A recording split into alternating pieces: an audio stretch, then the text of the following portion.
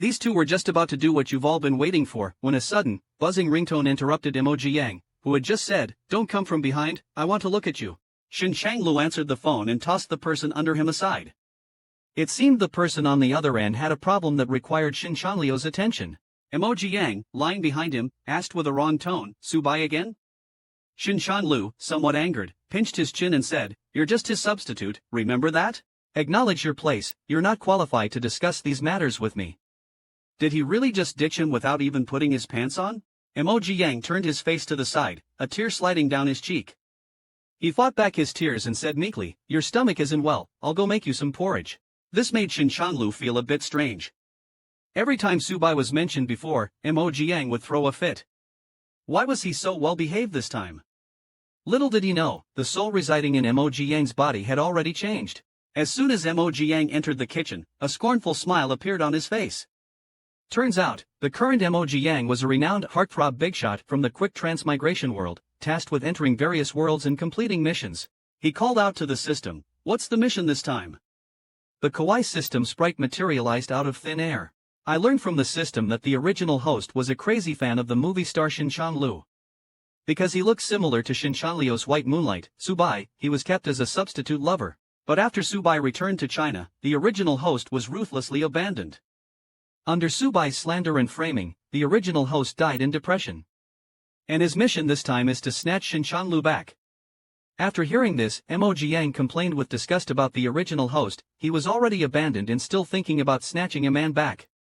Isn't he too much of a love brain? Looking at Emoji Yang swallowing clouds and blowing smoke, the system had a feeling that its host was going to cause trouble. Emoji Yang brought the porridge and called Shin Changlu to eat. Looking at the table of dishes made for him, Shin Changlu apologized to Emoji Yang in a low voice. Emoji Yang said it was okay, what you said was right. He even thoughtfully picked up food for Shin Changlu. Shin Changlu felt that Emoji Yang's attitude was very wrong. Before going out, he tentatively asked, "Are you really okay? Do you want me to take you to work?"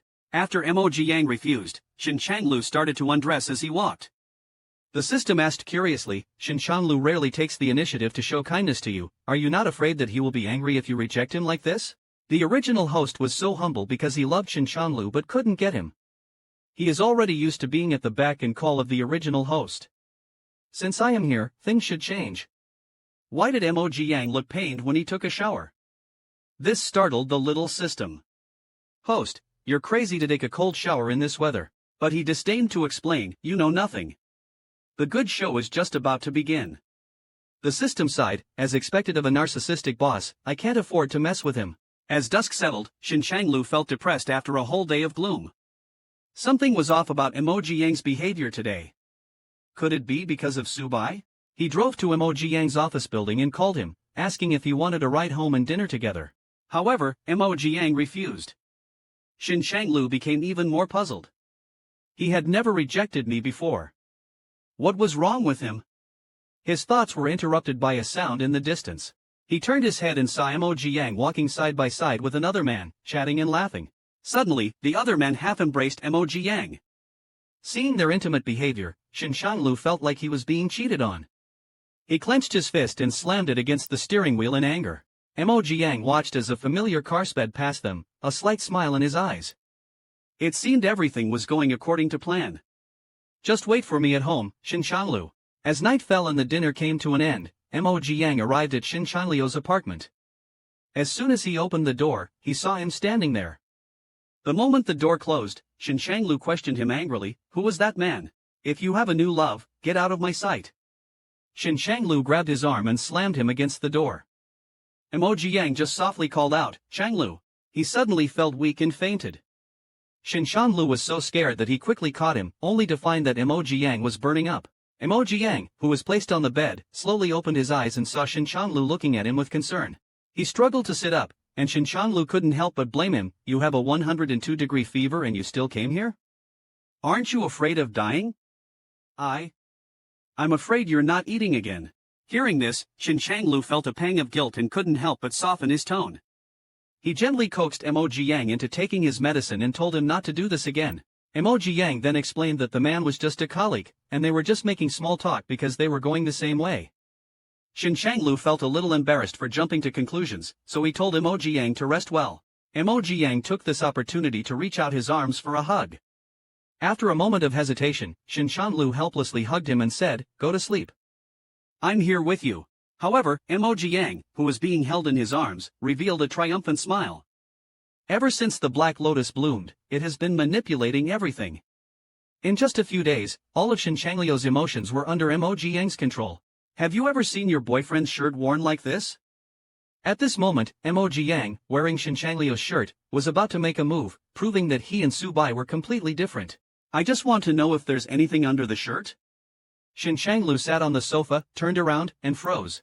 Emoji Yang was wearing his shirt. Because of their difference in size, the oversized shirt made Emoji Yang look extra petite. Emoji Yang clutched the hem of the shirt awkwardly and said, "I accidentally got my pajamas wet when I was washing up just now, so I wore yours." Shin Changlu swallowed, his face flushed, his mind blank. He could no longer hear what Emoji Yang was saying. His mind was already filled with images of how to get Emoji Yang into bed. Snapping out of his thoughts, Shin Changlu quickly called Emoji Yang to eat strawberries with him. He picked up a strawberry and held it to Emoji Yang's lips. "Try it, this strawberry is very sweet." "I'm sweet too," Emoji Yang said with a sweet smile, then opened his mouth and took the strawberry from Shin Changlio's hand. Holding Shin Changlu, he slowly fed the strawberry to him. The sweet strawberry burst in their mouths, filling them with its sweetness. Overcome with emotion, Shin Changlu pulled Missouri Jiang close and whispered, "You're sweeter than strawberries." Then Shin Changlu acted on the thoughts he had before eating the strawberries, and pushed Emoji Yang down. Pinned beneath him, Emoji Yang thought, "Shin Changlu, be careful, I can be so sweet I kill you." As they kissed passionately, a paparazzi outside the window was snapping away.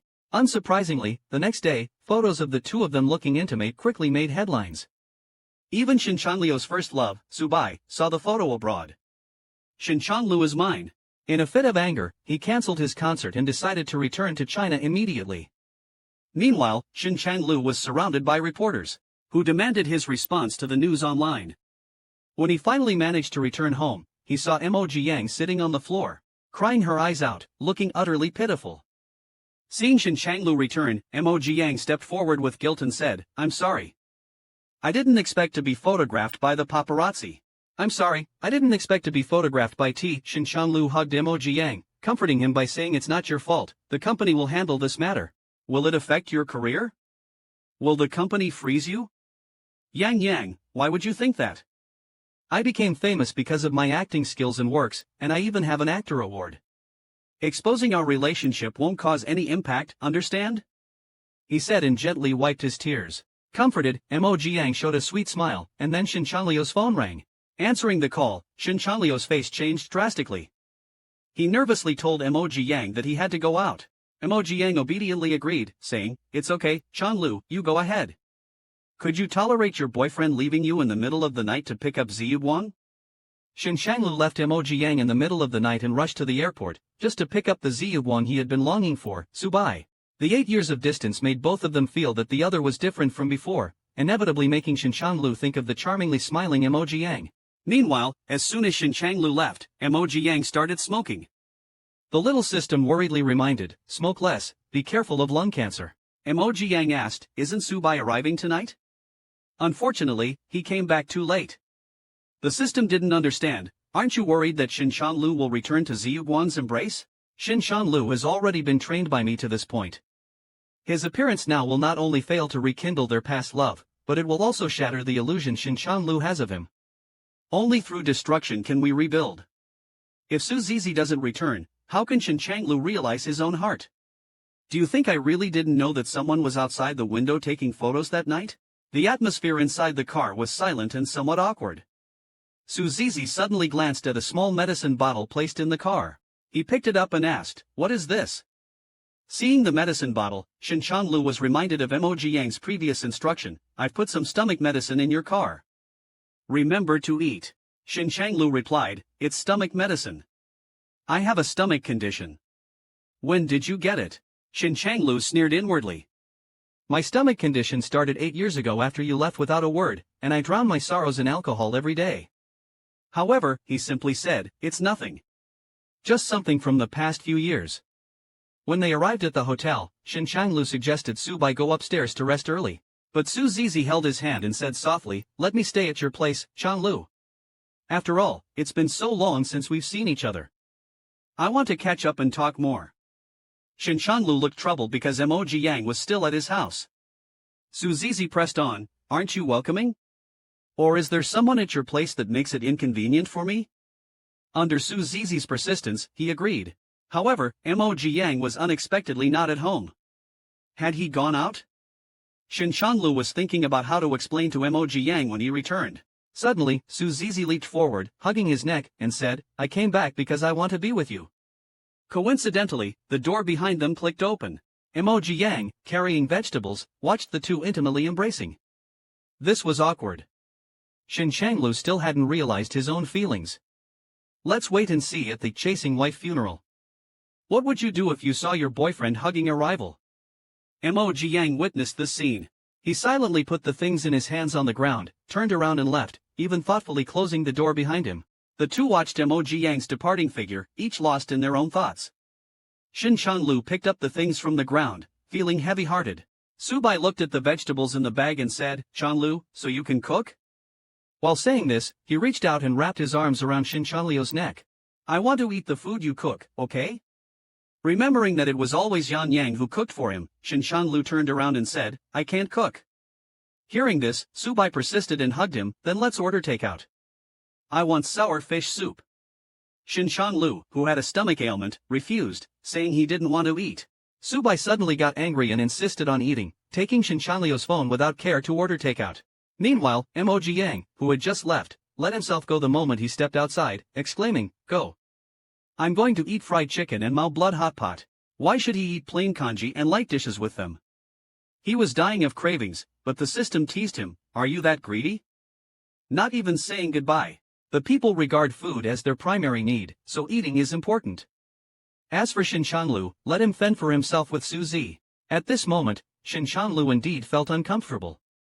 For dinner, Su Zi only ordered a large portion of spicy fish with pickled vegetables. He kept saying it was delicious while serving it to him, even though he knew I had a stomach ailment, yet still ordered such a spicy dish. This made Chanlu involuntarily think of Mo Ziyang. If Yan Yang were here, he certainly wouldn't let him eat this and would even cook some stomach-soothing porridge. Chanlu couldn't understand why his heart hurt so much for Mo Ziyang, who was merely a substitute. The more he thought about it, the more it pained him. Chanlu couldn't eat and said he had to get up early for a schedule tomorrow. Then he went back to his room to rest.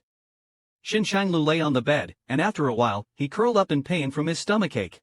The pain was so intense that he suddenly remembered Mo Ziyang had said he left some stomach medicine in his bedside cabinet. He endured the pain and opened the cabinet. Sure enough, he found the stomach medicine inside. People are most vulnerable when they are sick. At this moment, Chanlu felt deep guilt and remorse for not cherishing him before. Looking at the phone beside him, Chanlu thought of calling Emoji Yang. At this moment, Emoji Yang was indulging in food and drink, carefree. The system asked him worriedly, "Do you really plan to ignore Chanlu? What if they rekindle their old love in the middle of the night?" Emoji Yang was not worried at all. "It would be strange if they could. Chanlu has long been used to my meticulous care. Subai has always been self-righteous, thinking highly of himself. With me for comparison, Chanlu definitely couldn't stand him. I'm like strawberry flavor. Why would Chanlu want to drink bitter water after tasting strawberry?" Hearing this, even the system admired him. Even so, the system still didn't believe that Chanlu would return to Emoji Yang's side. Emoji Yang took a puff of his cigarette and said, "What I'm not short of is patience. As long as I throw the bait, the prey will bite one day." Before he could finish speaking, Chanlu's call came through. Just overnight, the prey was hooked. Chanlu asked to meet Emoji Yang at the cafe. At this moment, Emoji Yang appeared dejected. Seeing the person in front of him, Chanlu felt as if it had been a long time since they last met, even though it was only a day. Seeing Chanlu pick up the coffee, Emoji Yang habitually said, "Your stomach is not good, you shouldn't drink black coffee. Drink hot cocoa instead." Then, as if suddenly realizing he misspoke, he quickly apologized, "I'm sorry, I shouldn't meddle." Holding the coffee, Chanlu was stunned and said with some heartache, "The person who should say sorry is me. I'm actually aware that all this happiness I've stolen, sooner or later, I have to return it to Mr. Su." Hearing this, Chanlu quickly stood up and took his hand. "No, Emoji Yang did not give him a chance to speak and pulled his hand away. Rest assured, I won't tell Mr. Su about this. If there's nothing else, I'll leave now. Thank you, Changlu. I don't regret a single day spent with you. With tears in her eyes, Mo Jiang turned and left, looking like a pitiful and delicate lotus. Watching Mo Jiang's departing figure, Shin Changlu was puzzled. He was with Mo because he looked like Su Bai, but he couldn't understand why he was reluctant to see him leave. On the way back, Mo Jiang ate stinky tofu leisurely, complaining to the small system. I thought it would take a few days for him to come find me. Ha, it seems Su Bai is really awful. The system was speechless, thinking it might be the first system to be stung to death. How many more days do you want to eat stinky tofu before you're satisfied? What do you know? It won't be long before I return to Shin Changlio's side. Let me get my fill first. Since parting with Mo Jiang, Shin Changlu had not returned home. He was miserable, despite having the person he liked since childhood at home, yet he couldn't find joy. Isn't this the result he wanted? Suddenly, his phone rang. Shin Changlu eagerly answered, thinking it was Mo Jiang, but instead, he heard Su complaining, asking when he would come home. Coming home in the evening, he saw Su Bai looking unhappy. Shin Changlu, holding back his temper, asked, "What's wrong? Are you feeling unwell, Su Bai asked accusingly if he had been very busy these days, not even returning home. Shin Changlu bypassed him, saying he was indeed very busy, a bit tired, and needed to shower. Suddenly, Su held him and said, "I know it's been hard on you all these years alone. We can be together now, like we used to. For example, doing what both you and I like." Shin Changlu looks displeased and suddenly pushes the person in his arms away, saying it's not right for Su to do this. If it wasn't for someone you like wanting to be close to you, would you welcome them? Just as Shin Changlu gets home, Su Bai rushes over to hug him, wanting to be close, but Shin Changlu pushes him away, saying it's not right. "I ask you, have you ever liked me?" Without thinking, Su Bai blurts out, I. Before he could finish, Shin Changlu interrupts, "Then what do I like to eat? What do I like to do?" Su Bai is stunned, he doesn't know any of these. Shin Changlu, however, presses on, venting as he lists Su Bai's preferences and his own meticulous care for him, expressing his dissatisfaction. "I've been good to you for 7 whole years, but after you graduated, you left me without a word and went abroad." Su anxiously says, "Changlu, it's not like that, I can explain." Then suddenly thinking of something, his eyes harden, and he questions whether Shin Changlu is upset because of something little is said. Hearing this, Shin Changlu can't hold back anymore, angrily pushes him against the wall, and roars, "What a joke! All these years, you've never responded to my affection. It's all just my unrequited love. What does little s have to do with it?" Su Bai instinctively retorts, "But that was your choice, what does it have to do with me?" Upon hearing this, Shin Changlu suddenly finds this person hopelessly selfish, laughingly realizing how madly in love he was with him before, then coldly says, "I don't love you anymore, let's leave it at that. From today on, I won't allow you to say a bad word about Mo Jiang." After saying this, he was about to leave but Su Bai was not happy. She stepped forward and grabbed his hand. "Where are you going? Are you going to see him? What's so good about him? You should know it yourself. You're only with him because he resembles me." Hearing this, Shin Changlu got even angrier and unceremoniously shook off Su Bai's hand. "It used to be, but not anymore. Su Bai, we are completely over." Su Bai, left standing there, was frightened by Shin Changlio's serious tone, thinking it must be that guy's fault that she was humiliated and pushed away by Shin Changlu. Early in the morning, Mo Jiang was pondering what to have for breakfast when the system beside him said, "Host, stop thinking about what to eat. Shin Changlu has been squatting at your doorstep for most of the night. Aren't you going to open the door?" Mo Jiang didn't care. He had no classes today and was determined to make him squat a bit longer. "After making me endure bland meals for so long, how can I not torment him a little?" Pitiful Shin Changlu was forced to squat for another 3 hours. When Mo Jiang finally opened the door and saw Shin Changlu, he also put on a shocked expression very cooperatively. Then, he immediately closed the door. The chase for his wife turned into a funeral pyre. Shin Changlu wanted to make amends but was refused entry. But after all, it was the person he loved. How could Mo Jiang bear to be too cruel? He gently opened a crack in the door. Shin Changlu seized the moment, dove in, and pinned Mo Jiang down. This left Mo Jiang, who was just about to put on his Oscar-worthy performance, completely baffled. Why isn't this guy playing by the rules? Shouldn't I be the one to cry and act pitiful first? Since that's how it's going to be, he didn't hold back either. He turned and grabbed her neck, welcoming the storm of passion, and then shifted the battlefield. Emoji Yang smiled bitterly and said this was the last time. Shin Chanlu, already clear about his feelings, looked deeply at the person beneath him and said, "This is not the last time. I want to be with you in this life and the next." Hearing this, Emoji Yang propped himself up and kissed him passionately, which made Shin Chanliu's actions become rougher out of excitement. He ripped the other person's clothes directly. "My pajamas," he cried, "but this feeling is so intense." At the crucial moment, Shin Changlu started talking about his own shortcomings.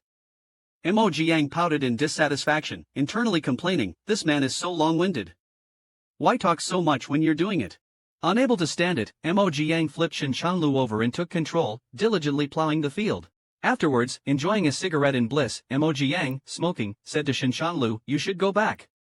Shin Chanlu, utterly incredulous, asked, "What heartless little thing are you? Where do you expect me to go? Mr. Su must still be at home waiting for you to return. Today is the last time for Z. In a couple of days, I will resign from school and leave this place. Rest assured, I won't mention our affairs to anyone. Let's pretend we don't know each other." After saying this, Mo Ziang got up to leave, but Shin Chanlu wanted to explain and reached out to hold him back. "No, I came to tell you." Before he could finish, Mo Ziang, displaying an "I'm not listening" attitude, shook off his hand and said in tears, "I am human too, I have feelings. You treat me like a stand-in. I love you so I endure. But do you see me as a person?" In a panic, Shin Changlu hugged him tight, desperately explaining, "You're not just some stand-in, I can't live without you, but you have Mr. Su, you don't need me." Just then, Mo Ziang realized he accidentally pressed his cigarette onto Shin Chanliu's elbow. Anxiously, Mo Ziang asked if it hurt. He immediately hurried to get a first aid kit. Seeing his concern, Shin Chanlu knew he still cared and took the opportunity to explain his past with Su as Mo Ziang was treating his wounds. Since ancient times, how many stand-ins have outshined the old love? In an attempt to win Mo Ziang back, the movie star feigned pity to garner sympathy while Mo Ziang was treating his wound. While Emoji Yang was disinfecting his wound, Shin Chanlu explained that he fell in love with Su Zi at first sight back in his first year of high school and even had a falling out with his family over him. "I was young and thought that was love, but it turned out I was just looking for an excuse for my rebellion." Shin Chanlu held Emoji Yang's hand as he continued, "But ever since I met you, everything has changed. I really don't know how I would live without you." He pressed Emoji Yang's hand against his face, his eyes filled with sincerity and love. "So, Yang, let's make up, okay?" Emoji Yang was speechless, sighing inwardly, "He's really something." As expected of the best actor, only I can handle this kind of pitiful act. Having played his own part sufficiently, Emoji Yang wiped the corner of his eye and asked, "What about Mr. Su then?" Shin Chanlu said softly, "I will talk to him clearly. If you don't want to see him, I won't let him appear again." Hearing this, Emoji Yang couldn't help but sigh. "You're really something, Shin Chanlu. Devoted when you love, cold as ice when you don't." Of course, the image of a pure and innocent lotus flower couldn't be tarnished. So Emoji Yang said to Shin Chanlu, "There's no need to go that far." Shin Chanlu excitedly pulled Emoji Yang into his arms. Yang, you are so cute, I love you so much. Let's go home." And so, Shin Changlu took Emoji Yang back to his villa. To their surprise, when they opened the door, they found Su Zi was still there. Shin Changlu questioned, "Why are you still here?" Su Zi was even angrier and more unwilling to accept the situation. "Is this how you humiliate me? 15 years of relationship, you can just end it like that?" The innocent and fragile Su Zi immediately put on a scared expression and hid behind Shin Changlu. Shin Changlu quickly comforted him, "It's impossible between us, Yang." Su Zi, trembling with anger, suddenly pulled Emoji Yang out. "Emoji Yang, what makes you better than me? I'm smarter and better looking than you. You're just my stand-in. Look at yourself in the mirror. Do you think you're worthy?" Emoji Yang's tears came instantly. He said with a sob, "Mr. Su was right. I'm really not worthy of Shanlu." Shin Changlu rushed over and grabbed Su Zi's hand forcefully. He said angrily, "Shut up. I'm warning you to get out of my house now, or I don't know what will happen." Su Zi pointed at Shin Changlu and said to Emoji Yang, "He can treat me like this now. He will treat you the same way when he meets another person who looks like you. I advise you not to be too complacent. Just wait and see." After saying that, he slammed the door and left. Emoji Yang turned to Shin Changlu and asked, "Will you, Changlu?" Shin Changlu, of course, said that he would only love him in this life. Hearing this, Emoji Yang felt depressed and retorted, "Didn't you also tell me that you only loved Subai?" Hearing this, Shin Changlu felt very guilty. He was such a jerk before. He immediately leaned over and hugged him tightly. Yang Yang, I hope you can give me a chance. I'll prove my loyalty with the rest of my life, okay? Emoji Yang, who was being held, showed his usual smile. Don't talk about this life, Shinchanlu. I will let you only have me in your heart in the next life. How could the dignified best actor be such a person? Ever since best actor Shinchanlu succeeded in winning his wife back, he had become a clingy person. He wanted to be with Emoji Yang all the time. When he woke up and found that there was no one beside his pillow, he was so scared that he immediately got up. Then he remembered that Emoji Yang had gone to make him breakfast, and his worried heart finally relaxed. Finding that the wound on his arm had healed well, he narrowed his eyes, a dangerous glint in them. Then, without hesitation, he reached out and squeezed the healed wound, causing it to bleed. At this time, Emoji Yang was happily cooking porridge in the kitchen. He was startled by Shinchanlu suddenly hugging him.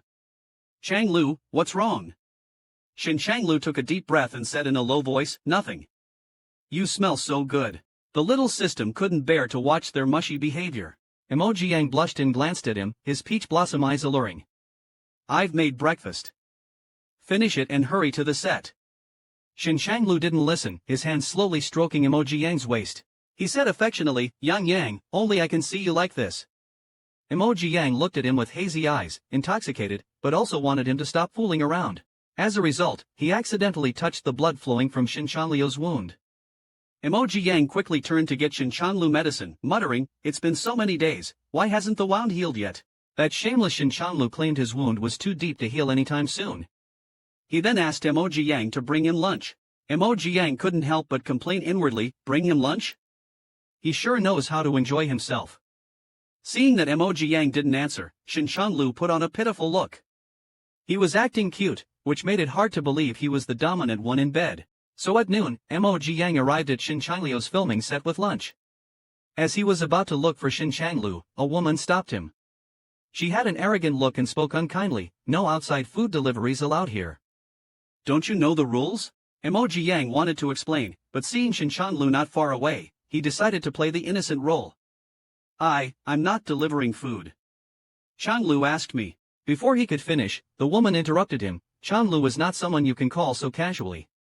There are so many people trying to sneak in under the guise of food delivery every day. Get him out of here before the gossip bloggers get wind of this. The assistant next to her pointed at Emoji Yang, urging him to leave. Seeing that Emoji Yang didn't move, she reached out and shoved him. Standing at the edge of the stairs, Emoji Yang was pushed backward and almost fell. Shinchanlu had just caught a glimpse of Emoji Yang being stopped, and immediately dropped his script and ran out. Shinchanlu ran out just in time to see Emoji Yang being pushed. He rushed forward and caught Emoji Yang in his arms. Yang Yang, are you alright? Don't be afraid, I'm here. Emoji Yang leaned against Shinchanlu's chest, looking weak and scared. In reality, he was secretly laughing in his mind, thinking, trying to mess with me. The two women next to them awkwardly wanted to apologize, but Shinchanlu, with a displeased look on his face, said, Miss Xiao, you'd better behave yourself in the future. He didn't give them a chance to apologize and turned away. The two brazenly hugged each other and went upstairs, ignoring the outside world's discussion. At this time, Emoji Yang was nothing like the innocent little white flower he was just now. His eyes flashed with shrewdness. A real white lotus flower doesn't need to do it herself. After all, white lotus flowers are spotlessly clean. On this day, Shinchanlu came to pick Emoji Yang up from work. After sending off the last two students, Emoji Yang saw Shinchanlu and asked in puzzlement, why did you come upstairs? Shinchanlu stepped forward and took Emoji Yang's hand. I couldn't wait to see you. Emoji Yang blushed and rebuked him coquettishly, you really? What if someone sees us? Hearing this, Shinchanlu became jealous. You don't want others to see us together? Emoji Yang quickly appeased him, it's okay for an ordinary person like me, but it wouldn't be good if the paparazzi took pictures of you. Seeing the male colleague who was close to Emoji Yang before appear, Shinchanlu immediately threw himself into Emoji Yang's arms and said, I don't care. Yang Yang, you're so good. He didn't forget to raise his eyebrows provocatively at the approaching male colleague. The male colleague was dumbfounded.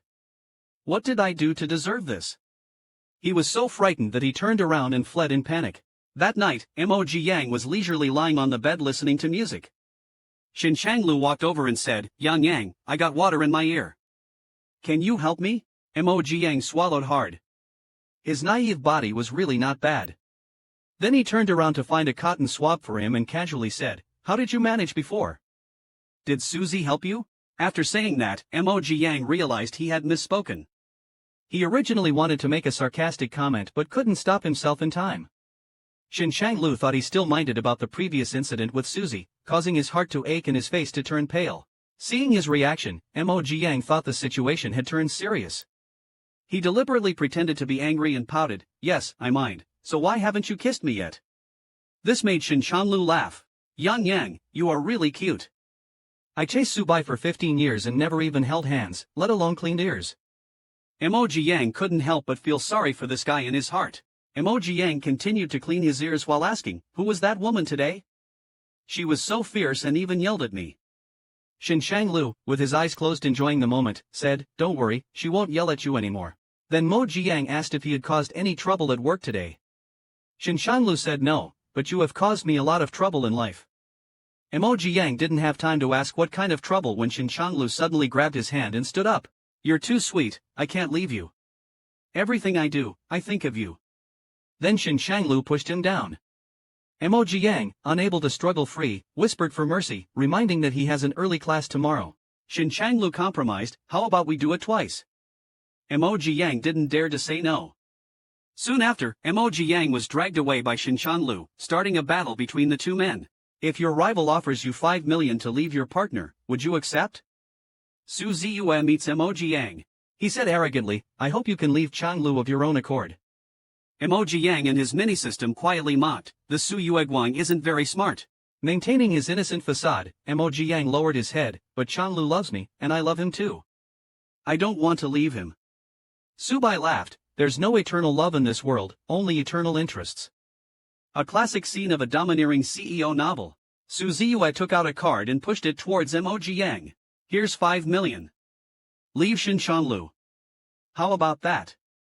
Emoji Yang shook his head, nearly in tears. "You've misunderstood, Mr. Su.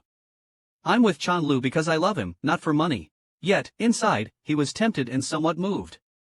Su Ziyue wouldn't give up so easily, persuading, "With these 5 million, you can do whatever you want. Instead of waiting for him to grow tired of you, why not leave with dignity now? He hates me?" Emoji Yang doesn't believe it. The big swindler Su Zi persists, saying he loved me for 15 years and then just abandoned me. "You've only been for a few months, who knows, you might detest me by tomorrow." Emoji Yang is not someone so easily fooled. He firmly says no, Shin Changlu wouldn't do that. Then he expressed a lot about his unwavering love for Shin Changlu and pretended to be sad and ran away. Suzy, annoyed, said, "Really boring," then took a voice recorder out of his pocket.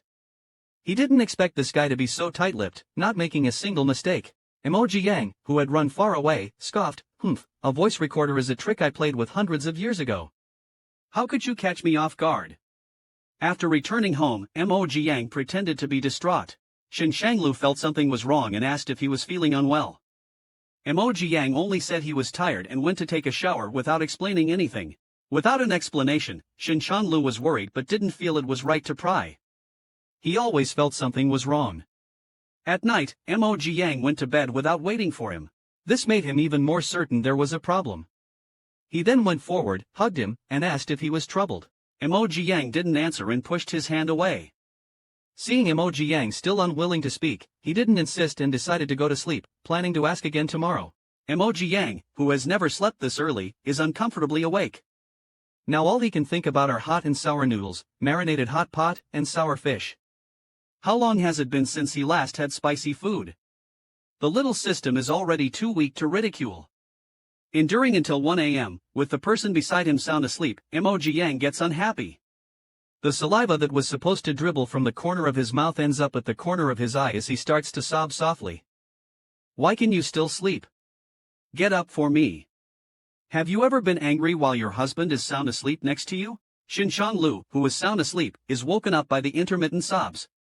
Then he turns on the light and gets up, only to see Emoji Yang crying pitifully with tears streaming down his face. He hurries over to ask what's wrong with Yang. "Is it something I did wrong?" Seeing Emoji Yang just crying without answering, he then cups Emoji Yang's face and asks with emphasis, "Answer me, tell me what's wrong." Only when Emoji Yang feels it's about time does he say with grievance, "Mr. Su said you would despise me. You loved him for 15 years and said you'd abandon him, what's more for me who's only been a few months. After listening, Shinshanlu, full of guilt, hugs him into his arms to comfort him. Yang Yang, I won't leave you or despise you. I only ask that you don't leave me, okay? Emoji Yang, emotionally agitated and sobbing, says he indeed can't compare to Mr. Su, his hand also exerting force. At this moment, Shinshanlu sharply inhales, staring Emoji Yang. It was the place injured by the cigarette. Then he thinks it's not right. It's been so many days, why hasn't it healed? He wanted to grab the medicine box but was stopped by Shinshanlu grabbing his hand. Then Shinshanlu pours out his deep feelings. Yang Yang, in this life, I have no other wishes. As long as you care about me and are willing to be with me, I am very satisfied. Emoji Yang, fraught with insecurity, asks, then you really won't abandon me like Mr. Su said, right? Shinshanlu hugs him tightly into his arms. No, I love you too much to even think about it. In his heart, he bitterly thought, what did that damn Subai say to Yang Yang that made him so upset in the middle of the night? No wonder he's a high-class White Lotus. He easily made Shinshanlu hate the person he once loved. With the misunderstanding resolved, naturally, the two of them need to get closer to deepen their relationship. 10,000 words omitted here. The next day, Emoji Yang, supporting his old waist, sighed inwardly. Having to endure this dozens of times every week, this guy doesn't know how to hold back at all. Suddenly, someone hugged him from behind. Yang Yang, where are you going? It seems last night's battle was intense. Emoji Yang turned back and pecked the person behind him. I'll go make breakfast first, you sleep a bit more. Right after Emoji Yang left, Shinshanlu's phone received a message. He opened it and saw it was from Suzy, saying he had dirt on Emoji Yang and wanted to meet tonight at Taiha Hotel. Shinshanlu was just about to confront him, and now he came to him on his own. Just after seeing Shinshanlu off, Emoji Yang also received an invitation from Suzy to meet at Taiha Hotel, claiming to have something for him. Emoji Yang looked at his phone and commented to the small system, this guy is really stupid. This person is really stupid. The little system asked him if he's going and he should definitely go. What reason is there not to? After all, in the last life, it was Subai who spread rumors and forced the original owner into a desperate situation, leading to their death from illness. In this life, he is going to make Suzy pay the price he deserves. The drama is about to begin. Catching the old attacker in Zi Yueguang at the S meeting in the Taiha Hotel, how will you counterattack? Inside the Taiha Hotel, Suzy loosened his clothes. Stepped forward wanting to hug Shinshanlu while saying, it was all my fault before, can we start over, please? Shinshanlu dodged and looked impatient. Did you trick me into coming here just to talk such nonsense? I warn you, if you dare to bother me and Yang Yang again in the future, don't blame me for being merciless. Subai, unwilling to let go, questioned Shinshanlu, what is Emoji Yang to you? Why do you care about him so much? If not him, do you care about me? Then, without any mercy, he shook off Suzy's hand. Losing patience, Shinshanlu angrily said, Subai, just go back to where you came from. There's no possibility between us. He then prepared to leave. Subai sneered coldly, humph, you think you can run away that easily? Then, he used his last resort, rushing up to hug Shinshanlu. He was prepared to stubbornly cling on until Emoji Yang arrived and caught them in the act. It really is ask and you shall receive. The next second, Emoji Yang pushed open the door and saw the two of them in an embrace. The three of them had different thoughts. Shinshanlu, afraid that Emoji Yang would misunderstand, hurriedly shouted, Yang Yang, it's not what it looks like. Emoji Yang didn't give him a chance to explain and ran away with tears in his eyes. Now, Shinshanlu was in a panic and forcefully pushed Subai away to chase after. At this moment, Subai sneered in his heart. Misunderstanding is good. I will take back everything that belongs to me. In the rain, Shinshanlu caught up with Emoji Yang. He hugged him tightly. Yang Yang, don't go. Emoji Yang turned and forcefully shook off the person holding him. Crying, he shouted, Shinshanlu, haven't you had enough yet? Are you happy to see me make a fool of myself? Yes, I clung to you and took someone else's place, forcing you to only have secret meetings with Subai in the hotel. Emoji Yang spoke to himself, completely ignoring Shinshanlu's explanation. I shouldn't have come between you two. Forget it, Shinshanlu, I'm tired. The words forget it really triggered Shinshanlu. Shinshanlu couldn't imagine how he would live without him in the future. Completely exhausted, he collapsed to the ground and shouted, Yang Yang, it can't be over. This move shocked both Emoji Yang and the system. Is the male lead really going this far? Since he knelt down, he has to follow through. He hurriedly stepped forward to help him up. Taking the opportunity, Shinshanlu hugged him and explained the entire situation, even swearing on his life that if he lied, he would be struck by lightning.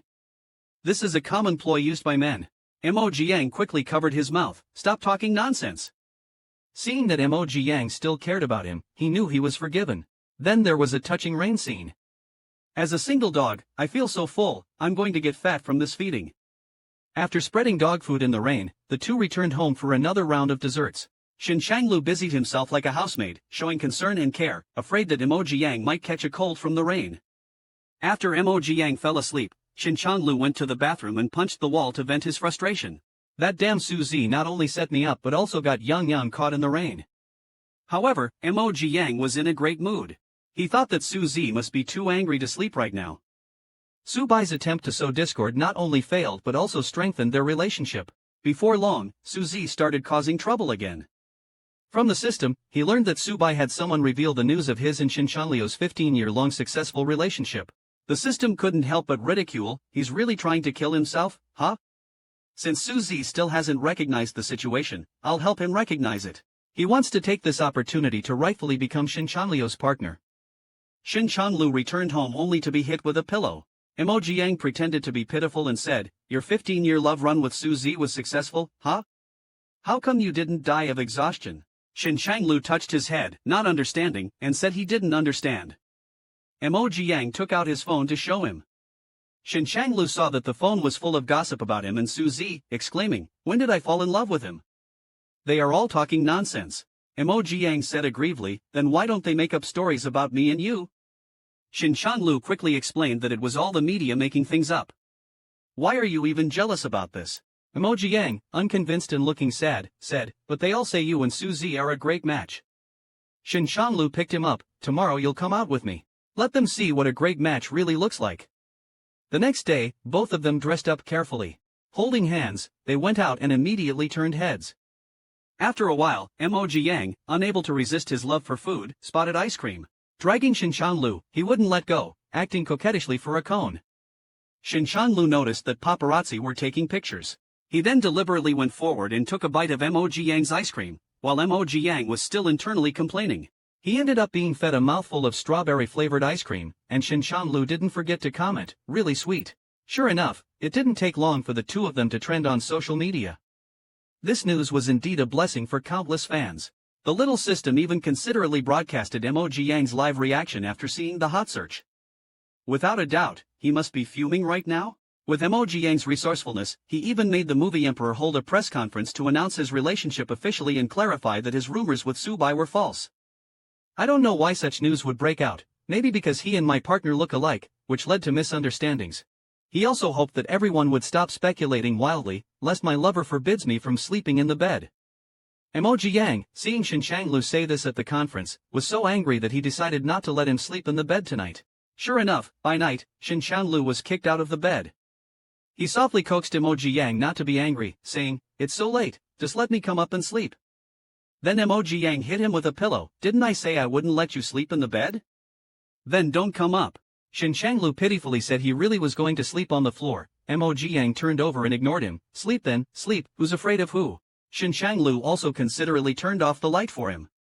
But before long, Shinshanlu picked him up from the bed, scaring Mo Jiang to shout, what are you doing? Put me down quickly. However, Shinshanlu placed him on the floor mat and gently said, I am not sleeping on the bed, am I being obedient now? Then he hugged him tightly, Yang, you're not jealous now, right? As soon as Mo Jiang said this, he let him hold on to himself, but in his heart, he thought, Shinshanlu, you're the only one who hasn't realized it yet. Your heart is already mine. The next day, Mo Jiang said he was going to a teacher's birthday party in the evening and told Shinshanlu to handle dinner himself. Shinshanlu asked, is Teacher Chung going too? Mo Jiang kissed Shinshanlu and said, I don't know, he should be. If I come back too late, just go to bed first. Then he happily hummed a song and went out. He didn't see Shinshanliu's face suddenly change behind him. The party was very lively that evening. Mo Jiang used the excuse of having drunk too much and went outside to get some air. He was chatting with the small system in his mind.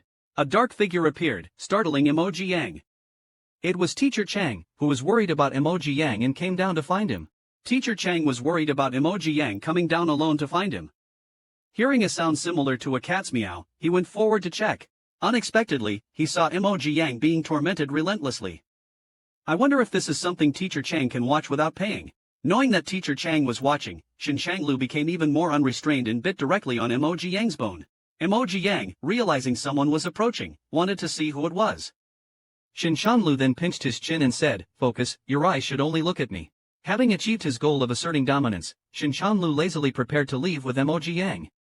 As he left, he didn't forget to look back provocatively at Teacher Chang, as if to challenge him, suggesting Teacher Chang was somewhat unlucky. Back at home, Emoji Yang looked at the bite marks on his neck and couldn't help but resent Shin Shanglu, calling him a real dog of a man. He then saw Shin Shanglu reading a script, mentioning they could take a break, and cryptically said that the significance of this award was different. They needed to wait until everything settled down before telling him. At this moment, Shin Shanglu's phone received a message. The little system was curious why the boss suddenly came to the concert today. It turns out that Emoji Yang felt bored and uncomfortable not causing some trouble.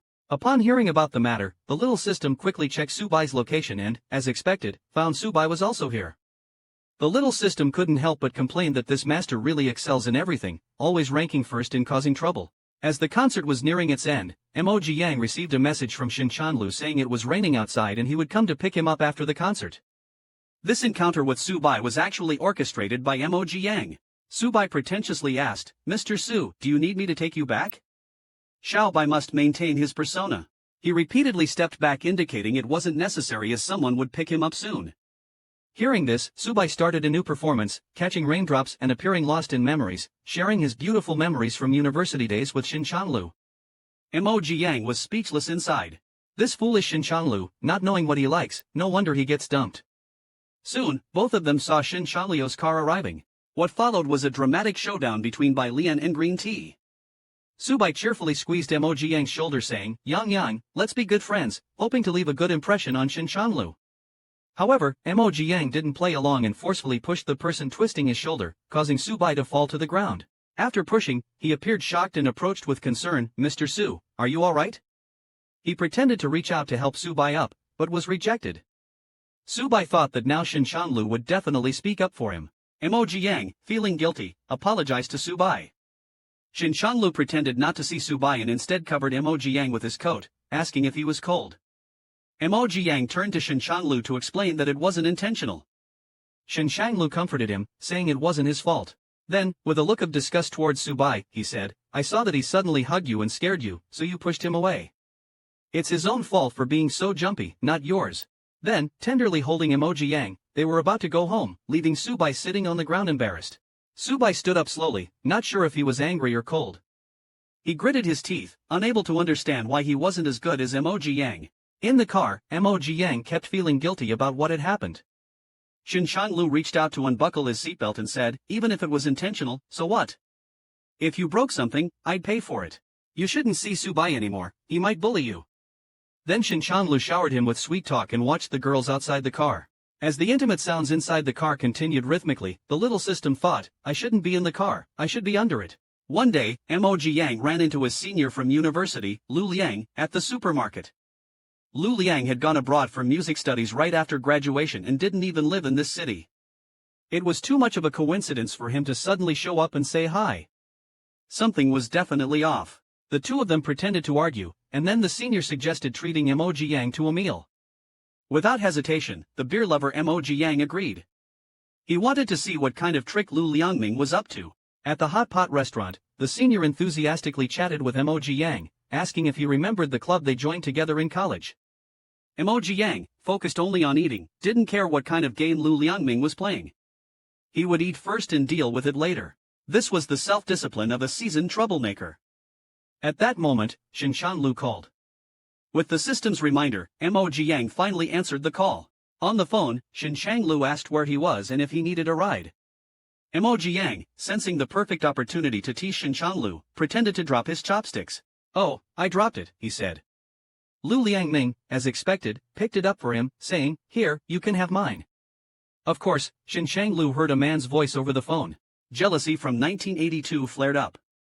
After hanging up, Emoji Yang thought to himself, "Since you've decided to get involved in the mess between me and Shin Shanglu, you better get ready for what's coming." After all, the last person who tried this, Miss Xiao, was completely blacklisted. Lu Liangming dropped Emoji Yang off at home, saying he had a great time and suggested meeting again. Mo Jiang sweetly agreed. Lu Liangming watched Mo Jiang enter his home with a sinister smile. Not only could he get a recommendation, but he could also play around with the little lover of the movie star. This deal was worth it. But really, who was playing whom? Back home, Mo Jiang saw that Shin Chanlu was in a bad mood. Sitting next to him, he asked, "What's wrong with Chanlu?" Shin Chanlu hugged him and said worriedly, "Next time you eat out, you have to tell me, you had me worried." Mo Jiang soothed him for a while, saying he would take a shower first because of the smell of life, then turned around with a mischievous smile. In the room, far from Shin Chanlu, he circled around, wondering who that man on the phone was and how to ask without upsetting Yang Yang. Shin Changliu's sharp ears picked up the sound of footsteps outside the room. Sure enough, it was Mo Jiang coming over after his shower, asking why he wasn't asleep yet. Shin Chanlu distractedly said he couldn't sleep and would watch TV for a while. Did everyone catch that highlight? Then, putting down the book, he dried Mo Jiang's hair and half-jokingly said, "If you want to eat hot pot again, call me. If you go alone and your bowl is taken away, you'll regret it." Mo Jiang couldn't help but reveal his intentions, saying, "I didn't go alone. I went with a senior from college who took good care of me." Hearing this, Shin Chanlu was both jealous and wished for a time machine so he could go back and protect Mo Jiang from the rain and wind. Mo Jiang expressed happiness at having him by his side now.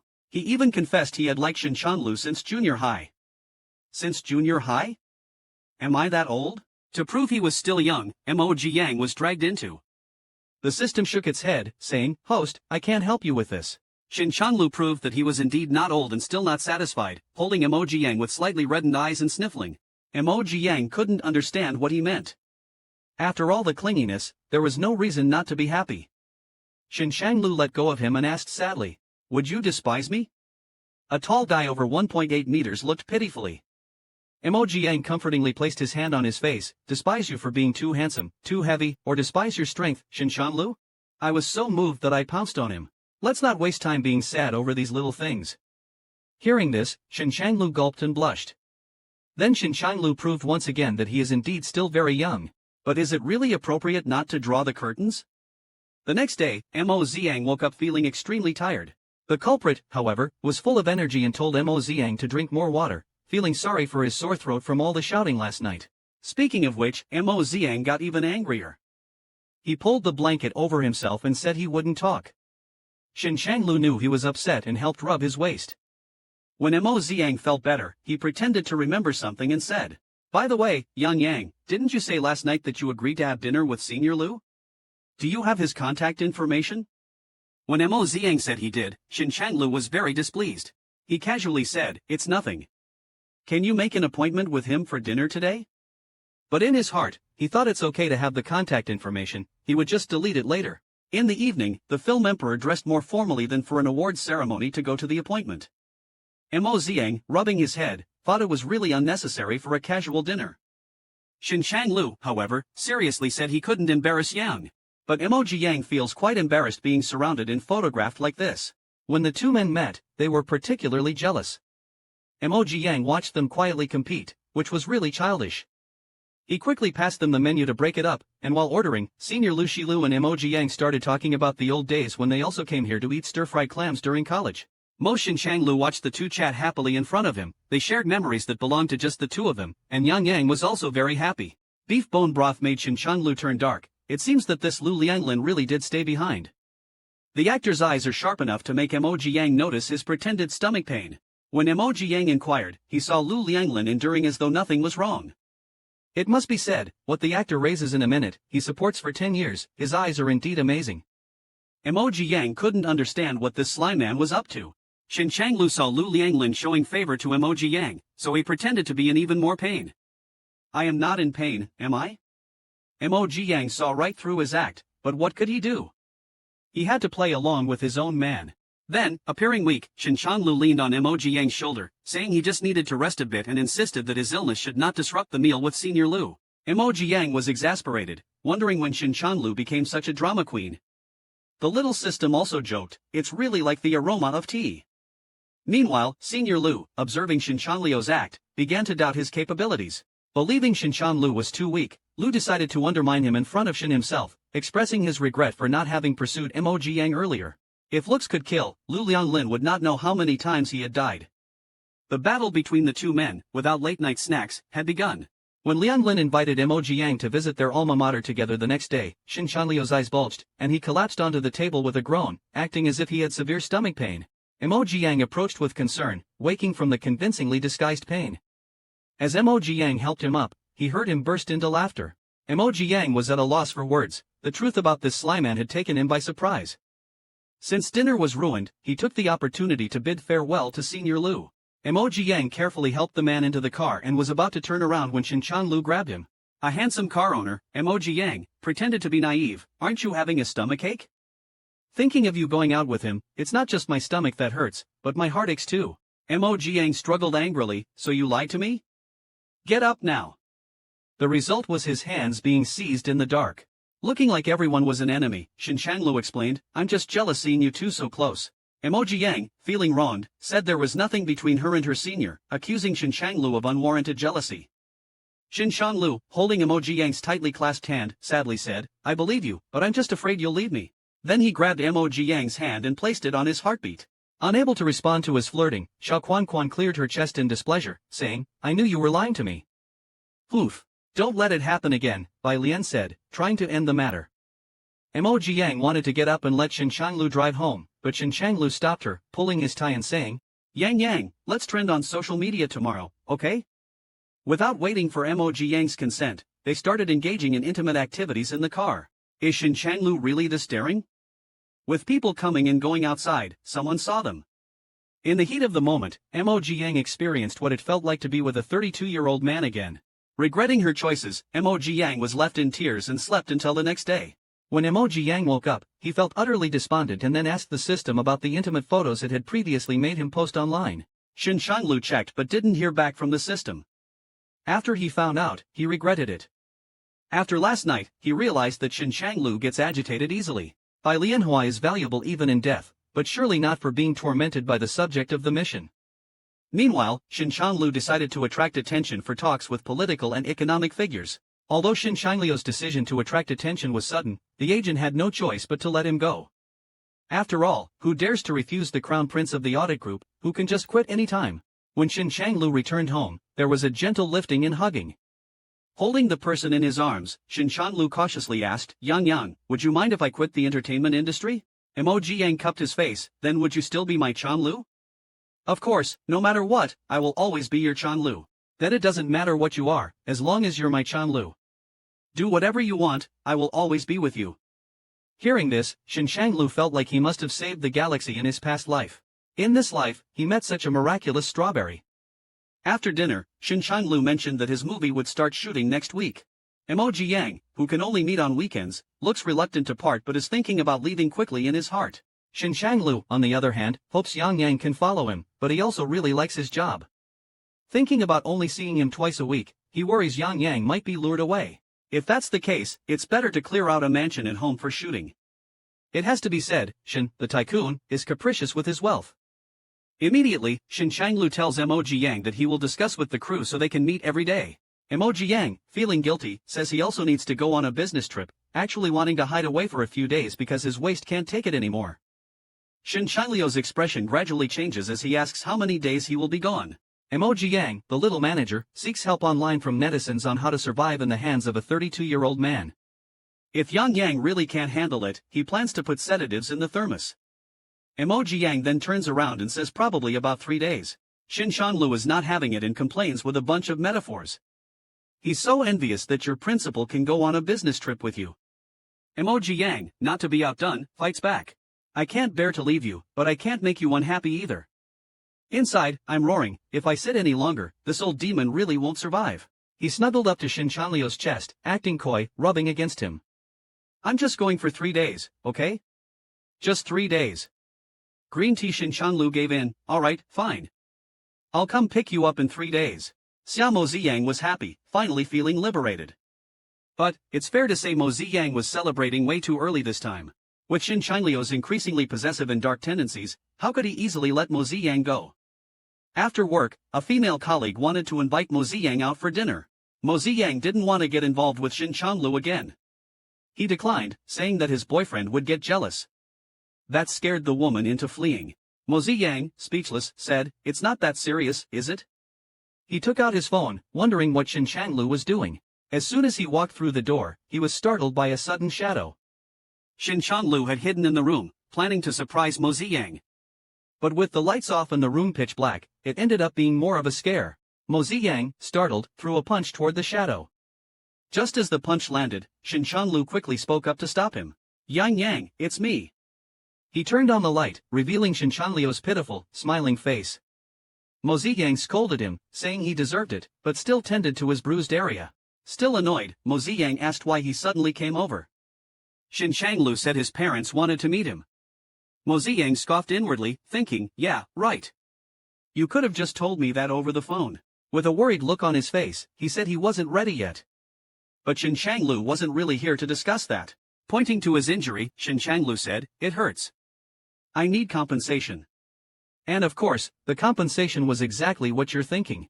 Mo Ziyang, physically drained, couldn't escape, no matter how hard he tried. He hoped he'd live to see tomorrow. By the end of the night, his knees were sore and red. He had thought going on a business trip would be restful, but now he felt it would have been better to stay at home. At least the bed at home was softer on his knees. Then, the system asked him if he wanted to meet Shen Changliu's parents. Mo Ziyang immediately said yes. He was looking forward to a grand family drama. Something like, "Here, take this money and leave my son." The system was speechless, dumbfounded by his thoughts, and urged him not to overestimate himself. After Shen Changlu finished his bath, Mo Ziyang went over and said they'd meet his parents after his face healed. Shen Changlu touched his cheek and teased, "What, are you afraid my parents will think you beat me?" He then hugged him and reassured, "My parents are great. Don't worry." Mo Ziyang pretended to be nervous, saying he was just a little anxious. In truth, he was already eagerly anticipating the possibility of a billion-dollar family fortune.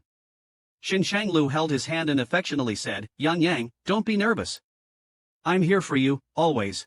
Mo Ziyang, moved, leaned against Shen Changliu's chest, thinking, "This is perfect. He doesn't want to work hard, and neither do I. Who wouldn't want a billionaire boyfriend?" Shen Changlu brought Mo Ziyang to meet his parents, and when he saw Shen's mother with a huge diamond ring, Mo Ziyang was certain there must be billions involved. Mo Ziyang was nervous, thinking that Shen's mother was about to hand him a card, following the classic rich family trope of paying him to leave. But instead, Shen's mother happily gave him a card, telling him to spend it as he liked. Mo Ziyang was in complete shock. Why isn't she following the script? Then, Shen's father gave him a villa. Mo Ziyang was overjoyed, regretting not having thought of getting into this business sooner. After the banquet ended, Mo Ziyang realized that Shen Changliu's family background wasn't simple. Upon learning that Shen Changliu was the heir to the Shen Group, Mo Ziyang felt he needed to start thinking more carefully.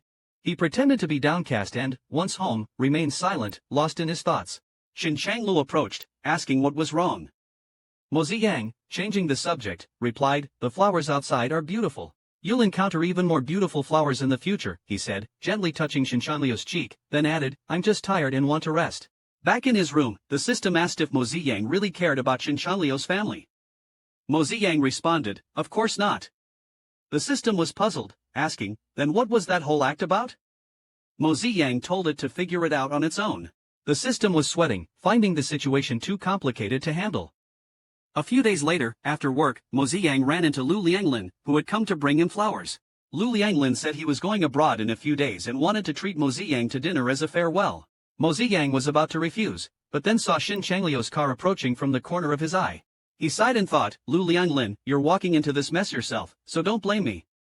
In the end, Lu Lianglin handed over a box of flower crabs, and the two began chatting. In the car, Shen Changlu saw everything, his face showing displeasure. After leaving Lu Lianglin, Mo Ziyang took out his phone and messaged Subai. "The fish has taken the bait." Clearly, she had been bribed by Subai. When Shen Changlu got home, he found Mo Ziyang completely drunk. He rushed over, asking why he drank so much. Mo Ziyang, tipsy, smiled and suggested they break up. Hearing Mo Ziyang say break up, Shen Changliu's heart sank, and he desperately asked Mo Ziyang to admit it was just a joke. Mo Ziyang said, "Lu Xuezhang is right. You're the heir of the Shen Group, and I'm just a piano teacher. You'll see countless spring flowers in the future. I just want to grow old with the one I love, not be discarded by you later." Shen Changlu panicked, grabbing Mo Ziyang's hands, and pleaded, "Yang Yang, I'd give you my heart if I could. How could I abandon you? All these years, I've only felt truly alive when I met you." Mo Ziyang's tears fell as he tried to argue back. But Shin Shanlu immediately pulled him into a tight embrace, not giving him the chance to rebut. Yang Yang, I'm yours, only yours. Please don't ever say you want to break up again. I would die. Feeling Shin Shanliu's deepened commitment to their relationship, Mo Ziyang prepared to wrap things up. I'm sorry. I was just afraid you'd leave me. The system, watching the whole thing unfold, was utterly stunned. The system couldn't understand what Mo Ziyang was doing and rushed over to ask why he acted this way. Mo Ziyang mischievously winked and replied, I'm making sure that Shin Shanlu will never cheat on me.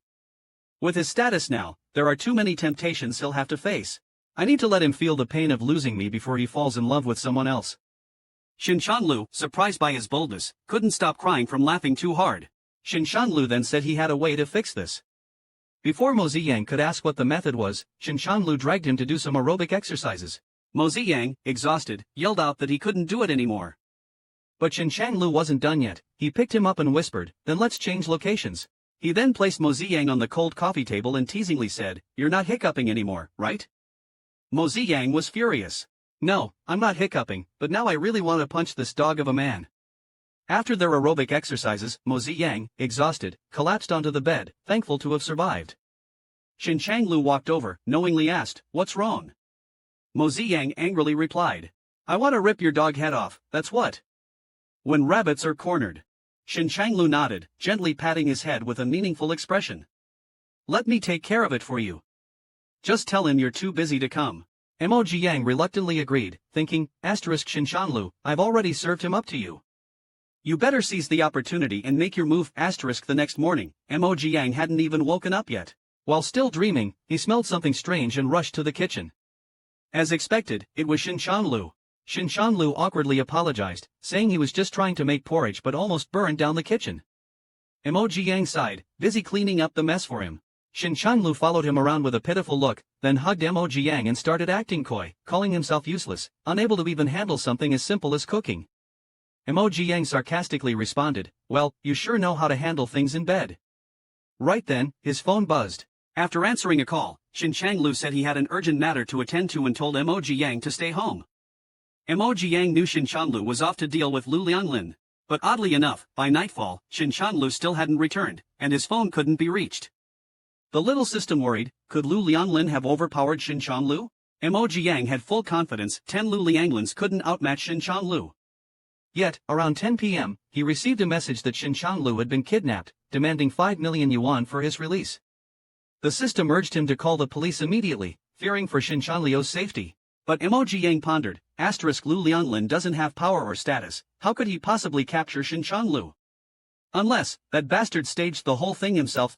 Realizing the truth, Mo Ziyang decided to confront them personally. After all, he was just a simple, naive flower. How could he stand by and let something happen to Shin Shanlu? When he arrived at the meeting spot, he saw 2 kidnappers holding Shin Shanlu, a gun pressed against his shoulder. Mo Ziyang's face turned pale as he begged, I'll give you the money, just don't hurt him. One of the kidnappers snatched the suitcase from him and angrily asked, did you call the police?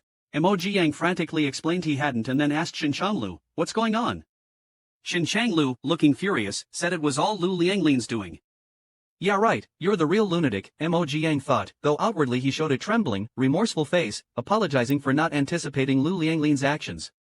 He then pleaded with the kidnappers to release Shin Shanlu. One of the kidnappers shouted, pointing the gun at him, shut up. Neither of you will leave here alive. Mo Ziyang feigned fear, crying out, Shanlu. Seizing the moment, Shin Shanlu suddenly grabbed the gun and pretended to hold one of the kidnappers hostage. In truth, Shin Shanlu had staged the whole kidnapping just to sever Mo Ziyang's ties with Lu Lianglin. In the warehouse, Shin Shanlu pretended to overpower the kidnappers and escape with Mo Ziyang. Shin Shanlu anxiously instructed Mo Ziyang to get the car, his acting so convincing that Mo Ziyang had no choice but to go along with it. Once Mo Ziyang had driven the car over, Shin Shanlu exchanged a glance with the kidnappers and in a well-rehearsed move, pushed the kidnappers aside. Then he quickly got into the car and drove off without leaving any trace of their performance. In the car, Mo Ziyang acted terrified, while Shin Shanlu hugged him, comforting him by saying everything was okay now and explaining that it had all been Lu Lianglin's plot. He planned to drug you at dinner and blackmail you. He didn't expect me to show up. I let my guard down and got knocked out. When I woke up, I saw you. Mo Ziyang, pretending to feel guilty, said, it's all my fault. I never imagined Lu Lianglin would do something like this. I got you involved. Shin Changlu reassured him, this isn't your fault. You never truly know someone's heart. Lu Lianglin's intentions were evil, he deserved it. Don't worry, I'll always protect you. Emoji Yang, leaning into Shin Chanliu's embrace, thought, that story almost fooled me. Playing the innocent, Emoji Yang said, Chanlu, don't worry. I'll never trust anyone so easily again. With his mission accomplished, Shin Chanlu gently patted Emoji Yang's head. From now on, just stay by my side. Back home, after settling Emoji Yang into bed, Shin Chanlu watched him sleep, feeling deeply moved. He never expected Yang Yang to risk so much to save him. Shin Changliu's Yang Yang was truly the best treasure in the world. The next day, Shin Chanlu met with the kidnappers from the previous night. This time, it was Lu Lianglin who was tied up. Shin Changlu scolded his men for pointing a gun at Emoji Yang the previous night, saying, what if you'd really scared him? Bound and furious, Lu Lianglin shouted, what you're doing is illegal. Shin Changlu asked him if Su Bai had given him some benefit in exchange for trying to steal Emoji Yang away. Lu Lianglin refused to admit it and hastily said, I really like a Yang. Hearing this, Shin Changlu grabbed his hair and sneered, you? Like you even stand a chance. He then threatened coldly, I have many ways to make you disappear. You want to try? Completely terrified, Lu Lianglin immediately broke down, crying and begging for mercy. Shin Changlu, not wanting anyone to disrupt his relationship anymore, had his men arrange to send Lu Lianglin and Su Bai to Africa, far away. Yang Yang is mine and mine alone. You two can forget about returning to the country or getting anywhere near him again. No one will take him from me. After the kidnapping incident, Shin Changlu was completely won over, and the relationship between the two became even stronger. A year quickly passed. Mo Jiyang was watching fireworks while Shin Changlu, staring affectionately at him, accidentally blurted out, Yang Yang, let's get married. But the sound of fireworks drowned him out.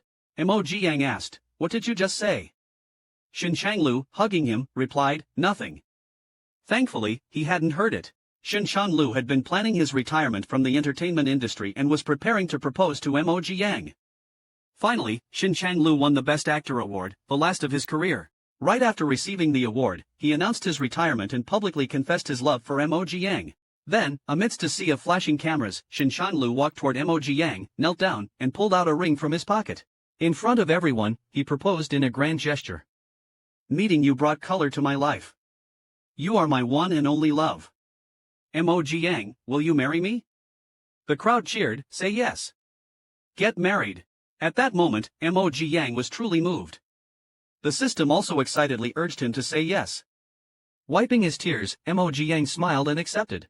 Unable to hold back, he threw himself into Shin Changliu's arms, giving him a passionate kiss in front of everyone. Shin Changlu, trembling with excitement, shakily slipped the ring onto Mo Jiyang's finger and vowed to always be a loyal, loving husband. Their proposal quickly went viral, receiving blessings from countless netizens. Not long after, the two appeared at a church in wedding attire. In front of a priest, they officially became a married couple. Just as they were celebrating their union, the church doors burst open. Su Bai barged in, wearing a suit identical to Mo Jiyang's and looking strikingly similar to him, shouting, Shin Changlu, you can't be with him. Seeing Su Bai burst in, Shin Changlu was puzzled. Wasn't this guy sent to Africa? Why are you still here? Mo Jiyang reached out to cover Shin Changliu's eyes. Jealously said, don't look at him, I'll handle it. Shin Changlu was a bit worried. Mo Jiyang comforted him, saying, it's nothing, it's time to resolve it. Without giving Shin Changlu a chance to stop him, he forbade Chao Subai from leaving. Subai shouted unwillingly, why has everything changed? Shin Changlu was supposed to be mine. Mo Jiyang was not going to indulge him. You are selfish and take others' kindness for granted. You only see Shin Changlu as a backup plan, don't you? Subai immediately denied, no, I really like him. You are the one who doesn't deserve Shin Changlu. Mo Jiyang approached him and said softly, from the beginning, it was me who influenced Shin Changliu's thoughts. How could you still think I am the weak one in this relationship? When it comes to winning hearts, you'll never surpass me. Hearing this, Subai realized that the person in front of him was not as simple as he seemed. Grabbing Mo Jiyang's shoulder in anger, he questioned, how can you do this? But Mo Jiyang brushed him off, otherwise what? Is it better to watch Shin Changlu struggle in your lies? For 15 years, if you had truly loved him or cared even a little, you wouldn't have behaved this way. You only accepted his kindness without giving anything in return. Looks like I'm much better than you. With that, Mo Jiyang had people take Subai away. He then returned to the wedding with a sense of relief. Faced with Mo Jiang's wisdom, Subai finally understood that he was the foolish one. Refusing to give up, someone called out to Mo Jiang and asked, "Do you love Shinchanlu?" Hearing this, Mo Jiang stopped, turned back, and smiled triumphantly with an ambiguous reply, "What do you think? Do you guys think Mo Jiang has fallen in love with Shinchanlu?" After the wedding, Mo Jiang was smoking on the hotel rooftop when Shinchanlu came up from behind, hugged him, and said it was the happiest day of his life. Mo Jiang chuckled while smoking, looking irresistibly charming, which Shinchanlu really couldn't resist. The smoke spread, igniting a suggestive atmosphere. After the marriage, Shinchanlu faithfully kept his promise, not giving a glance to any temptations outside, which was rare. The sweet life after marriage was supposed to continue indefinitely, having lasted for years, but Mo Jiang's health deteriorated day by day. One morning, as Mo Jiang was washing his face, blood suddenly spilled from his eyes, shockingly. Mo Jiang, however, was not surprised. It turned out this illness was inherited from the original owner and the system had no way to help. Having no choice but to cope, Mo Jiang came out of the bathroom but couldn't hold on and fainted in Shinchanlu's arms. After talking with the doctor, Shinchanlu then learned that Mo Jiang indeed was in the late stages and didn't have many days left. Looking at Mo Jiang's frail face, Shinchanlu comforted himself by saying, "I checked, there's nothing wrong." Mo Jiang weakly said, "You don't have to hide it from me. I know my own body well." Shinchanlu, in utter despair, asked Mo Jiang, "Why didn't you tell me earlier? You clearly know I can't live without you." Watching Shinchanlu cry like a helpless child, Mo Jiang comforted him, "You should understand that life often does not go as planned. Changlu, stay with me for a bit more." Shinchanlu, in denial, insisted, "The doctor said you'll recover soon. I've bought lots of strawberries for you to enjoy when you come home. Spring is almost here, and we are supposed to go to Ireland together, where there are vast meadows," Shinchanlu said, while Mo Jiang just listened quietly. Until the system's voice echoed in his mind, mission completed, preparing to enter the next world. Mo Jiang, with his last bit of strength, sat up and gave Shinchanlu one final embrace. "Chanlu, see you in our next life." Shinchanlu ultimately couldn't keep Mo Jiang, and the empty house was left only with traces of Mo Jiang's existence to accompany him for the rest of his life. Meanwhile, Mo Jiang opened his eyes in a new realm with the system. Now, Mo Jiang found himself disguised as a minor royal in the imperial palace. The system informed Mo Jiang that the antagonist queen in this realm was a regenerist also tethered to an empress system. Queen Tang Wanwan's goal is to eliminate Qi Guanyin and ascend the throne herself. Meanwhile, Mo Jiang's mission is to protect the male lead Qi Guanyin and incidentally win his heart. In a realm where two systems appear, Mo Jiang was curious about which system had higher authority. The minor system confidently said, "Our authority is greater than his, he can't detect me. Moreover, my host, you are widely recognized as a top influencer. You will definitely fight the host of that empress system." Mo Jiang thought about how he barely completed the last task, and yet ended up forgetting his talent completely. He immediately stood up, declaring it didn't matter whether it was a villain or an empress, they all had to bow down. While saying this, Mo Jiang saw three people walking out of the palace. This must be Emperor Qi Guanyin, right? When Mo Jiang saw Qi Guanyin's face, he was shocked. Who could tell him why this male lead looks exactly like the scoundrel men of the world? Mo Jiang complained to the system, "Your system's main god really isn't paying attention anymore. How could they even use the same face for the male lead?" Mo Jiang had just transmigrated and saved the emperor from an assassination, but the emperor seemed to have taken a liking to him, which was just bizarre. At this moment, the reborn Empress Tang Wanwan was preparing to offer her self-made solitude soup to Qi Guanyin, but Qi Guanyin, deeply suspicious, didn't appreciate it. This empress, toiling away at midnight to offer him soup, must surely be plotting to poison him. Tang Wanwan, with an uneasy expression, explained that she merely wanted to help nourish his body. In the shadows, Mo Jiang was watching intently. This emperor is really too full of himself. No wonder Tang Wanwan dislikes you. Just then, an arrow suddenly shot towards the emperor.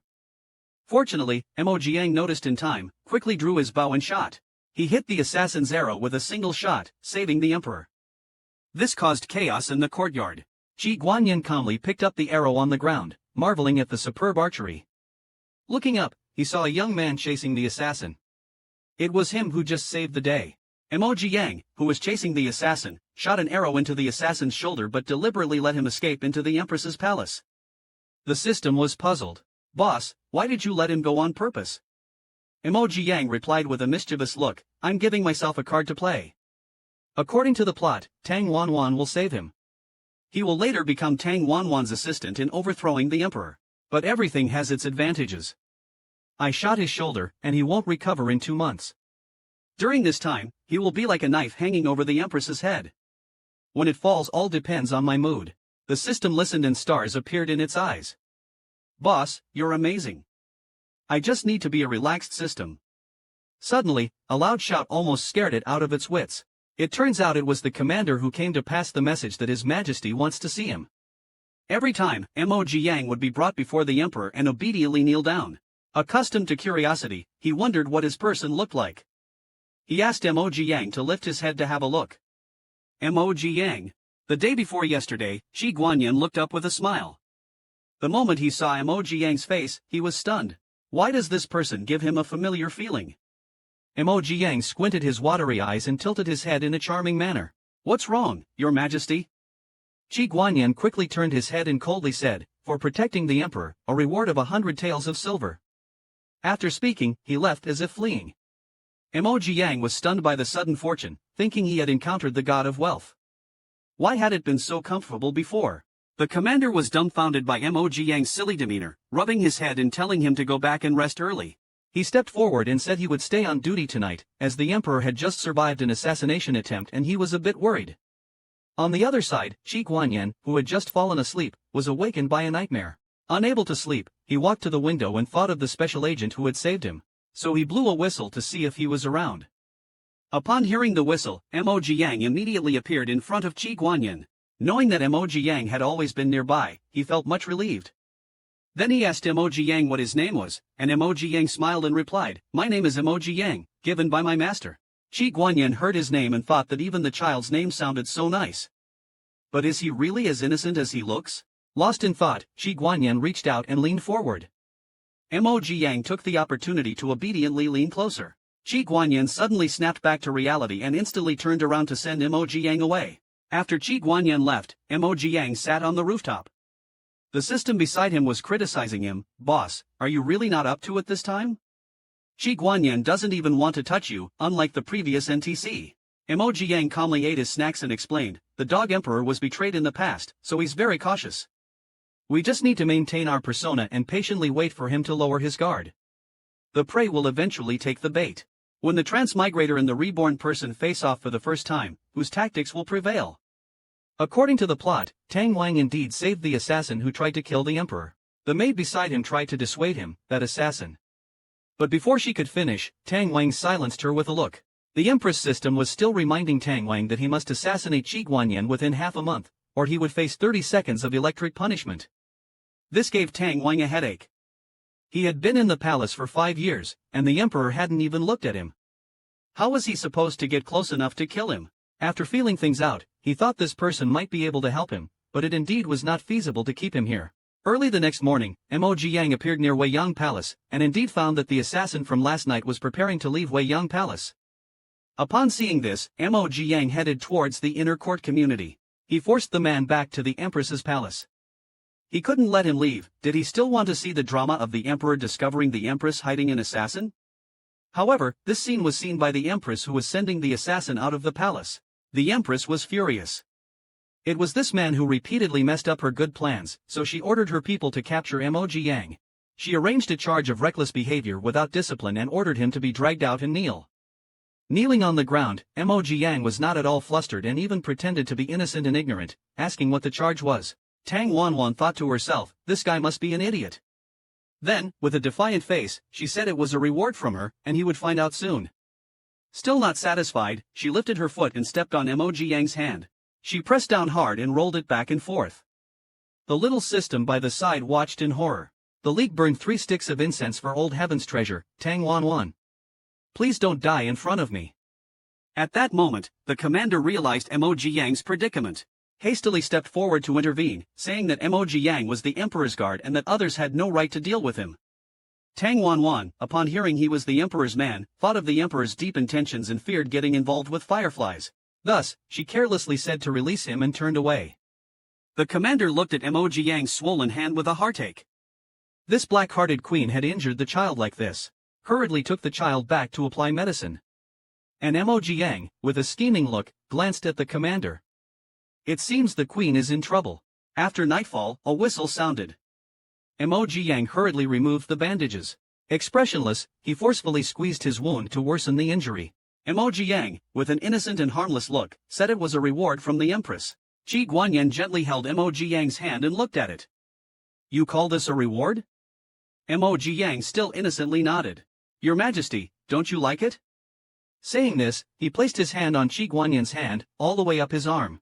Unexpectedly, this move reminded Qi Guanyin of the scenes when he was abused by the Empress Dowager as a child, scaring him into angrily yelling, "Get lost," as he forcefully shook off Emoji Yang's hand. Emoji Yang was thrown to the ground in an instant, leaving both of them somewhat at a loss due to the sudden turn of events. Emoji Yang got up, dusting himself off, and repeatedly said it was okay, suggesting his hand had accidentally slipped under Qi Guanyin's arm. Knowing he had overreacted, Qi Guanyin told Emoji Yang to go back and not to bother. On the way back, Emoji Yang pondered if the boss's strategy had failed, wondering why it didn't go as planned. With a look of having everything under control, he thought, let's wait and see. How suffocating it must be to be the Empress. Not only did the Emperor prevent him from advancing, but even a hidden reprimand was met with retaliation from the Emperor. Qi Guanyin spent the whole day in the hall regretting his momentary loss of control when he pushed Emoji Yang the night before. He then ordered Gao Wufan to prepare the finest medicinal ointment and summoned Emoji Yang to apply the medicine, helping him up with concern. While asking if his wound still hurt, he unwrapped the bandage on Emoji Yang's hand. Emoji Yang did not miss the opportunity to have the Empress apply the medicine, saying the Empress's reward shouldn't hurt, yet his face showed an expression of unbearable pain.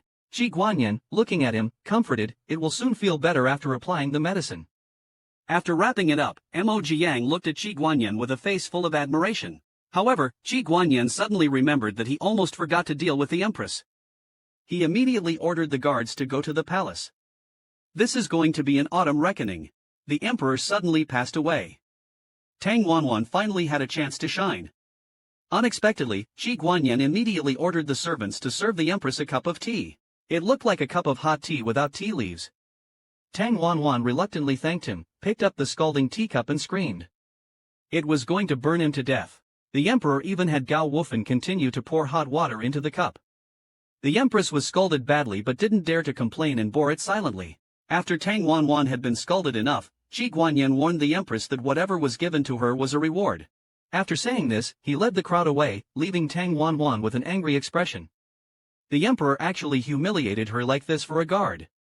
It seems this guard must not be kept. On the other side, the system watched the real-time footage and lamented that the Empress was probably going to explode. Emoji Yang sighed helplessly, saying that he still had a big gift to give her. Yuan Guanyin came back and asked Emoji Yang why he was sitting on the ground. Emoji Yang explained that he didn't know where to sit, looking obedient like a child. Yuan Guanyin leaned in and asked softly, "What else do you do besides practicing archery?" Emoji Yang perfectly answered, "Protecting His Majesty.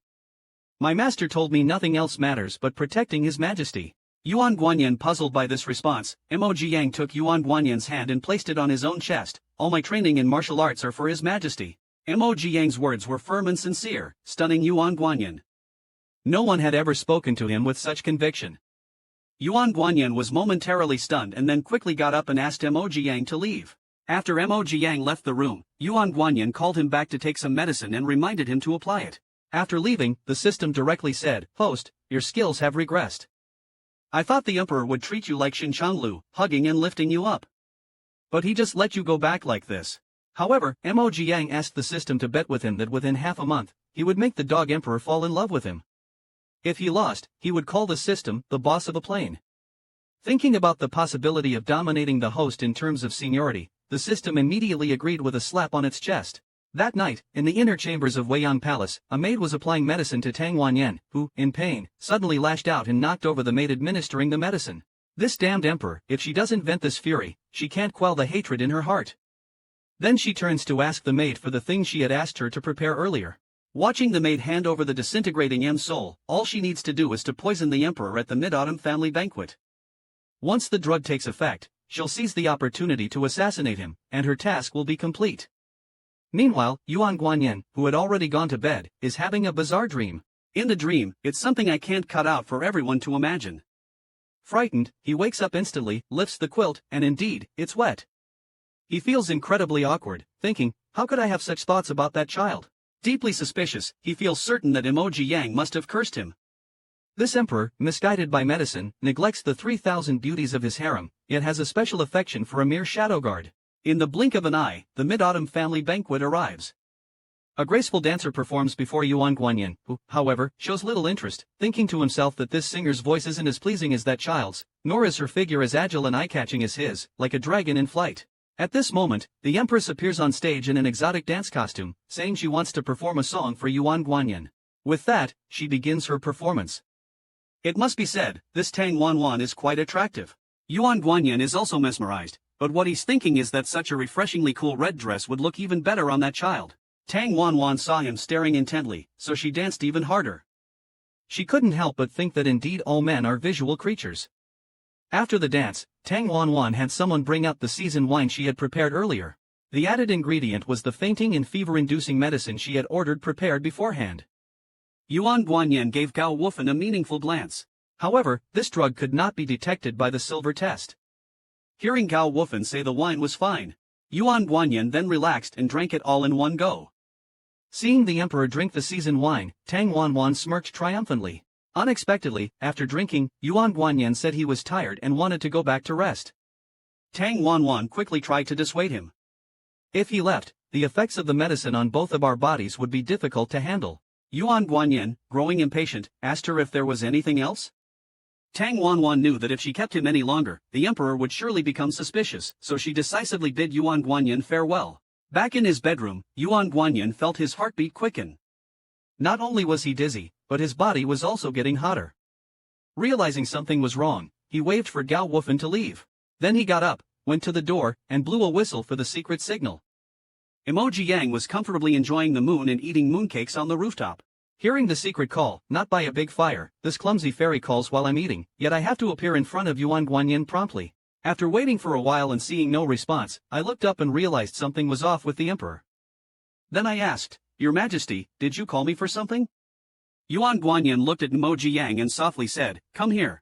Then, uncontrollably, he reached out and caressed Emoji Yang's face, slowly sliding down from the cheek.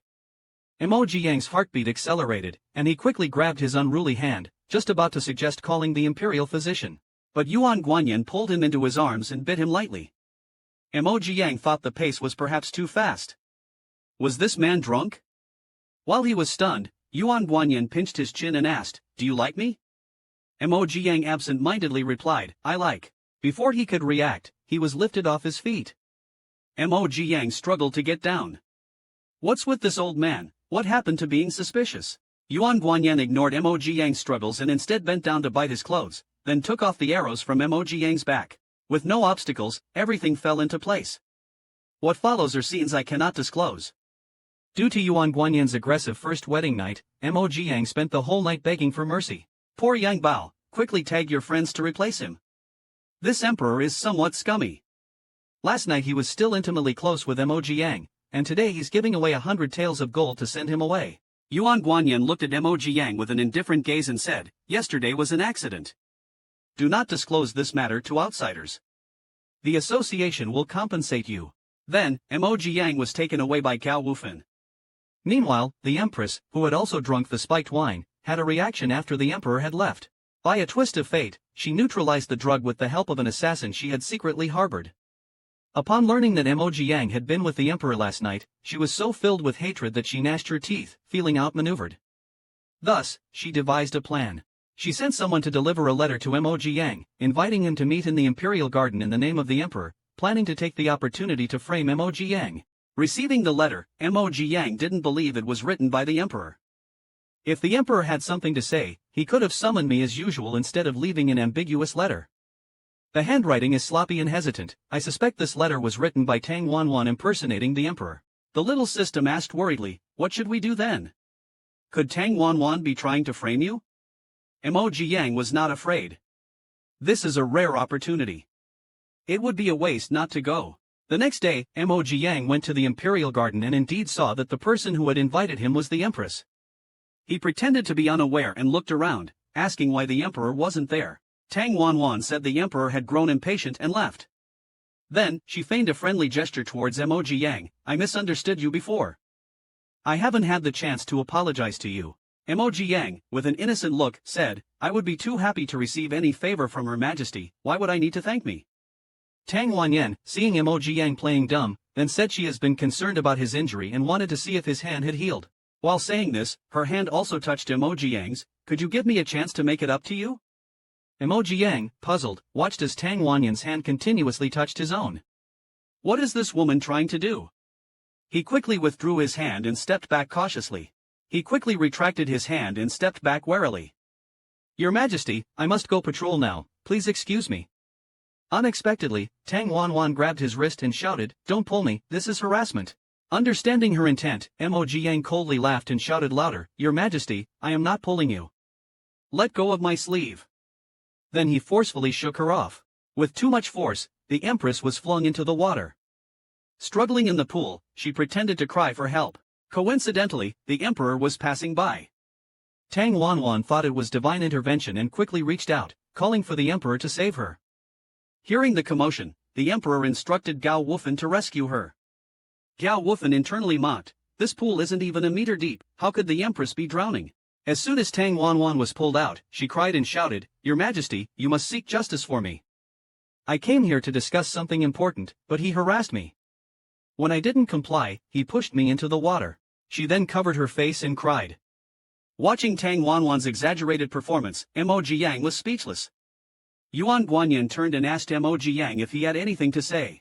Emoji Yang immediately stated that he was there on orders and did not cross any boundaries with the Empress. Upon hearing that he commander could testify since they came together, Tang Wanwan realized her plan had failed. Sure enough, he commander stepped out from the side and exposed the Empress's lie. After hearing the details of the incident, Yuan Guanyin was furious. Empress, your behavior is outrageous. You're grounded for 5 days and must copy the palace rules 100 times. You can't leave until you're done. After saying that, he turned towards Emoji Yang. As for you, I punish you with 2 days without meals. Any complaints? Emoji Yang felt miserable. Recently, he's been having strange dreams due to his strict wife. Could it be true that what you think about during the day, you dream about at night? Since Emoji Yang was punished with 2 days without food, he swore he'd never speak to the Emperor again even if he starves to death. But he quickly ate his words when faced with Yuan Guanyin's delicious food offerings. Emoji Yang soon forgot his vow from minutes ago. He thought, the world is big, but eating is bigger. While eating, he even invited the Emperor to join him. Yuan Guanyin said he wasn't hungry and just kept staring at Emoji Yang, thinking how someone could be so handsome. Emoji Yang felt a little embarrassed under the intense gaze and awkwardly explained the day's incident, saying it wasn't intentional. Yuan Guanyin said he understood. The palace is full of deceit and intrigue, and even those who don't want to compete get dragged into power struggles. Hearing this, Emoji Yang felt a bit sorry for him. So, with a smile, he stepped forward to comfort him and said, Now you have me, Your Majesty. I will protect you. Your Majesty will not be harmed in the future. Please trust me from now on. Seeing the Emperor reach out to touch his own face, Emoji Yang thought he must have been enchanted by his own sweet words. So he instinctively closed his eyes, pouted his lips, and waited for a kiss. But Yuan Guanyin just reached out to wipe the rice grains from the corner of his mouth. Emoji Yang guessed that Yuan Guanyin's feet were doing large-scale construction.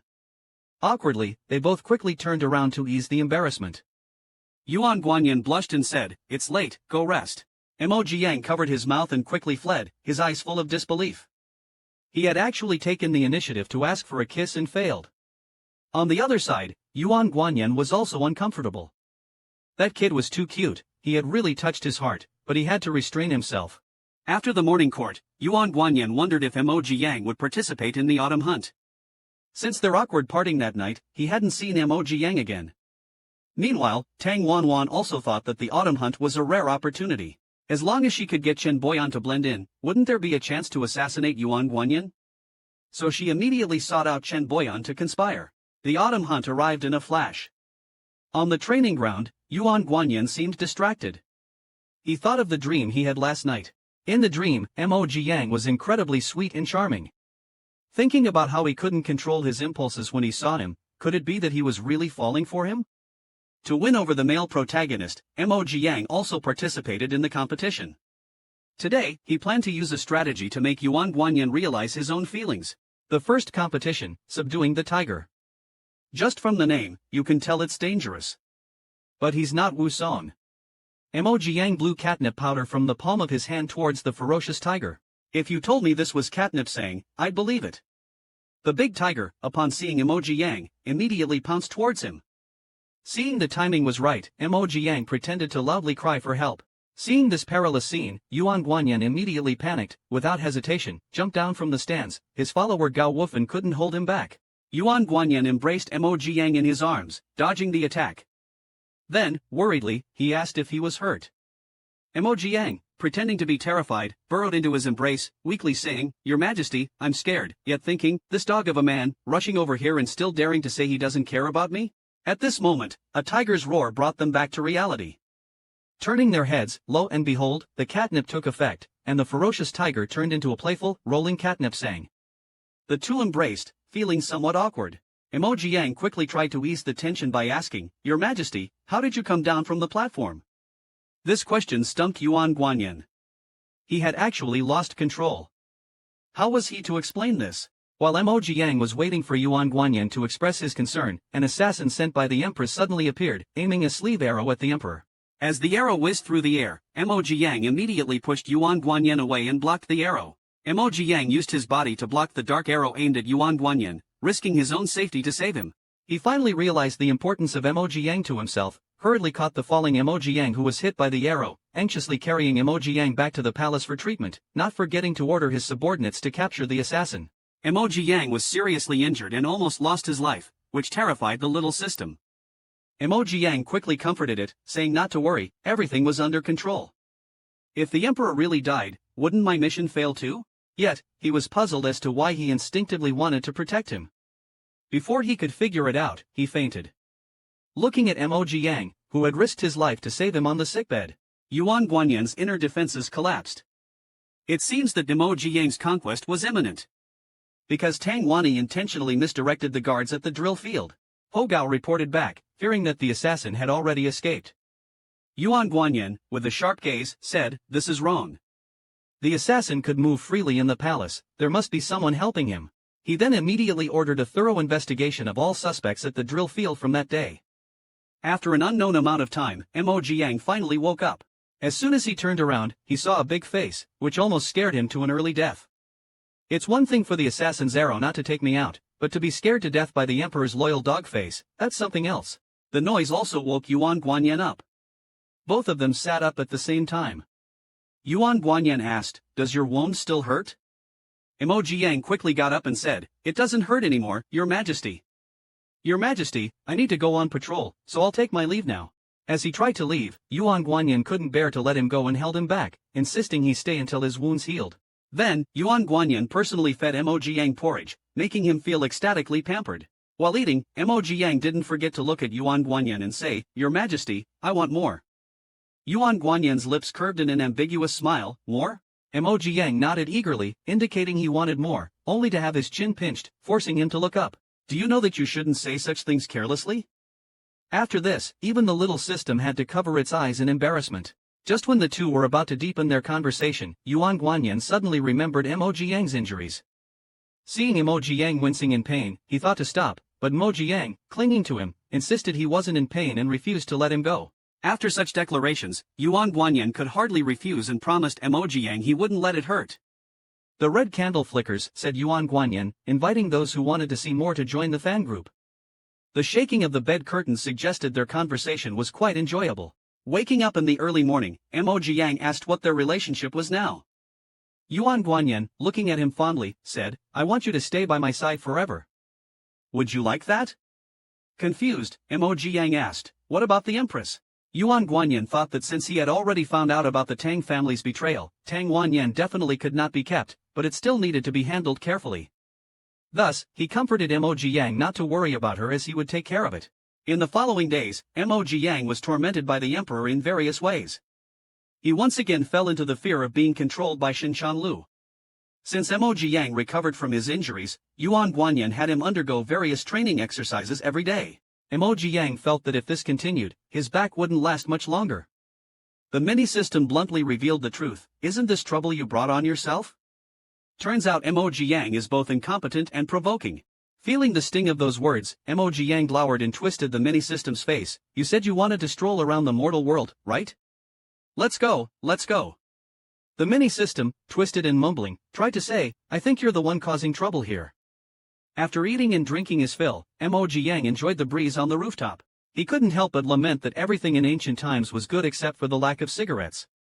Later in the evening, he stealthily returned to the sleeping palace and after checking around, noticed Yuan Guanyin was not there. He breathed a sigh of relief, but the next second, he heard Yuan Guanyin's voice behind him asking where he had been. This scared Mo Jiang terribly. When had the emperor returned? Mo Jiang immediately stepped forward to explain, I was just out on patrol to protect your majesty, though in reality, he had sneaked off to the kitchen to steal food. Yuan Guanyin didn't want him to work so hard and told him he no longer needed to do these things and should just rest well in the sleeping palace. Pretending to be downcast, Mo Jiang asked, Did I do something to upset your majesty? Yuan Guanyin reached out his hand and asked him to come and sit beside him. Embracing the person, he said, I am not unhappy. As long as you are by my side, it's like protecting the alliance. Mo Jiang, to test the limits of Yuan Guanyin's tolerance and to prevent himself from going too far in the future, then asked, Since I'm here to protect you, why do you still keep a sword under your pillow? Yuan Guanyin didn't want to talk about it and merely said it was for self-defense, better left unmentioned. Mo Jiang thought this must be the emperor's psychological barrier. If I could dissolve his shadow, he would surely be thoroughly won over by me. Yuan Guanyin, who didn't want to mention that matter, wished to bring up something else. Reaching out to touch Mo Jiang's mouth, he leaned in and whispered softly, From now on, let Yang Yang protect the alliance. The atmosphere between them was intense. Just then, Gao Wufan came in with the dinner, stumbling upon this embarrassing scene. Gao Wufan quickly put down the meal, covered his eyes, and muttered look not upon impropriety, before scurrying away. Yuan Guanyin, in a good mood, teased Mo Jiang, then you protect the alliance by having dinner now. Hearing this, Mo Jiang thought, the emperor wants me to watch him eat. He was not pleased at all, and thus glared at Yuan Guanyin to express his dissatisfaction. Yuan Guanyin, in an appeasing manner, patted Mo Jiang's head with a brilliant smile, this kid is really too cute. Then, he asked Gao Wufan to add another pair of chopsticks. After eating and drinking their fill, Mo Jiang felt immensely happy. While Yuan Guanyin was wiping the corner of Mo Jiang's mouth, Gao Wufan delivered a document. Not wanting Mo Jiang to be too far from him, Yuan Guanyin let Mo Jiang stay and look at the document together. Mo Jiang looked at Yuan Guanyin's figure with resentment. Sure enough, there's no such thing as a free lunch.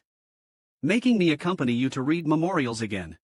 I'd rather go out on patrol. The small system suddenly popped out provocatively, Host Daddy, I think this big golden retriever is raising you like his own child. This made Mo Jiang so angry that he pummeled it. How come? How come? I'm the one raising you like a child. Shut your mouth. No matter what, you're at the bottom of the food chain. Despite his complaints, Mo Jiang obediently accompanied Yuan Guanyin reading memorials, which made him drowsy. When Yuan Guanyin asked if he was sleepy, he immediately woke up and said he wasn't. How could he be sleepy with the White Lotus secret manual and with you? Seeing Mo Jiang's drowsy and appetizing appearance, Yuan Guanyin picked him up and said, Let's not read anymore, let's rest. As soon as he was put down, Mo Jiang quickly rolled to the inner side of the bed. Unexpectedly, he didn't stop in time and almost hit his nose. Originally wanting to protect his waist, now his nose suffered first. Yuan Guanyin knowingly asked, Why did you roll inside? Mo Jiang, feeling guilty, pretended to be very sleepy and said he wanted to sleep. Yuan Guanyin wouldn't let him off so easily, grabbed his hand and said he was hungry. Facing Yuan Guanyin's predatory gaze, Mo Jiang tremblingly extended one finger. Seeing Yuan Guanyin unmoved, he weakly added another finger. Just twice, really no more. Yuan Guanyin reluctantly agreed. This night was destined to be extraordinary. While satisfying his hunger, Yuan Guanyin sighed, Yang Yang is truly fragrant, sweet, and soft. Gao Wufan, who was watching the whole scene, shook his head repeatedly and sighed, youth indeed.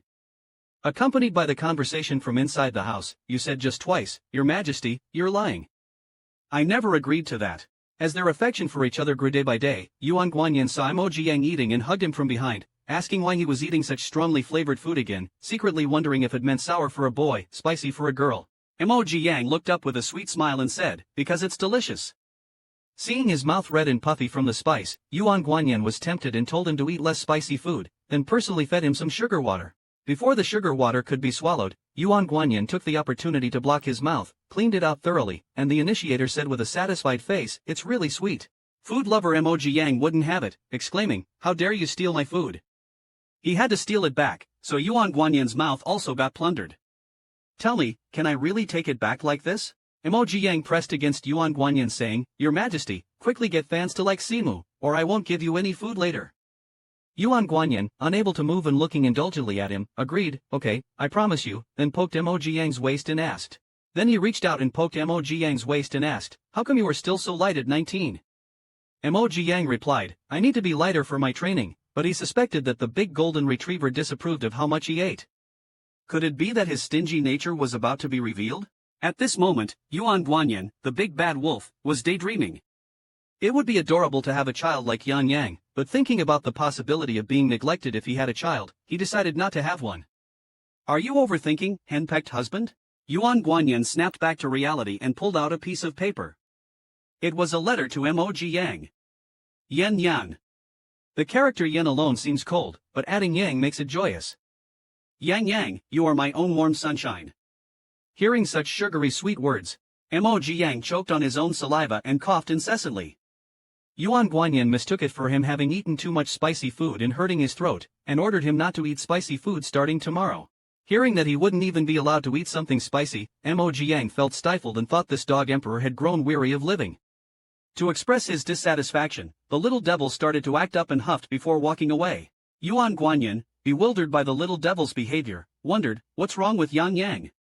Seeing the two part on bad terms, Gao Wufan quickly tried to mediate, advising the emperor, Mo is just being childish, your majesty. Don't harm your health over this. Hearing this, Yuan Guanyin also grew angry. How can I, the sovereign of a nation, allow him to act so petulantly? He then ordered that no dinner be prepared for Mo Jiang tonight, thinking to himself that he was just showing some concern, yet he's holding a grudge. I've been too indulgent with that child. Yet his gaze uncontrollably kept stealing looks at Mo Jiang. Is he truly ignoring me? On the rooftop, the little system also asked Mo Jiang if he was really angry. Mo Jiang replied, this is just being playfully coy. A bit of fun like this will only make him fall for me more. Princess Qi, sent by the kingdom of Nanchu, looks exactly like Mo Jiang. Just yesterday, Yuan Guanyin was wishing for a child who looks like Mo Jiang. Isn't this wish coming true now? However, from the looks of Princess Qi, she probably isn't a good person. The Empress, having heard the news, also prepares to use Princess Qi to stir up trouble. Mo Jiang, wandering aimlessly after the meal, sees the paper kite of Prince Z hanging on a tree and struggles to get it down. Mo Jiang skillfully retrieves the paper kite and hands it to him. This stunned the prince, this person who looks just like his sister. Mo Jiang leaves suavely, not forgetting to remind him to not fly kites in the palace anymore, as the emperor would be displeased if he saw. Then he disappears with a leap. The system doesn't understand. Why do you want to help him, boss? Of course, because he's good-looking. A day passes, and Mo Jiang indeed ignores Yuan Guanyin.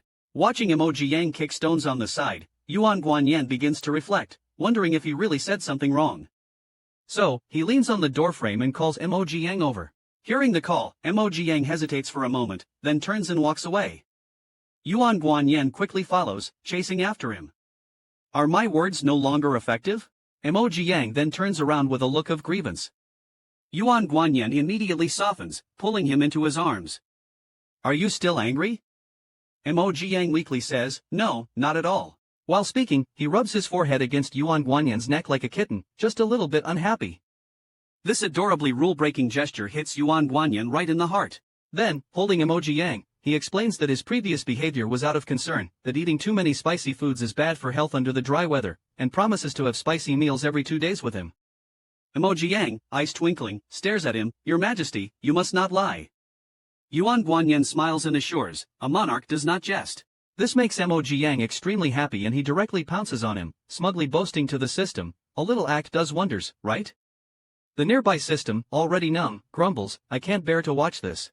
Following this, Yuan Guanyin scoops up Mo Jiang in his arms and gently places him on the bed. Pinching his chin, he says, You little heartless one, you haven't paid attention to me all day.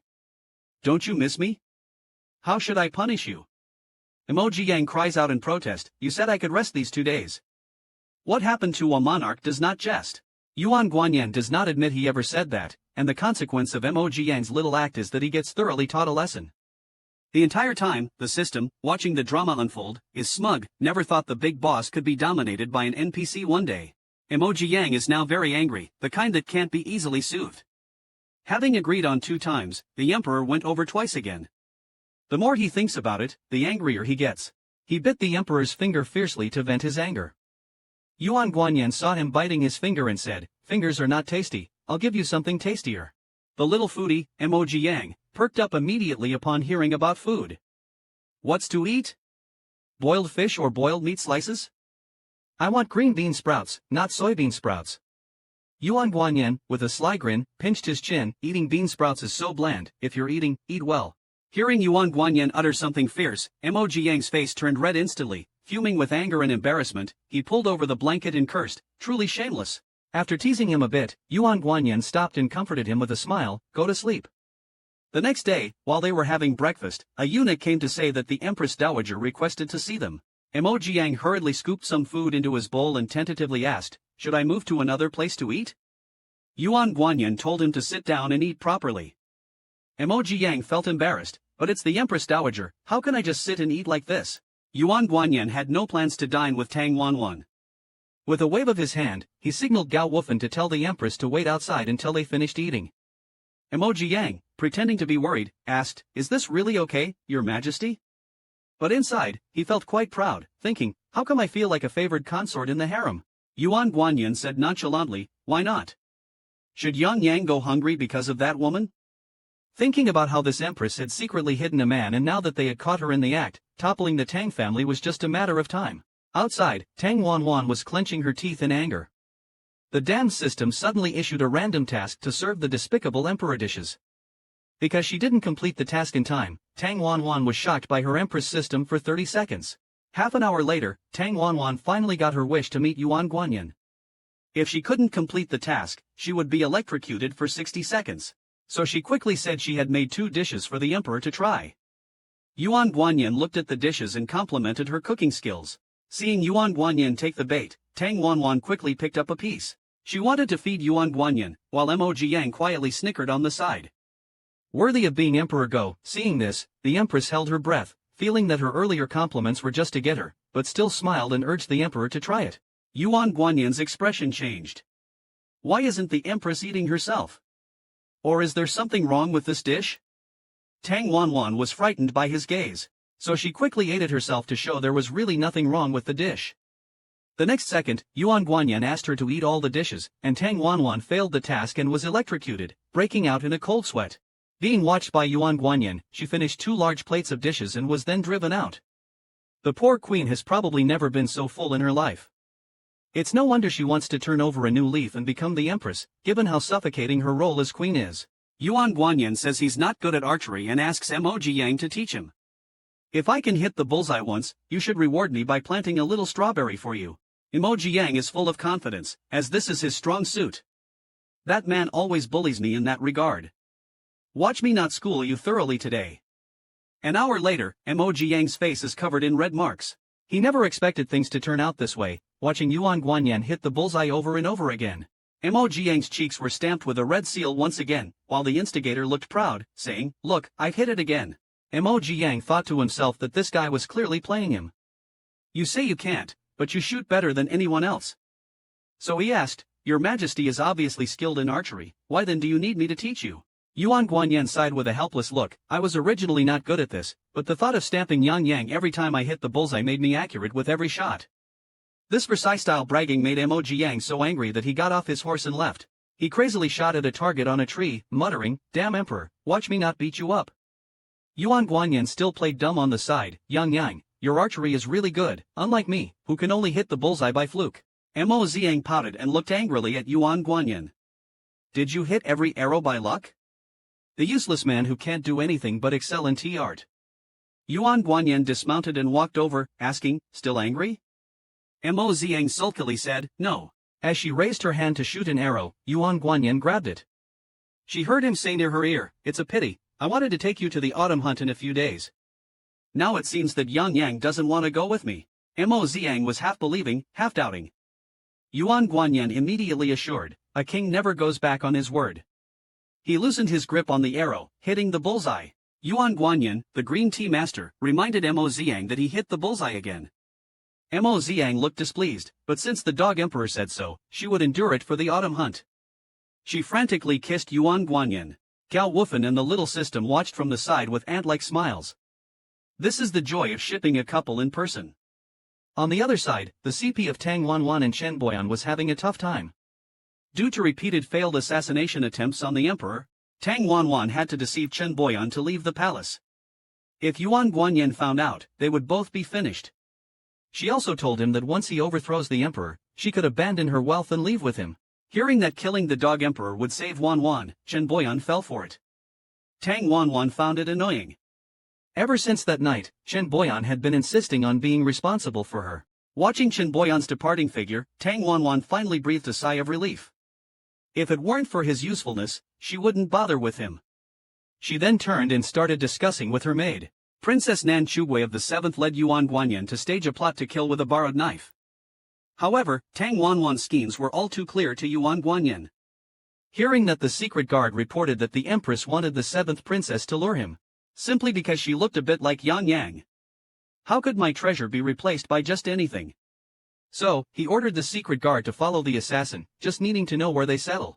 Waiting for everything to be clear before capturing them all at once, Yuan Guanyin passed by the royal garden and indeed met the 7th princess, who was flying a kite. On the roof, Mo Jiang watched the kites in the sky, wondering if flying kites was the only entertainment for women in this palace. The little system disdainfully said, "The host, their main activity is to serve the big golden hair. You took their job." A maid hurriedly came to report that the emperor was coming. The 7th princess was secretly delighted. It seemed the empress hadn't lied to her. The emperor really would pass by here. Mo Jiang watched the three meeting below. He couldn't help but sigh that there was a good show to watch again. Watching the figure in pink from a distance, Yuan Guanyin thought it was all set up like this. He wanted to see what this foolish empress was up to. As the emperor approached, the 7th princess smiled cunningly while flying her kite, occasionally letting out bell-like laughter. Then, pretending not to see the emperor, she kept retreating and deliberately broke the kite string. She was about to fall on Yuan Guanyin, causing her to sprawl on the ground. The 3rd prince, who came along, realized why she came to fly kites here and couldn't help feeling disappointed. Didn't the emperor know her intention to become his favorite concubine? The 7th princess, seeing she didn't fall into the emperor's arms, quickly got up and pretended to be scared and pitiful. "It wasn't intentional, Your Majesty, please punish me." Yuan Guanyin asked, "What crime have you committed?" Yet he thought the pink dress on her would look better on Yang Yang. The kneeling 7th princess feigned wiping her teary eyes and with a crying voice said, "It was all because Ninger was carelessly playing and bumped into the emperor." She thought the emperor would surely pity her, but instead, Yuan Guanyin, far from showing any pity, shocked her with a stern command. "You shall kneel here until evening without permission to get up." Seeing that things didn't go as she expected, the 7th princess weakly tugged at Yuan Guanyin's sleeve to plead. Yuan Guanyin, with a darkened face, disgustedly shook off her hand and walked away. Watching this half-sister, the 3rd prince initially wanted to persuade her. But seeing her gloomy look, he turned and left, while Mo Jiang picked up the kite and called out to him, cheerfully handing the kite back to the 3rd prince. "Here you go." Just as the 3rd prince was about to ask his name, Mo Jiang vanished in a blink without a trace. The system thinks Mo Jiang is wrong. Why involve the 3rd young master who was unrelated to the mission? Why does the host repeatedly seek him out? Just listening to Mo Jiang, in the original storyline, this person was bullied in Nanshu from a young age, and later bullied by his own sister in Yun country. After Tang Wanwan rose to power, she took him as her male consort. Yet he was unaware and despised by Tang Wanwan. Later buried in chaotic times, those who struggle to survive deserve tenderness. When Yuan Guanyin came back at night, he saw Mo Jiang lost in thought. Mo Jiang said today in the Imperial Garden, he saw a girl who looked very much like him, and picked up her paper kite. He didn't dare to give it to her directly, so he gave it to the man beside her. Hearing that Mo Jiang was thinking about that girl, Yuan Guanyin, although smiling, his eyes revealed a dangerous message. "Your Majesty, do you think she received the paper kite?" Yuan Guanyin, suppressing his resentment, smiled and comforted Mo Jiang. "I guess she definitely received it, so you don't need to worry about her." But internally he thought, not only will she receive it, but I will also send her many, letting her enjoy herself thoroughly. It seems that the 7th princess is in trouble. Not only was Mo Jiang tied up, he was also stamped with a special seal. It must be said this strict wife really knows how to play. Yuan Guanyin has always wanted Mo Jiang to wear pink, and today he took action. He leaned in and asked Mo Jiang if he liked pink, happily saying he liked it himself. Especially things like snail noodles, hot and sour noodles, all kinds of delicious noodles which he really liked. Then he got tied up with a pink ribbon. "Didn't you say fans?" He asked Yuan Guanyin puzzledly, "What's this for?" Yuan Guanyin said, "I have something to ask you. If Yang Yang answers wrong, he might be punished. Yang Yang, if you answer incorrectly, you'll be punished." But no matter what question Yuan Guanyin asked next, Mo Yang was judged wrong. Naturally, there was no shortage of punishments. I've watched the punishment scenes for you, there's nothing much to see. Under Mo Yang's continuous pleas for mercy, Yuan Guanyin finally stopped. He looked at him and said, Yang, you can't think about anyone else in the future. You can only think about me and look at me. Then he took out a stamp and stamped Mo Yang's collarbone, holding him and saying, you belong to me alone. The punishment continued, and this time even begging for mercy didn't work until Mo Yang fell asleep from the punishment. The main culprit held his hand and glanced at it, thinking next time Mo Yang should wear red, definitely with a phoenix coronet and bridal attire. The next day, Mo Yang looked at the stamp and was speechless. Moreover, today is the Autumn God Festival, and Yuan Guanyin didn't take him out to play, saying he feared Mo Yang would see the outside world's allure and not want to return to the palace. Isn't that ridiculous? Suddenly, Mo Yang heard someone sneaking into Yuan Guanyin's palace. But Yuan Guanyin wasn't there. Could they be setting a trap for him? Since he had nothing else to do, he decided to help Yuan Guanyin check things out. There might even be some excitement. Unexpectedly, as soon as he entered, he was ambushed. After dodging one attack, he realized their target was actually him. Then, he was knocked out without any warning. The little system beside him urgently tried to wake him up. When he woke up, he found himself tied up. What a thrilling day! The system kept chattering beside him, but he felt no sense of crisis, almost as if he was resigned to his fate. At this moment, the door was pushed open, and the seventh princess walked in backlit. Mo Yang still had the mood to comment to the system that the seventh princess was beautiful.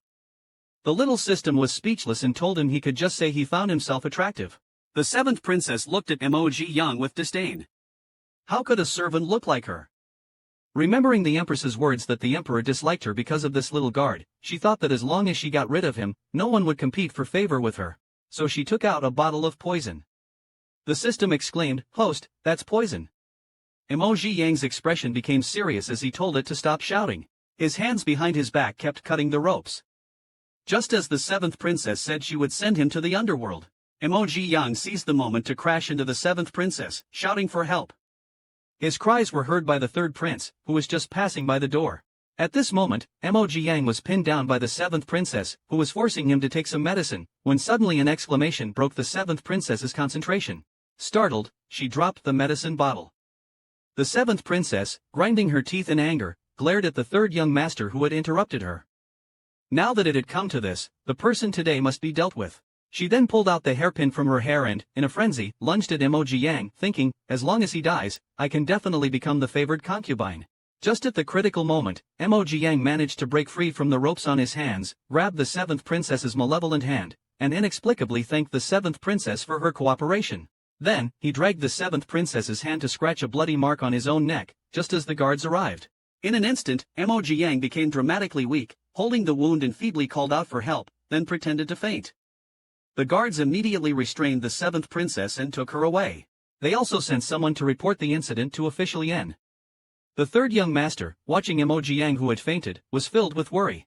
Mo Yang had no choice but to open his eyes and reassure him that he was fine, asking him to keep this a secret. Seeing Mo Yang continue to pretend to be unconscious, the third young master couldn't help but admire him. He truly was formidable. Upon receiving the news of Mo Yang's murder, Yuan Guanyin frantically flew back, thinking Mo Yang was about to die from his tragic state, not knowing it was a disguise by the system. In fact, it was all staged with the system's props. Yuan Guanyin was so scared that he hurriedly called for the imperial physician. Holding Mo Yang in distress, he couldn't believe that just leaving for half an hour led to this mishap. Recalling the Empress Dowager Zhao's words that he was cursed by Z-Star, people slightly close to him from a young age couldn't escape a tragic fate. So, he couldn't help but burst into tears, asking, Yang, are you also going to leave me? After the imperial physician's examination in the bedchamber, it turned out Mo Yang was fine and had only fainted due to a small dose of D poison. He would recover fully after taking some tonic for a few days. Yuan Guanyin breathed a sigh of relief and asked how the wound on Mo Yang's neck was. The imperial physician awkwardly reassured him that it was nothing serious, thinking to himself that if Yuan Guanyin had arrived any later, the wound would probably have healed. Yuan Guanyin ordered the physician to prescribe some medicine. And watching Mo Yang in a coma, he blamed himself, thinking if he had known something like this would happen, he would have definitely kept him by his side. A few days later, Mo Yang finally woke up. As soon as he woke up, he started complaining about the system, saying it's a high-risk job to be a White Lotus, and reminded himself to ask the broken main god to provide him with social security and benefits. Yuan Guanyin thought he was dreaming when he saw Mo Jiang awake. Mo Jiang, seeing Yuan Guanyin's haggard face, asked in disbelief, "Your Majesty, are you all right?" The system by his side immediately explained, "Host Dad, while you were unconscious these few days, the big golden retriever has been staring at you, not eating or drinking nor going to the morning court, which was really scary." Hearing this, Mo Jiang was touched and grasped Yuan Guanyin's hand. Feeling the warmth from his hand, Yuan Guanyin believed that he was not dreaming and excitedly threw himself at Mo Jiang. "I will never allow you to leave me again, we shall be together forever." Mo Jiang gently patted him, comforting, "I will always protect your Majesty and stay by your side." Thinking to himself, it seems the big golden retriever was really frightened this time, but the hardships I endured were worth it, as he sipped the porridge personally fed to him by Yuan Guanyin. Mo Jiang casually mentioned that it was the third prince of Manchu who had saved him. Upon hearing this, Yuan Guanyin immediately declared, "Since he saved Yang Yang, he is a good person and will not be implicated." Mo Jiang sincerely hoped that the third prince could break free from control and live his own life. At Yuan Guanyin's command, the seventh princess vanished from that moment onwards. As for the third prince, the petty-minded Yuan Guanyin was worried that if this person stayed in the palace for too long, Yin Yan might develop deep feelings for him, which would not be good. So he had him released from the palace. Yuan Guanyin said that a small trick to cure a cold was to sweat it out, and insisted on teaching Mo Jiang how to do it. Mo Jiang, who understood instantly, refused with a worried face, "Your Majesty, you're still sick." Yuan Guanyin, smiling brightly, insisted, "That's why I need Yin Yan to help me sweat it out, so I can recover faster. But after sweating once and then again, are you sure you won't get cooked?" The experienced little system pulled out its full gear, and Jay finally quieted down. The next day, Yuan Guanyin's illness was indeed cured by sweating. He brought breakfast and called Mo Jiang to get up. Yuan Guanyin coughed twice, pretending to be sick, and Mo Jiang immediately got up to check. "You were fine in the morning, why are you coughing again?" Unexpectedly, Yuan Guanyin grabbed him, "As long as Yin Yan cares for me, it doesn't hurt." After a bout of tea ceremony tactics, Mo Jiang realized he had been tricked and angrily took a bite, letting him know that disturbing young master's sleep had serious consequences. Yuan Guanyin, however, dotingly held him and said, "No matter how Yin Yan bites, it doesn't hurt." He then personally combed and tied his hair, taking advantage of every opportunity during the process. During this time, Mo Jiang had all his tofu eaten, which really angered him as he was still hungry. After having his fill, Mo Jiang began to cause trouble. In the Wei Yang Palace, a maid carefully brought a bowl of bird's nest soup to Tang Wanwan. After drinking it in one gulp, Tang Wanwan immediately felt stomach pain. The maid was so frightened that she hurriedly went to call for the imperial physician, who diagnosed it as food poisoning. Tang Wanwan, weakly, instructed the maid to find out who was responsible for almost causing her death by diarrhea. Unexpectedly, the next second, she found a large cockroach in her medicinal soup. Tang Wanwan's scream echoed through Wei Yang Palace, while the instigator, Mo Jiang, was on the roof, laughing until tears flowed. That evening, Mo Jiang cheerfully returned to his sleeping quarters. There he was caught by Yuan Guanyin, who asked sternly where he had been fooling around. Mo Jiang, with a grin, denied fooling around and said he was just making his usual rounds. Suddenly, he noticed a bowl of syrup in front of Yuan Guanyin and couldn't help but slurp his saliva. Seeing Mo Jiang's craving look, Yuan Guanyin held the bowl ready to feed him, but Mo Jiang held his hand, insisting that Yuan Guanyin eat first. Yuan Guanyin was so happy. "Yang Yang loves me so much now that you're willing to let me eat first?" Seeing Yuan Guanyin drink, Mo Jiang leaned in, and a golden retriever snatched the food from his mouth. After eating, he licked his lips proudly and said, "Your Majesty, please don't misunderstand. I just found that the food in someone else's mouth smells better." Yuan Guanyin didn't mind and implied, "Since you've snatched my food, I won't be polite either." Mo Jiang let out a cry as he was lifted off the ground and taken away. The golden retriever was about to start eating. The little system teased from behind, "That's what you get for flirting recklessly." Yuan Guanyin gave all his gentleness and trust to Mo Jiang. He learned from Gao Wufan that someone recently wrote a rebellious poem. In his rage, Yuan Guanyin arrested hundreds of people. Sounds of Yuan Guanyin's furious outbursts and throwing things could be heard from inside. Mo Jiang decisively decided to go in and check. Pushing the door open, indeed, the floor was covered with brushes, ink, paper, and inkstones, accompanied by Yuan Guanyin's angry shout, "Get out!" As soon as Yuan Guanyin saw who had come, he hurriedly ran towards Mo Jiang, holding his hand with concern. "Yang Yang, why are you here? Are you hurt?" When Mo Jiang asked why he was angry, without a trace of impatience, he gently soothed him, saying he wasn't angry, it was all trivial matters, and then changed the subject to ask where Mo Jiang had been. Emoji Yang, about to speak, said, I went around to inspect, and when I returned, I saw this place. Yuan Guanyin glanced at his own recent creation. It was a mess, probably frightening the child. He then suggested they take a walk in the Imperial Garden. The two walked hand in hand among the maple leaves. Yuan Guanyin talked about the deceit and intrigue of the Imperial Palace, saying only Yang Yang truly cared for him. Although Emoji Yang tried to comfort him, saying many people liked him, his words ultimately seemed pale. After all, Yuan Guanyin had experienced the brutal struggles for imperial power since childhood. Only Yang Yang's affection for Yuan Guanyin was genuine. Hearing about these tragic experiences, Emoji Yang thought how the big golden-haired one had indeed suffered a lot of grievances. He must ensure he is well taken care of. In the evening, while Yuan Guanyin was bathing, Emoji Yang took the opportunity to investigate what the counterpoem was about. The 7-character regulated poem he held mentioned the words no Guanyin. It wasn't really a counterpoem, nor worth losing one's head over. Emoji Yang thought this must be someone intentionally causing trouble, wanting to use big golden hair to frame someone. So, when Yuan Guanyin came back after washing up, Emoji Yang quickly pulled him into the tent. Reaching out, I took off the protective talisman I was wearing. I want to give this to your majesty. This was given to me by my master. He said that encountering too many evils could shorten one's life. This talisman could extend one's life. I hope your majesty can always stay with Yang Yang. After saying that, she placed the talisman into Yuan Guanyin's palm. Yuan Guanyin thought about how Emoji Yang was only 19 while he himself was already 30. If he didn't live long enough, leaving the child alone, what would happen if the child was bullied? For Yang Yang, I can't continue to indulge in vices as I did before. Thus, he gladly accepted it and let Emoji Yang put it on for him, thinking that this might save some innocent people. The little system couldn't help but lament, host dad, despite his young age, has two faces. Towards those unrelated to missions, he always harbors goodwill. But once it involves a mission, he shows another face. How bad Emoji Yang is, sending all sorts of tonics to the Empress every day, causing Tang Wanwan to not eat or sleep well, feeling extremely uncomfortable. Through a maid, she learned that the location for the autumn hunt was set at Jiuyun Mountain. That's exactly where Chen Boyan is hiding. Isn't the autumn hunt a perfect opportunity to act? Thinking about getting rid of Yuan Guanyin, Tang Wanwan felt somewhat better. That day, everyone prepared to head to Jiuyun Mountain for the autumn hunt, including the beauties from Yuan Guanyin's harem. Simu expressed his liking for the one who smiles beautifully. Yuan Guanyin and Emoji Yang are intimately talking in front of everyone. Tang Wanwan, seeing this, is very disdainful. The emperor really has a peculiar taste for not wanting the women in his harem who are as beautiful as flowers and jade. The concubine is also gossiping. Being a widow while alive is really infuriating. As soon as he got on the carriage, Emoji Yang was like a curious baby, finding everything fascinating, even suggesting that he wanted to go to Jiuyun Mountain by himself.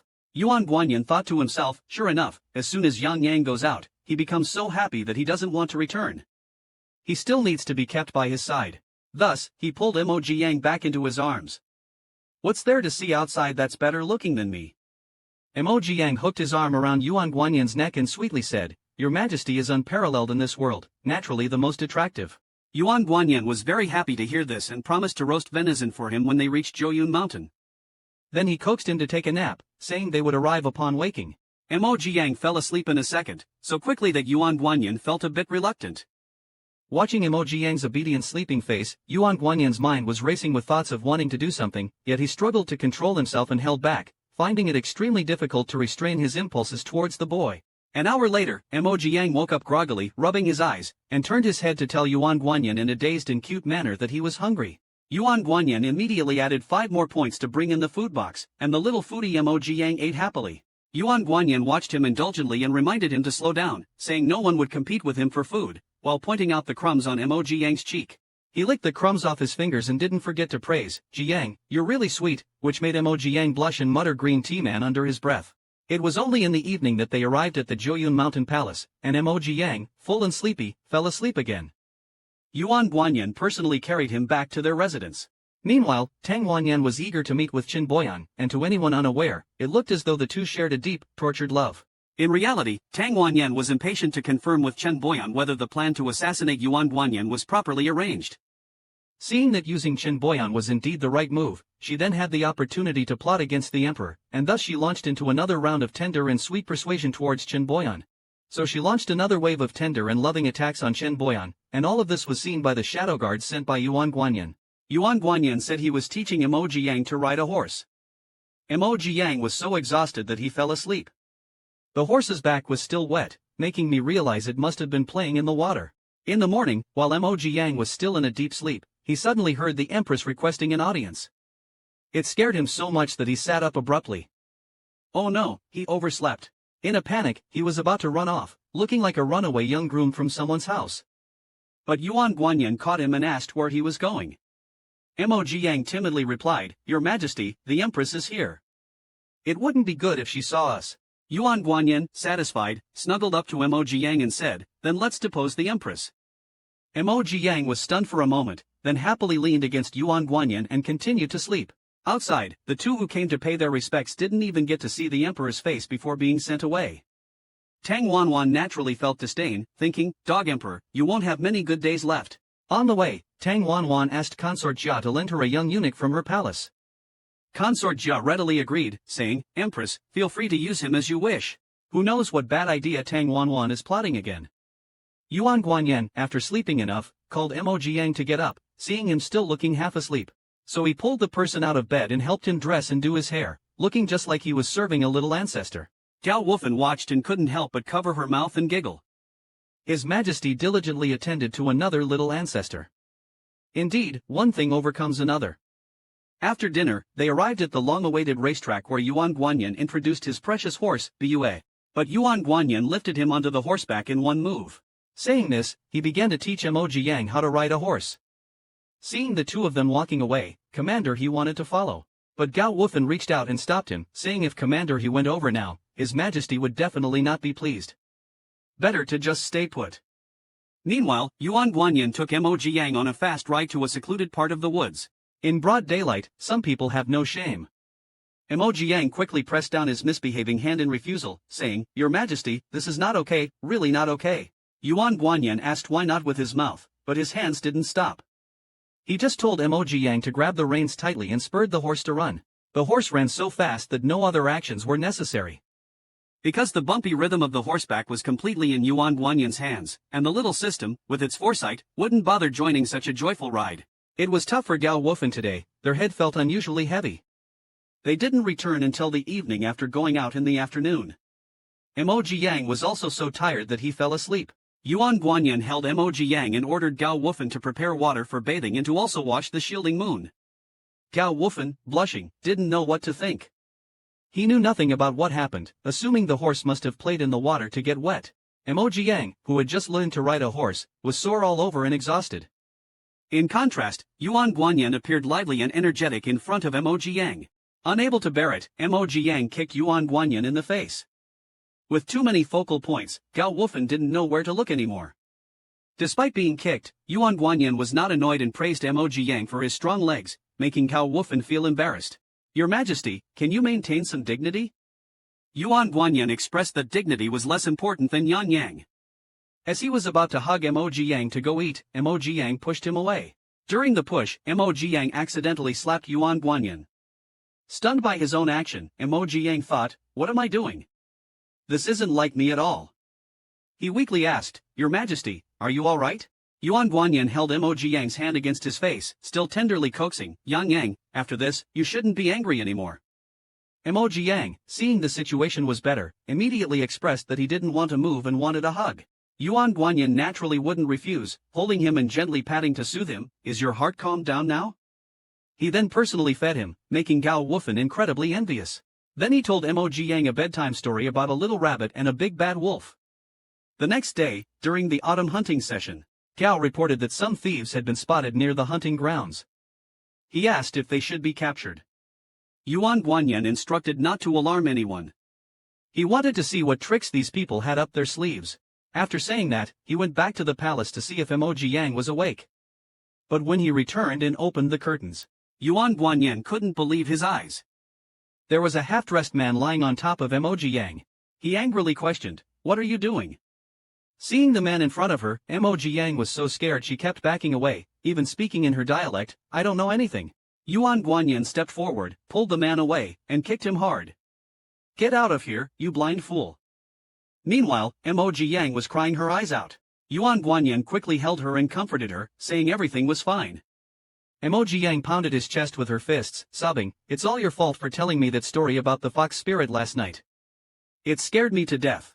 She then glanced at the man kneeling on the ground, thinking he wanted to frame her. Fortunately, she acted first. She then turned to Yuan Guanyin with a pitiful look and said weakly, "Who is he, Your Majesty? I don't know him at all." After interrogation, it turned out that this person was a minor eunuch serving close to Consort Jia, sent to meet with Official Yan but accidentally bumped into Emoji Yang. However, Official Yan didn't think the situation was that simple. In the evening, to appease Emoji Yang, everyone sat together roasting venison. Emoji Yang, the little foodie, was impatient, wondering when the venison would be ready as he could hardly hold back his drool. While telling him not to rush, Official Yan also draped a coat over him to keep him from catching a cold. Commander He, seeing his servant's demeanor for the first time, was quite unaccustomed. Gao Wu, calm as an old dog, remarked, "You'll get used to it after seeing it a few more times." Suddenly, Emoji Yang heard the sound of arrows being loaded. The next second, a hidden arrow flew through the air, and Emoji Yang immediately threw himself over Official Yan to dodge the arrow. He grabbed Official Yan and shouted, "Someone is trying to assassinate us, let's go." But unexpectedly, Official Yan pulled him back and fell on top of him, saying, "I know, Yang Yang, don't be afraid, I will protect you this time." Official Yan smirked, confident of victory. Seeing how assured Dijin Ma was, Emoji Yang realized that he must have anticipated this, including the other two who were calmly still roasting meat. Is it really okay to show no respect to the assassin? A message from the mini-system said, "The assassin in the small woods is surrounded on one side," and Emoji Yang felt relieved. It seems this assassin is really clumsy. Just as Gao Wufen said the barbecue was ready, Emoji Yang, who loves food, smelled the barbecue and was extremely happy with stars in his eyes. However, he turned and handed the barbecue to Yuan Guanyin, urging him to try it quickly. Yuan Guanyin was stunned, even though he was so eager, he thought of letting others taste it first. Such behavior from Yang Yang is really adorable. Then, he bit lightly on Emoji Yang's hand and said, "It's truly delicious." Emoji Yang was furious, calling him an old durian who was always looking for a chance to take advantage. So, ignoring everyone else, he praised himself lavishly. The aroma made even the nearby system cry from delight. Leader He has captured 5 living assassins. Does His Majesty want to interrogate them personally? Yuan Guanyin expressed that after watching such a good show for so long, it was time to see who the actual performer was. It's time to see who's performing the opera. Shout for Emoji Yang to accompany you to watch the opera. Emoji Yang had no choice but to agree, and as he got up, he felt a chill on his neck. There was a sharp sword across Emoji Yang's neck. Yuan Guanyin was shocked, asking how there could still be an assassin, and quickly told the assassin not to hurt him. Emoji Yang angrily bit into a piece of roasted venison. The person holding him hostage was none other than Chen Boyan, right? The little system was about to cry, asking host daddy to be more careful and stop eating. Seeing the emperor trying to approach, Chen Boyan slightly pressured the sword in his hand, warning the dog emperor that one more step forward would endanger his life, frightening Yuan Guanyin, who quickly agreed to whatever demand as long as he was released. Chen Boyan angrily said, "You've schemed against my brothers, I want you to s." Hearing this, someone daring to demand the big golden retriever meant his mission was doomed. "I couldn't even if I s him." Emoji Yang, held hostage by the assassin Chen Boyan, demanded Yuan Guanyin to substitute himself, but Emoji Yang would not agree as he himself needed to survive even if he s Yuan Guanyin. Yuan Guanyin truly loved Yang Yang, holding a knife against himself, demanding Chen Boyan to keep his word and release him. Then he raised the knife, ready to stab himself. Ignoring the advice from those around him, Emoji Yang got angry when he saw this, furious that someone dared to hinder the mission of the White Lotus boss. His life was on the line. Emoji Yang silently drew a hidden weapon from his belt and, seizing the right moment, threw it. It hit Chen Boyan's foot. Chen Boyan bent down in pain instinctively, allowing Emoji Yang to slip away, creating some distance. Seeing Emoji Yang in danger, Yuan Guanyin immediately stepped forward to hug him. At the same time, Chen Boyan was subdued by He Tongling with a kick. Even while being held down, Chen Boyan kept spouting golden lines, cursing the scoundrel emperor. Emoji Yang snorted coldly, stood up, and said he still had words for Chen Boyan. He picked up a thick stick from beside the fire, walked towards Chen Boyan with a sneer, and said, "You want the emperor's life, huh? Not bad, little brother." He raised the stick and swung at Chen Boyan, saying, "Tired of living, huh? Calling the emperor a scoundrel? Why don't you ascend to heaven then?" He kept scolding while never stopping the beatings, stunning the onlookers with the ferocity of his attacks. When he had beaten Chen to barely a breath left, the system hurriedly intervened, "Host Dad, calm down. If you keep beating him, he'll be gone." Emoji Yang calmed down, threw the stick away, and said, "Remember, you're not allowed to call the emperor a scoundrel," mentally adding, "Only I can call him that." As soon as Wanrun turned around, they saw everyone looking at them in shock. Emoji Yang tilted his head, smiled innocently, and scratched his head saying, "Ah, it was just a random DD. Why are you all staring at me like that?" Yuan Guanyin was amused by his cleverness and covered his mouth to snicker. "This little guy has claws and teeth too," he said, then caught him and comforted, "All right, don't be mad. I'll call the imperial physician to bandage your wound." Tang Wanwan originally wanted to lead the young concubines to see Yuan Guanyin fall from grace. Unexpectedly, Yuan Guanyin was fine, and she ended up being fed a mouthful of dog food, infuriating her so much that she gritted her teeth and cursed Qin Boyan as useless. The young concubines behind her, who had never seen such a scene, were terrified and shivered. Not long after going to bed at night, Yuan Guanyin suddenly woke up, shouting Yang Yang, Yang Yang. Emoji Yang, woken up by the noise, sleepily asked him what was wrong. After finding out he had a nightmare, Emoji Yang comforted him and finally coaxed him back to sleep. Then, he wanted to pour himself a glass of water. Before he took 2 steps, someone caught him from behind and asked where he was going. Emoji Yang said, "I'm just going to have a cup of tea, don't worry." However, Yuan Guanyin wouldn't let go and insisted he not leave. Emoji Yang sighed helplessly and said, "I won't go." He understood that verbal comfort wasn't very effective and that action was the key to solving the problem. But Yuan Guanyin, taking advantage of Yang Yang's initiative, started trying new tricks. Yuan Guanyin was having a great time, and Emoji Yang was very angry. "If you keep this up, I will really leave you." Emoji Yang just dry-heaved a few times and was misunderstood by Yuan Guanyin as being pregnant. The food-loving Emoji Yang rarely loses his appetite, seeming to be lost in thought.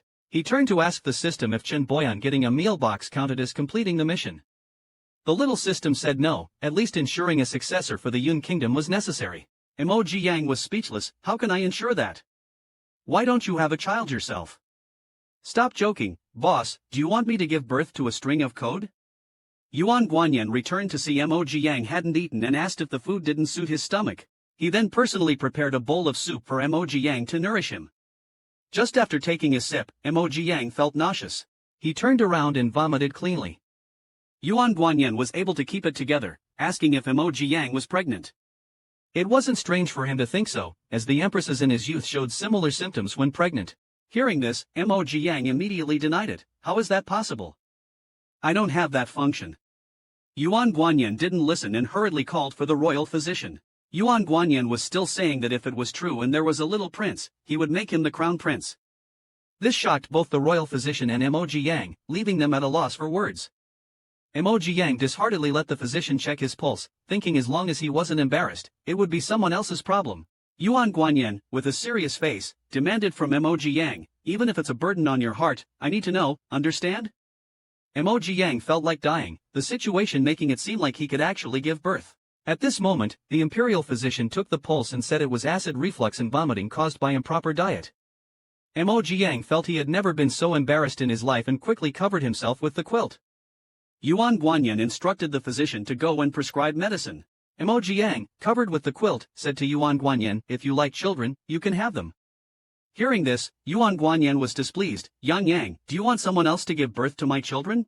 Emoji Yang, feeling disheartened, tearfully expressed that he didn't want that, but thinking about the emperor being sad because he had no children made him very upset. Yuan Guanyin wiped his tears and comforted him, "I do not particularly like children.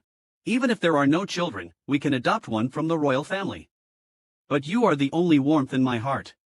Having you in this life is enough for me." The two embraced emotionally. In his heart, Emoji Yang hummed, "You sly emperor, lucky for you to realize that if you dare to have children with someone else, I'll show you why the flowers are so red." On the other side, Tang Wanwan felt uneasy. Ever since Qin Boyan was captured, there has been no news at all. If he exposes her, both she and the Tang family would be finished. She remembered she had a system and asked if it was there. "What should I do now?"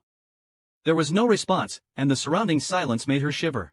Tang Wanwan was horrified, thinking, "Has the system given up on me too?" Unable to accept this blow, she blacked out. These two people were originally husband and wife but betrayed each other. Yuan Guanyin and Emoji Yang were just about to eat the exquisite pastries when a servant came to inform them that the empress had fainted. The imperial physician said it was due to excessive worry. Yuan Guanyin instructed to take good care of her, as the S method was too lenient on her. Then he saw Emoji Yang poking at the dessert. He affectionately pinched his nose. Yang Yang, if you keep playing like this, you won't be able to eat the dessert.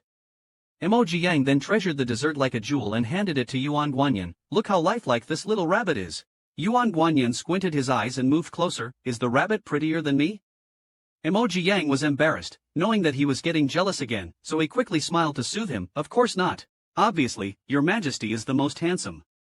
Yuan Guanyin was delighted, saying his sweet words were honey-coated. After tasting, he left Emoji Yang to play by himself. Yuan Guanyin then went off to settle scores with Tang Wanwan. Emoji Yang, while agreeing, sneakily followed him to the rooftop and started spying with the small system. Peeking with Xiaoxi, we saw Tang Wanwan kneeling on the ground, while Yuan Guanyin, 5 feet tall, brought something over. 2 guards carried a large chest and with a thud placed it beside Tang Wanwan. Yuan Guanyin asked, "Do you know what's inside?" "I do not know," she replied. "Do you know how the history books will write about you?" "I guess they would probably write, the Empress conspired with the third son of South Chu, secretly communicating and colluding with South Chu assassins to assassinate the Emperor, and was executed after the plot was discovered." Hearing this, Tang Wanwan was shocked and kowtowed repeatedly, begging for mercy. "Your Majesty, I am wronged. Please do not believe the slanderous words of others." "I knew she wouldn't admit it." Yuan Guanyin commanded Gao Wufan to open the chest. "Inside this chest is the evidence of your treason." Tang Wanwan looked at the chest opening nervously, only to find it actually contained Chen Boyan, with whom she had had dealings. She was so scared that she fell to the ground and immediately denied, "Who is this? I do not recognize him." Seeing her denial, Yuan Guanyin took out a document detailing the collusion between Tang Wanwan and Chen Boyan. Hearing that Yuan Guanyin knew everything, she thought it was all over. Yuan Guanyin approached Tang Wanwan and said somberly, "The court will execute Chen Boyan under the identity of the third son of South Chu, solidifying your crime of treason. The two of you can be together in the afterlife." Tang Wanwan lowered her head and laughed loudly, then pointing at Chen Boyan, said, "Be together in the afterlife with this worthless man? From beginning to end, I was just using him. You disregard the beauty all around you and mix with a shadow guard instead. You deserve to be cuckolded." Yuan Guanyin doesn't care. Who in the harem truly loves Lien? They just want wealth and glory. Yuan Guanyin gestured for the crazed Tang Wanyin to be taken away. Emoji Yang watched the entire process from the rooftop, realizing that the golden retriever still remembered the third son's matter. He then suggested to the system, "Why don't we stay in this realm for a few more years?" Without waiting for the system to respond, he swiftly ran towards Yuan Guanyin, pretending the mission wasn't completed. Leaving such a good golden retriever alone would be too lonely. Yuan Guanyin simply saw Emoji Yang as his sunshine, but wasn't he also Emoji Yang's salvation? Snowy Spa. But which system would commit such a foul? Half a month has passed since the Empress went offline. The Tang family fell and the harem was disbanded. Rumors are spreading outside that the Emperor was cuckolded by the Empress. This golden retriever deliberately let these idle talks spread. Wearing a cuckold's cap is really foolish. At that moment, Commander he came to find Emoji Yang, saying that Gao Wufan was looking for him. The two headed towards the sleeping palace.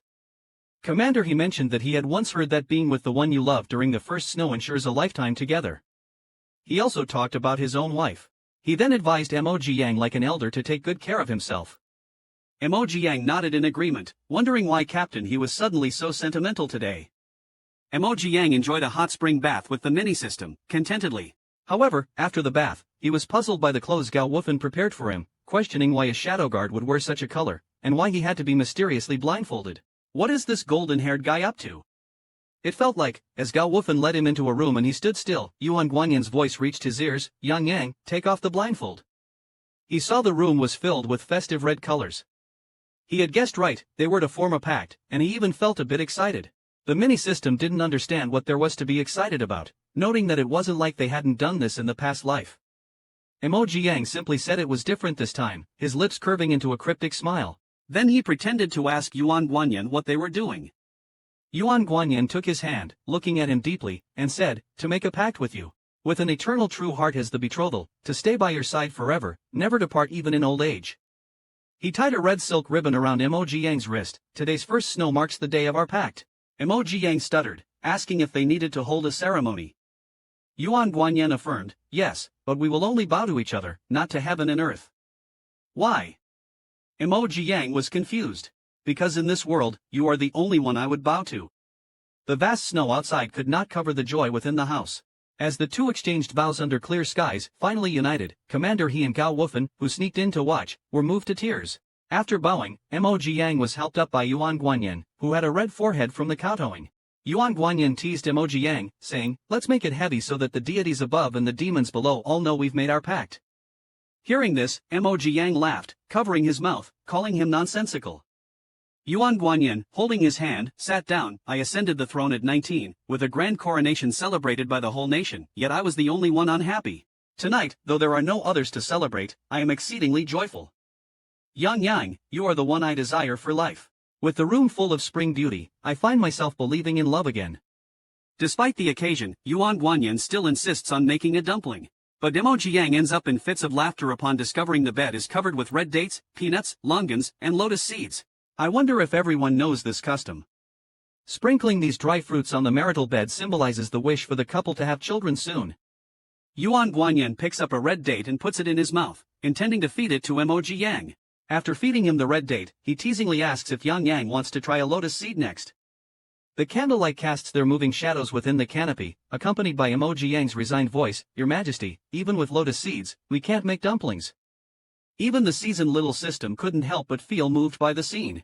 Yuan Guanyin is quite playful. Several years later, Mo Jiang welcomes the emperor back from court like a little wife. She shows Yuan Guanyin the new paper-cut window decoration she made, looking so loving that others are envious. Yuan Guanyin takes Mo Jiang to the Lantern Festival. It's rare for her to leave the palace, so everything she sees is fascinating. This time, she clings to Yuan Guanyin and playfully asks for a sugar figurine. The oblivious vendor chimes in, "Sir, make one for the young master. Your son is so charming." Hearing this, both of them widen their eyes in disbelief. Yuan Guanyin's face darkens instantly. "What nonsense are you spouting?" Mo Jiang quickly pulls Yuan Guanyin away, saying they no longer want the sugar figurine. The vendor, not knowing when to stop, calls after them, "Sir, aren't you going to buy a sugar figurine for your son?" Yuan Guanyin stops in his tracks, his face as dark as a pot bottom. Mo Jiang sees that the big gold retriever looks like he's about to bite. Sure enough, Yuan Guanyin can't take it anymore and strides back to the stall, flipping it over with one hand. He yells angrily, "That's my wife." The scene is chaotic. Mo Jiang uses all her strength but still can't pull Yuan Guanyin away. The onlookers start gossiping. Yuan Guanyin keeps emphasizing to the vendor, "He is my wife, did you hear?" Finally, amidst the chaos, they manage to pull Yuan Guanyin away. They haven't gone far when they hear the vendor muttering, "They sure look like father and son. Why can't we say that?" Mo Jiang hurriedly covers Yuan Guanyin's ears, "Old man, please say less." Yuan Guanyin turned to hold Mo Jiang's hand, looking sad. "Yang Yang, if one day I leave this world before you, what will you do all alone and helpless? When we made our pact, didn't we say till death do us part? Of course, wherever you go, I will follow. Why should we be upset over such things now? If we are upset over these things now, wouldn't it be a waste of good times? Thinking that life is just a few decades, having Yang Yang as a treasure, I really should cherish it. Do you think Mo Jiang doesn't want to end the mission because he has fallen in love with Yuan Guanyin?" Yuan Guanyin and Mo Jiang adopted a child from their clan.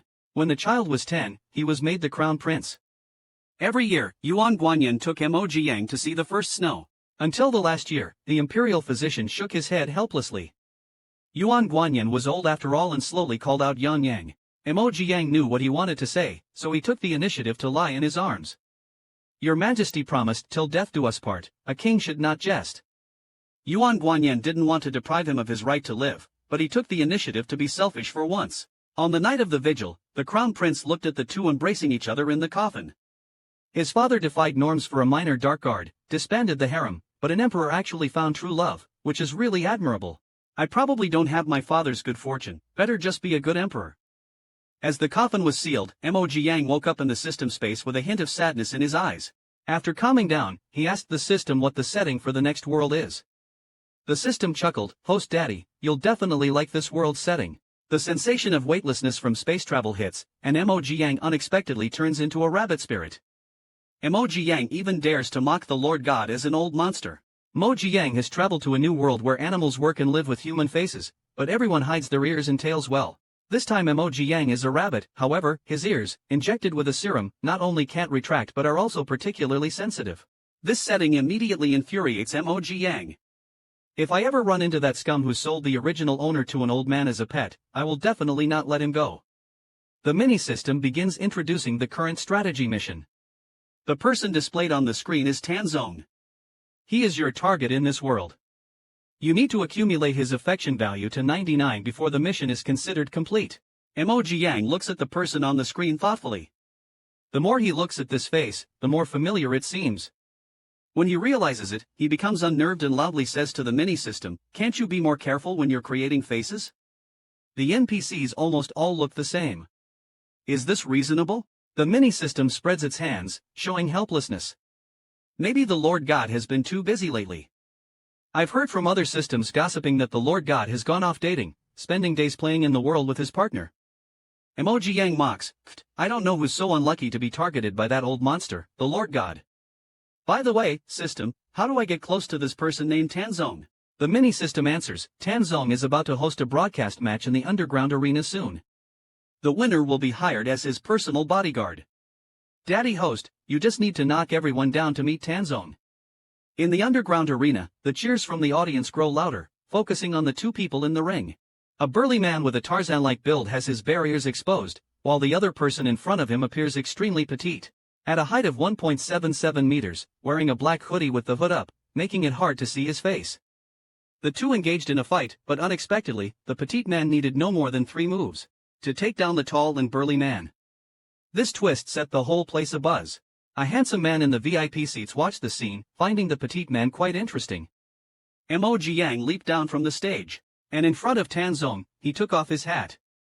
A rabbit is a rabbit, which not only shocked the audience below, but also made Tanzong frown slightly. Could such a delicate rabbit really be suitable for a bodyguard's job? Who wouldn't love a cute little rabbit? Especially one with the attributes of a self-reliant Lotus. The rabbit, brave and small, is an adorable little baby, tugging at Tanzong's clothes and acting coquettishly. Tanzong picked up the little baby, looking somewhat disdainfully at Emoji Yang. Can this delicate little rabbit really handle the job of a bodyguard? But unable to resist Xiaoran's crying, he agreed, "It's you, then. Come with me." Being disliked by someone doesn't make him angry. Now you're annoyed, but later you'll be begging him to give you a hug and lift you up high. Sure, Yuan said, "Okay," and Emoji Yang nodded. No matter what, the first step to getting close to Tanzong is done. In the study, Tanzong handed him a contract. "Your task is to protect Xiaoran for this year. Of course, the treatment is also the best. Take a look first." Emoji Yang looked at him with almond-shaped eyes. "Can I make a request?" "Go ahead." Tanzong's eyebrows slightly furrowed, seemingly displeased with his words. Emoji Yang pressed his hands over his own ears, pulling them down. His rabbit ears were extremely sensitive, a touch from someone else could weaken his knees. Blushing, he made his request, "Don't touch my ears."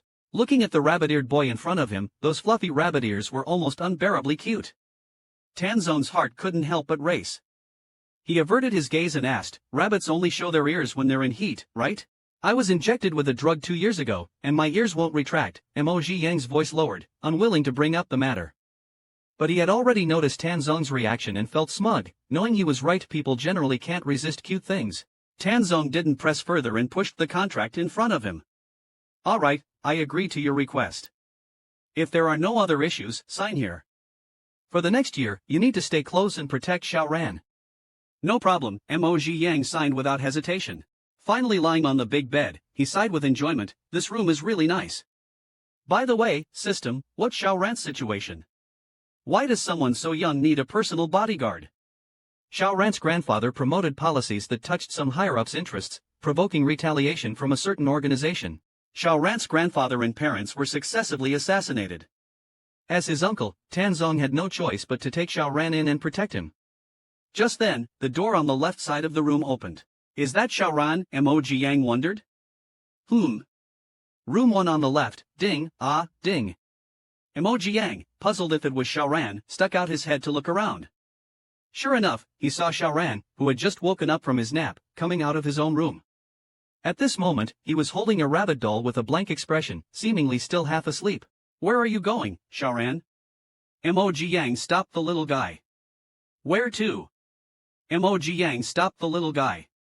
Xiaoran turned his head, saw the rabbit, and his eyes immediately lit up. He ran towards him with his little legs and hugged Emoji Yang's thigh tightly. "Rabbit, rabbit, rabbit. Who can resist the allure of bunny ears? Old Man Tan surely can't resist. Xiao Ran is extremely excited in Emoji Yang's arms. Your bunny ears are so pretty. As he spoke, he reached out to touch Mo's bunny ears. I'm Emoji Yang. Emo quickly dodged his hand, grabbed Xiao Ran's little hand and pinched it. Xiao Ran, behave, don't touch my ears. And I'm not called Bunny, my name is Emoji Yang. That night, when Tan returned home, he saw the bunny-eared boy hugging a doll, sleeping on the sofa. Under the warm orange light, the bunny ears trembled with each breath, utterly irresistible. Tan couldn't help but want to reach out and touch them. At that moment, Emoji Yang slightly curved his lips. Such a heartwarming scene, I don't believe you can remain unmoved. Indeed, Tan couldn't resist anymore, just as his hand almost reached Emoji Yang's bunny ears. Emoji Yang woke up. Pretending to be sleepy, he rubbed his eyes. You're back. With a gentle voice, Tan asked, why didn't you go to bed? Xiao Ran wanted to wait for you, Emoji Yang said as he stood up holding the child, slightly bowing his head to look at the child, seemingly cautious not to wake him, but actually to let his ears brush past Tan's nose. However, Emoji Yang underestimated his own sensitivity. As the bunny ears grazed his nose, the warm breath also hit the ears, and he almost collapsed, unable to hold back. He quickly found an excuse to leave. I'll take Xiao Ran back to the room first. Tanzong only regained his sense when people left.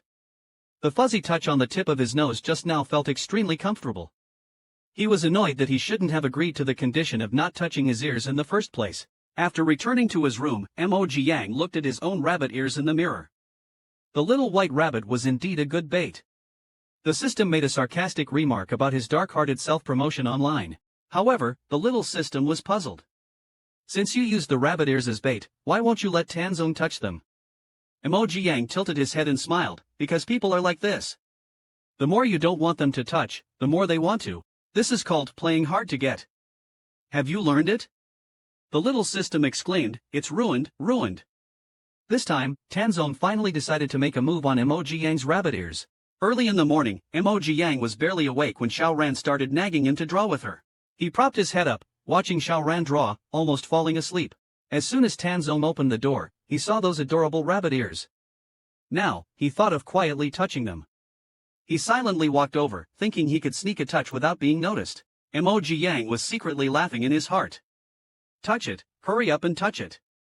The soft and cute rabbit ears, don't you want to feel them? Tanzong swallowed his saliva. He nearly touched the rabbit ears with his sinful hand, just a little bit more. Just at that moment, Xiao Ran happily exclaimed, Bai Yong, you're here. In an instant, Tanzong hastily withdrew his hand and returned to his mature and composed demeanor. That was close, almost got caught. Emoji Yang instantly sobered up.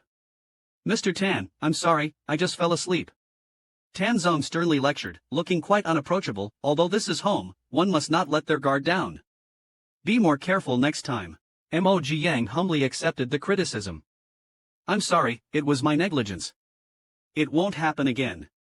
Seeing Emoji Yang's remorseful expression, Tanzong suddenly felt a bit regretful. Had he been too harsh just now? Yet, he couldn't bring himself to explain. With his already sharp and rugged features, coupled with that cold expression, he seemed very angry. Emoji Yang internally panicked, really? Just because I fell asleep for a bit? He quickly bowed and apologized. It won't happen again, rest assured. Tanzong felt anxious inside. He didn't mean to be so critical, but the more anxious he got, the colder his expression appeared, seeming even angrier. Xiao Ran thought Bai Yong was very angry. Not wanting his brother Yang to be scolded, he tugged at Tanzong's pants, pleading for his brother Yang. Uncle Bai, brother Yang played with me for a long time and got tired. He didn't mean to fall asleep. Please don't be angry. Tanzong smiled and patted the little guy's head. I'm not angry. But that smile, in Xiao Ran's eyes, still looked fierce. Indeed, Yang is really angry. Better not let brother Yang stay here and get scolded. He hugged Yang's legs and began to act coy. Brother Yang, I'm sleepy. Take me for a nap, please. Emoji Yang also noticed the little guy's intentions. Go ahead. He bent down to pick him up. Then I'll take Xiao Ran to rest first. Tanzong still had a cold face and nodded slightly. After they left, Tanzong frantically scratched his head. I really wasn't angry, I clearly didn't mean to scold him. How did it turn out this way? Why can't I speak when I try to explain? Tanzong, this stoic top, surprisingly has a cute contrast. Xiao Ran, the adorable one, insisted on having dinner with Tanzong along with Emoji Yang. Emoji Yang looked at the meat dishes filling the table, drooling. Xiao Ran's little short hands couldn't reach the dish he wanted. Brother Yang, I want that one. After Emoji Yang picked the meat for Xiaoran, he casually added a piece of braised pork for himself. But as soon as he picked the meat, Tanzong's eyes were fixed on that piece of meat. Emoji Yang felt worried. No way, he's staring even when I add a piece of meat for myself. Does he not want me to eat it? The atmosphere got a bit awkward. Emoji Yang gritted his teeth and directly gave the meat to Xiaoran. If he doesn't want to eat it, then fine. He added some vegetables for himself and started to eat his rice, head down. Oomph, so petty. What did your official partner see in you anyway? Stingy? Tanzong had a cold face, but his real thought was, why didn't he add meat for me? I wanted some meat too. Watching the desired meat end up in his nephew's bowl, Tanzong shamelessly transferred the meat from his nephew's bowl into his own and coaxed the little nephew, eat more vegetables. You need a balanced diet to grow. Emoji Yang was speechless. Xiaoran is like a wolf, telling him to eat vegetables? Go tell a ghost to eat vegetables. This uncle is truly something else. Emoji Yang had no choice but to say nothing, continued eating and combing his hair. Tanzong watched the rabbit ears tremble with each bite. Suddenly, he found the meat in his mouth less appetizing. He really wanted to touch those rabbit ears, to rub them. That evening, Emoji Yang had a hard time but finally managed to coax Xiaoran to sleep. He had just left Xiaoran's room, when, unfortunately, he ran into Tanzong. Startled, Emoji Yang greeted, "Good evening, Mr. Tan. I'll go back to my room now," and turned to leave. But Tanzong stopped him, pointing in the opposite direction. "Your room is that way." Your room is over there. Mo Ji-young awkwardly scratched his head, but just as he took 2 steps, he was called back, surprised. What does this person want to do? Could it be that he's still holding a grudge over that piece of meat? Before Tanzong could speak, Mo Ji-young bowed apologetically once more. I'm sorry. I didn't do my job well today. I apologize again. It won't happen again. If you want to deduct my pay, that's fine. Tanzong was frustrated inside. I don't want you to apologize. But the more anxious he got, the colder his expression became, and he spat out 2 cold words, "It's fine." Mo Ji-young wiped the sweat off his forehead and muttered to himself, what a bad attitude. How can someone be so stingy? Misunderstood, Tanzong was somewhat absent-minded. However, looking at Mo Ji-young's smiling face, he found him really cute. At this moment, the system suddenly indicated that his heart fluttered slightly. Mo Ji-young was a bit puzzled. Did he suddenly have feelings? Oh well, never mind, better to leave first. Mr. Tan, if there's nothing else, I'll go rest now. Okay. Seeing the person enter the room and shut the door with a bang, Tanzong regretted it deeply. Why didn't he just say sorry earlier? He angrily kicked the wall. A sharp pain instantly shot through his toes. Mo Ji-young, who had just closed the door, heard a bang and thought something had happened. He opened the door to see Tanzong still standing there. Mr. Tan, do you still have something to say? Tanzong's expression changed instantly, coldly responding, no. Watching Tanzong hobble back to his room while leaning on the wall, Mo Ji-young was a bit worried and asked the little system, do you think Tanzong is sick? The kind that might suddenly grab a knife and attack me? Guess whether Tanzong's original official partner was male or female, the little system reminded Mo Ji-young. According to the original plot, the day after tomorrow at the amusement park is when you'll meet your end. Later, Tanzong's official partner accidentally saved Xiaoran and fell in love with Tanzong as a result.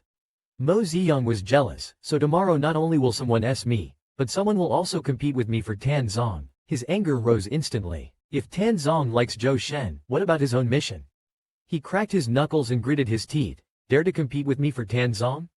Haha, Zhou Shen, you're in big trouble. In the crowded amusement park, Mo Ji-young, holding Xiaoran, was vigilantly looking around when he suddenly squinted his eyes and spotted a suspicious man in black at the entrance. He handed Xiaoran to Tanzong and used a hat to cover the upper part of his face, then walked towards the man in black. The man in black adjusted his communicator. Position normal, the target vehicle has just arrived. Mo Ji-young pretended to brush past him, then suddenly grabbed the man's shoulder. Hey, long time no see.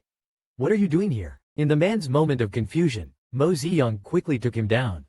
His technique was clean and efficient. He dusted off his hands, trying to ambush your dad? Maybe in your next life. Then, Mo Ji-young knocked out another man disguised as a mascot and another watching from the bushes. While celebrating the victory with the little system, he heard a particularly pleasant voice. Would this guest like some ice cream? Mo Ji-young looked up and saw a seductively handsome man smiling at him. That man's eyes were so captivating that they made Mo Ji-young's heart tremble. The little system told him this was Tanzong's official match, Zhou Shen. Zhou Shen liked the little rabbit in front of him very much, especially its pink-tinged white rabbit ears which looked exceptionally soft and touchable. "This ice cream is for you. My name is Zhou Shen, what about you?" Zhou Shen seemed very interested in him, smiling as he introduced himself. Seeing the food, Mo Ziyang's brain stopped working. "I'm Mo Ziyang, thank you." He licked the ice cream happily and giggled, "Yummy, so sweet." The little system was frustrated. "Host daddy, just a bit of food and you're bought over. He is your rival after all." Mo Ziyang started to make excuses again. "You don't understand, Zhou Shen is the protagonist. According to the plot, as long as he is there, Xiao Ran is safe. So, getting along with him might actually help with the mission." The little system chuckled. "You think I believe that?" Zhou Shen actually took a liking to Mo Ziyang. At the amusement park, Xiao Ran and Tan Zong had an accident and got trapped on the Ferris wheel. Mo Ziyang hurriedly threw down his ice cream and rushed over to the rescue. Zhou Shen watched Mo Ziyang with some confusion, wondering how this Qianqin Mian suddenly changed and even started protecting others. Could he also be here on a mission? At that moment, Zhou Shen also noticed the unusual situation and quietly followed. Xiao Ran shrank in the embrace, shivering, while Tan Zong held Xiao Ran tight, soothing her softly. "Don't be afraid, Xiao Ran. Your brother Yang is still down there. He will find a way to save us." Mo Ziyang rushed to the Ferris wheel's control room, cursing as the door was locked by the assassin. Inside the control room, the assassin was still operating the Ferris wheel. Mo Ziyang couldn't care less and forcefully kicked open the glass door. Just as he was about to subdue the killer, the next second a bullet penetrated the assassin's temple. Mo Ziyang turned his head to see Zhou Shen spinning around, smiling at him with pure benevolence. After resolving the crisis, Mo Ziyang sincerely said to Zhou Shen, "Thank you." Zhou Shen, casually holding the pistol, replied, "No need for thanks." A peculiar gleam flickered in his eyes. This is indeed an interesting little rabbit. Tan Zong and Xiao Ran safely landed from the Ferris wheel. Mo Ziyang ran over to them. "Mr. Tan, Xiao Ran, are you both alright?" Scared, Xiao Ran buried her head in Tan Zong's embrace, but still sensibly said, "Uncle, let's go home. Xiao Ran has had fun at the amusement park." Tan Zong patted Xiao Ran's back to comfort her, "Then let's go back." Mo Ziyang looked at Tan Zong, his face looking gloomy. He wondered if Tan Zong was going to blame him for not providing enough protection. Tan Zong frowned abruptly and scolded, "How did you get injured? Why didn't you protect yourself properly?" Mo Ziyang was taken aback and followed Tan Zong's gaze, only then noticing his hand was cut by glass. Scratching his head, he said nonchalantly, "It's just a small wound, it's nothing." In the small woods, Mo Ziyang furiously hammers the tied-up assassin, venting, "I'll teach you to ruin my mission, you think." After hammering for a while, Mo Ziyang finally carries the stick, revealing a very satisfied smile, feeling relieved. Zhou Shen, hiding behind the tree, watches this whole act of Xiao Mianzi and reveals a smile. "What a fierce little rabbit, I like it." Mo Ziyang, after all, can't forget Yuan Guanyin. Mo Ziyang ultimately couldn't forget Yuan Guanyin. Even when Tan Zong was applying medicine to him, he felt that Tan Zong resembled Yuan Guanyin a lot. Mo Ziyang endured the pain and used tweezers to remove the shards of glass embedded in the back of his hand. At this moment, Tan Zong came in with a medical kit. Mo Ziyang, looking at that sullen face, felt a bit worried. He wondered if Tan Zong was planning to rob him with the box. "I'll help you bandage the wound," Tan Zong said abruptly. Just as Mo Ziyang was taken aback, Tan Zong had already picked up his hand, and seeing the wound, Tan Zong felt extremely distressed, wishing it were he who was injured. "Bear with it, it might hurt a bit." Mo Ziyang's face turned slightly red as he nodded. Tan Zong was very focused and careful, gently disinfecting the wound, afraid of causing more pain. Mo Ziyang suddenly felt a bit dazed. Although he knew that NPCs all looked quite similar, his expression was still. He asked subconsciously, "Do you know someone named Yuan Guanyin?" He seemed to look at Tan Zong with some anticipation. Tan Zong paused, looked up, thought for a moment, and then shook his head, "I don't know." Mo Ziyang suddenly felt a bit disappointed. Well, it's a pity. He really resembled the big golden retriever just now. After treating the wound, Tan Zong repeatedly reminded, "Do not let the wound get wet these days. Take a good rest. I've arranged for an assistant to arrive the day after tomorrow."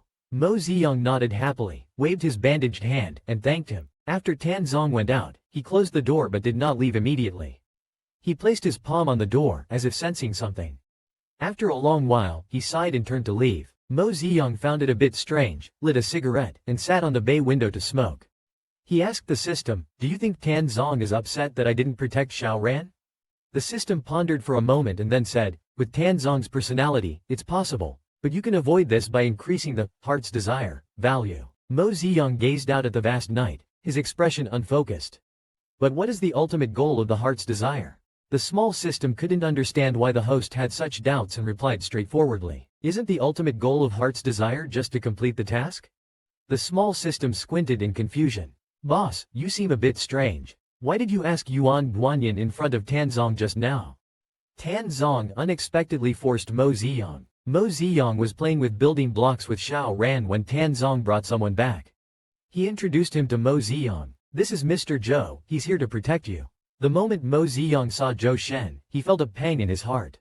Indeed, the power of the plot is strong. He couldn't escape this official couple. Xiao Ran cleverly called out, "Hello, Uncle Zhou." Uncle Zhou Shen's heart skipped a beat. Did he really look that old? He turned to look at the rabbit that had been staring at him. Wei Wei smiled. Great. Wen is seeing the little rabbit. Mo Ziyang feigned a smile, but deep down he was paying the price, thinking, I can't let Tanzong and him get close. The heart-stirring must be mine. After coaxing Xiao Ran to sleep in the afternoon, Mo Ziyang knocked on Tanzong's door. It's time to sell some misery. Tanzong looked at the bunny ear poking in, feeling a bit excited. It's the bunny. The bunny actually came to see me. Mo Ziyang cautiously asked, is it because I previously scared Xiao Ran that you were unhappy and found Mr. Zhou? If that's the case, you can deduct from mine. It's okay. After saying this, he pursed his lips slightly, his big eyes filled with autumn water. Seeing him like this, Tanzong's heart melted. The bunny seems to have misunderstood. What should I do to explain? He stood up to explain, but his tone remained cold and hard. No, he's just assisting you. At this moment, the system prompted. Heart-stirring value +1, +1, +1, the little system exclaimed. Host, you're awesome.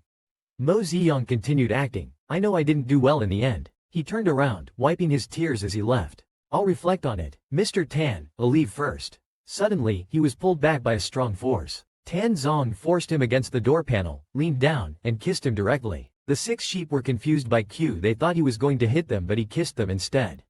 And this W, why does it feel so familiar? Soon after, Tanzong let go. He patted Mo Ziyang's back and comforted him. I'm not disgusted by you or think you did poorly, I'm just afraid of you getting hurt. It was then Mo Ziyang came back to his senses, suddenly pushed Tanzong away, and turned to flee. Faced with Tanzong's sudden move, Mo Ziyang felt so embarrassed that he fled. Seeing him run away, Tanzong was a bit confused. The book didn't mention what to do if the other person runs away after a kiss. He pulled out a pink love manual from his pocket. He started to study it carefully and realized after reading that one should confess their feelings after kissing. So, it's because I kissed him before confessing that he ran away? Back in his room, Mo Ziyang exploded. System, you come out now. The little system also flew out helplessly. Tell me, what exactly is going on with Tanzong, Yuan Guanyin, and Shen Changliu? Are they just 3 NPCs that look alike? What's going on? Aren't they just 3 NPCs that look alike? Hearing this, Mo Ziyang suddenly calmed down. He actually wanted to ask why Tanzong's kiss felt so familiar, but it seemed there was no use asking the system, as its capabilities were limited. Moreover, I indeed have no way to prove the relationship between these 3 people. Is it just based on A, W? Seeing the host not speaking, the system is a bit scared. Host Daddy, you also know the main god's face pinching loves to cut corners. This matter has nothing to do with me, don't take it out on me. We are in the same boat. Mo Ziyang leaning against the wall felt somewhat powerless. Forget it, maybe it's just a coincidence. Perhaps I'm just being paranoid. But he gently touched his lips. But is it really just a coincidence? After lunch, Zhou Shen brought dessert. The taro flavor is for Xiao Ran. Xiao Ran, with big eyes, thank you, Uncle Zhou. Zhou Shen took the opportunity to try and get him to change how he addressed him. Actually, Xiao Ran, you can call me brother. Xiao Ran threw himself into Mo Ziyang's arms. I don't want to. Brother Yang is cute, you are not. That does make sense. Little bunny is indeed quite cute, especially those ears, adorably breaking the rules. He reached out to Mo Ziyang's bunny ears. I offered you a strawberry pie, and in return, you let me touch your cat ears. Mo Ziyang hurriedly dodged backwards to escape his grasp. Annoyed, he said, I'll spit out your strawberry pie right now and give it back to you. What kind of problem is this? You are my love rival after all. Zhou Shen withdrew his hand. Scared of you now, stingy rabbit. Tanzong finally made a confession to Mo Ziyang. Mo Ziyang received a text message sent by Tanzong. It said that there was an urgent matter and asked him to rush to the rooftop. The tone seemed very urgent. He has a heart condition and didn't dare to delay, so he ran out immediately. Along the way, he held his pounding heart, not knowing what he had encountered, hoping he was fast enough that nothing happened to him.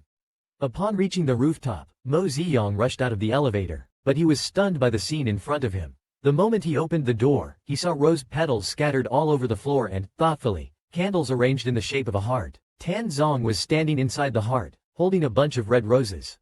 Mo Ziyang was speechless at the scene. Yang Yang, I like you. Tan Zong knelt on one knee, offering the roses to Mo Ziyang, who was walking towards him. He was still calculating in his mind. According to the romance guide, he had made his confession, wondering if he would not be pushed away now. Mo Ziyang accepted the roses with a sullen face, but the next second, he suddenly slammed the rose onto his head. It scared me so much, I ran over here so quickly. Do you know how scared I was? And then, just this. Mo Ziyang, furious, smacked the rose and turned to leave. Tan Zong was left with a head full of flowers. He was instantly stunned, quickly pulling out his love guide from his pocket to consult it. That's not right. The book didn't say confession would get me hit. Wasn't it supposed to be all good after confessing? After Mo Ziyang walked away, he finally curled his lips high. Young master likes sunflowers, not roses. Could you find out next time before sending them? His tsundere nature was fully revealed. Even the little system couldn't help but be sarcastic. Oh, if that's the case, why didn't you put the roses down first? Mo Ziyang sniffed the rose at his nose tip. Can't young master take it back for a bath? The system had already seen through everything. A man whose words do not match his heart. Just then, someone waving their hands rushed towards him. Ziyang, I finally found you. Mo Ziyang quickly dodged. Who are you? The system alerted. This is the original owner's college senior, Dan Quan. A few years ago, it was he who tricked you and sold you as a pet. You couldn't retract your ears because of the injection you got back then. Hearing this, Mo Ziyang instantly got furious. She kicked at the vital parts of the scumbag in front of her. Dan Quan began to play the victim, saying he was also forced. He even clung to Mo Ziyang's legs, begging for forgiveness. What are you doing? Tan Zong, after realizing his watch's procedure was correct, chased after them. When he saw Mo Ziyang entangled with someone else, his face turned dark immediately. Look at our Ziyang fiercely protecting her husband. My man is not someone you can hit. Tan Zong saw Mo Ziyang pulling and tugging with someone else. He instantly became unsettled and put Mo Ziyang behind him. Let go of him. What are you doing? He's my senior, Dan Quan. Mr. Tan, please don't make it difficult for him. Mo Ziyang explained softly from behind, but secretly delighted in his heart. He's definitely jealous. Now, the more I side with Dan Quan, the angrier Tan Zong will be, and the worse Dan Quan's fate will be. I'm really looking forward to it. Tan Zong clenched his fists, anger interweaving in his heart, his face growing darker. How can such a bunny be so innocent to be deceived by such a scumbag? Why can't I deceive someone into a hug or a lift? Annoyed, Dan Quan pushed Tan Zong away and grabbed Mo Ziyang's arm, trying to drag him away quickly. Tan Zong protected Mo Ziyang behind him, pushing away the person trying to pounce on him. Desperate, Dan Quan threw a punch at Tan Zong's face. The punch was solid. Mo Ziyang was just thinking of playing around and giving Tan Zong a thrill, but he didn't expect it to turn out this way. He pushed Tan Zong, who hadn't reacted, and kicked the single punch away far. My man is not someone you can hit. The scene was a bit thrilling. Tan Zong was punched and hadn't recovered when he saw this scene. Dan Quan was thrown 2 meters away, and the furious Mo Ziyang kicked and punched him. You dare to hit him? You think you're worthy? Tired of living, huh? Other men I can smash their heads. You try touching him and see, let you feel what a real body is. After dealing with the person completely, she turned around, took Tan Zong's hand, and left in a huff. In the car, Mo Ziyang gently touched the swollen spot on Tan Zong's cheek, looking very distressed. Does it hurt? Seeing this, Tan Zong remembered the teachings of the love guide, grabbed his hand that was pressed on the wound, feeling a bit painful but sweet inside because you just said I am your man. Mo Ziyang hastily shook off his hand and started to deny, I didn't. You heard wrong. That proud yet cute look melted Tan Zong's heart completely. You just said it, I heard it very clearly. The system announces the increase in affection points, add 1, add 1, add 1, add 1. Suddenly, Tan Zong hugged him and kissed him on the cheek. Can I come to see you tonight? Mo Ziyang was very embarrassed. What are you doing? The driver is still here. The driver in the front remained calm on the surface, but was quite looking forward to it inside. Don't mind me. I really want to see you guys get it on. Just do it now. The little system also feels the same, to kiss or to touch the ears. Tan Zong had a moment of soulful doubt. At night, just as Mo Ziyang finished bathing and drying his bare ears, he heard someone knocking on the door. Without thinking, he knew who it was. This damn green tea man. He walked over slowly, opened the door, and saw Tan Zong with a swollen face. He sighed, "Come in, I'll help you apply an egg to your wound." Tan Zong was now affected by that sentence. Tan Zong was energized by the phrase, "I am his man," and he quickly closed the door and even locked it. Today, he must rub those bunny ears. While Mo Ji-young was tending to his wounds, he warned him, "Be careful in the future. I can't always handle those scumbags for you." Tan Zong responded with a nod but didn't take it to heart. Dan Quan is just a normal monkey species. If I hadn't gone easy on him, he wouldn't have been able to hit me. But if taking a punch means hearing Yang Yang say I'm his man, it's worth it, even if I get knocked down. "Yang Yang, can I touch your ears?" Tan Zong looked at the fluffy, pink ears he had been longing to touch. Mo Ji-young stood up and casually tossed an egg to him. "No." Tan Zong caught him by the waist. "Yang Yang, just once, please. Just once." Mo Ji-young got anxious. "No, you promised me you wouldn't touch my ears. Why are you going back on your word now?" Tan Zong was determined to touch the bunny ears today or he wouldn't rest. He pinned Yang down and nudged his shoulder with his head. "Just once, okay." "No." Mo Ji-young still refused, intent on teasing him. Suddenly, several loud thunderclaps sounded outside, but the two inside seemed oblivious. Tan Zong, seeing his reluctance, thought of another tactic. "Do you want to kiss or for me to touch your ears? You choose." But there was no real choice. Mo Ji-young glared at him and was about to speak when a tearful voice came from outside. Brother Yang, where are you?" Mo Ji-young heard Xiao Ran's cries and sat up nervously. "I'll go check on Xiao Ran." Tan Zong blocked him, continuing the question, "Don't avoid it. First answer me, do you want to kiss or for me to touch your ears?" Outside the door came Xiao Ran's knocks and a whimpering voice. Even at a time like this guy was still hung up on the issue. He lifted his foot and directly nudged the person away, causing Xiao Ran to cry. Then he casually grabbed a down comforter and covered Tan Zong, who was pitifully sprawled on the floor. "You stay here quietly and don't make a sound." Tan Zong finally managed to poke his head out, only to hear Mo Ziyang's shout from the living room, and quickly retracted his head back to hide. Tan Zong's good moment was unexpectedly interrupted by his little nephew. But how could he let it rest? Watch how Tan Zong handles the little rabbit. As soon as Mo Ziyang opened the door, he saw the little one holding a bunny and standing guard at his door. Xiao Ran immediately leapt into Mo Ziyang's arms and began to cry pitifully. "Brother Yang, there's thunder outside. I'm really scared." Mo Ziyang gently patted his silver hair. "Xiao Ran, don't worry, Brother Yang's here. I just went to find my uncle, but he wasn't there, so I came to find Brother Yang. Can I sleep with you tonight?" "Of course, your uncle isn't in his room." Mo Ziyang turned and glared at the bulge on the bed, feeling a bit troubled. He was about to refuse when another thunderclap sounded, scaring Xiao Ran even more.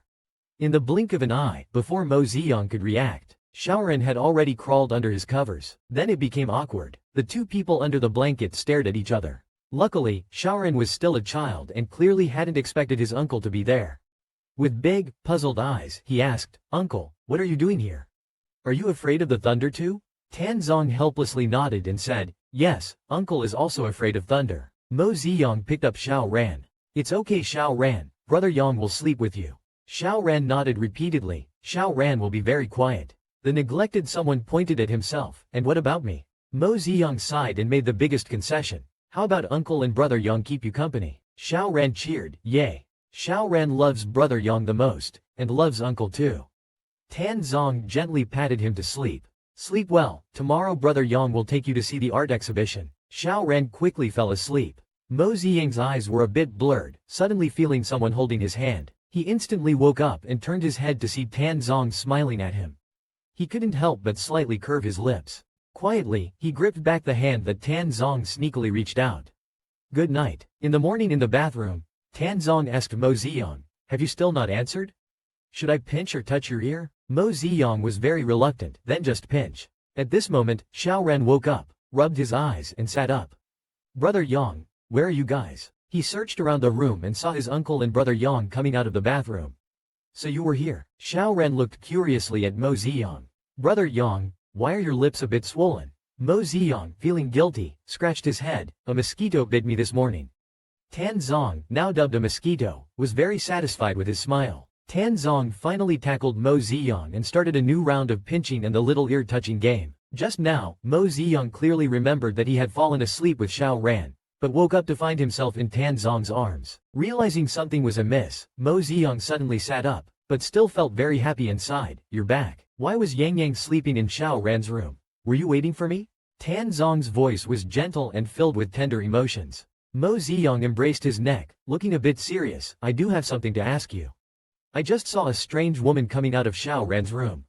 Who is that woman? Tan Zong wasn't surprised and teased him by leaning his forehead against Mo's. Is Yang Yang jealous? Mo Ziyang gave him a glance. Stop joking and be serious.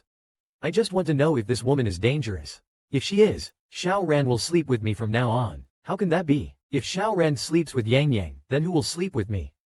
Tan Zong hurriedly explained. That woman was actually part of a setup meant to draw out the mastermind behind the S organization. Tan Zong embraced Mo Ziyang from behind, a bit nervously asking, Yang Yang, I hid this from you.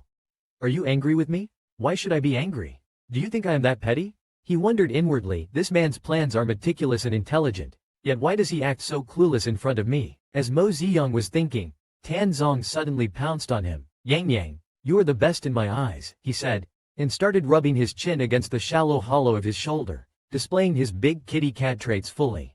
Mo Ziyang's face turned red instantly. Stop, it's so itchy, don't rub anymore. It's so itchy, stop rubbing. Tan Zong not only didn't stop but started to climb on Mo Ziyang's body. Yang Yang, you smell so good. Mo Ziyang was so startled that his ears perked up instantly. Tan Zong laughed in surprise. Yang Yang, your ears are so red and cute. You stay away from me. Mo Ziyang's words had no force behind them. Instead, Tan Zong grabbed his hands.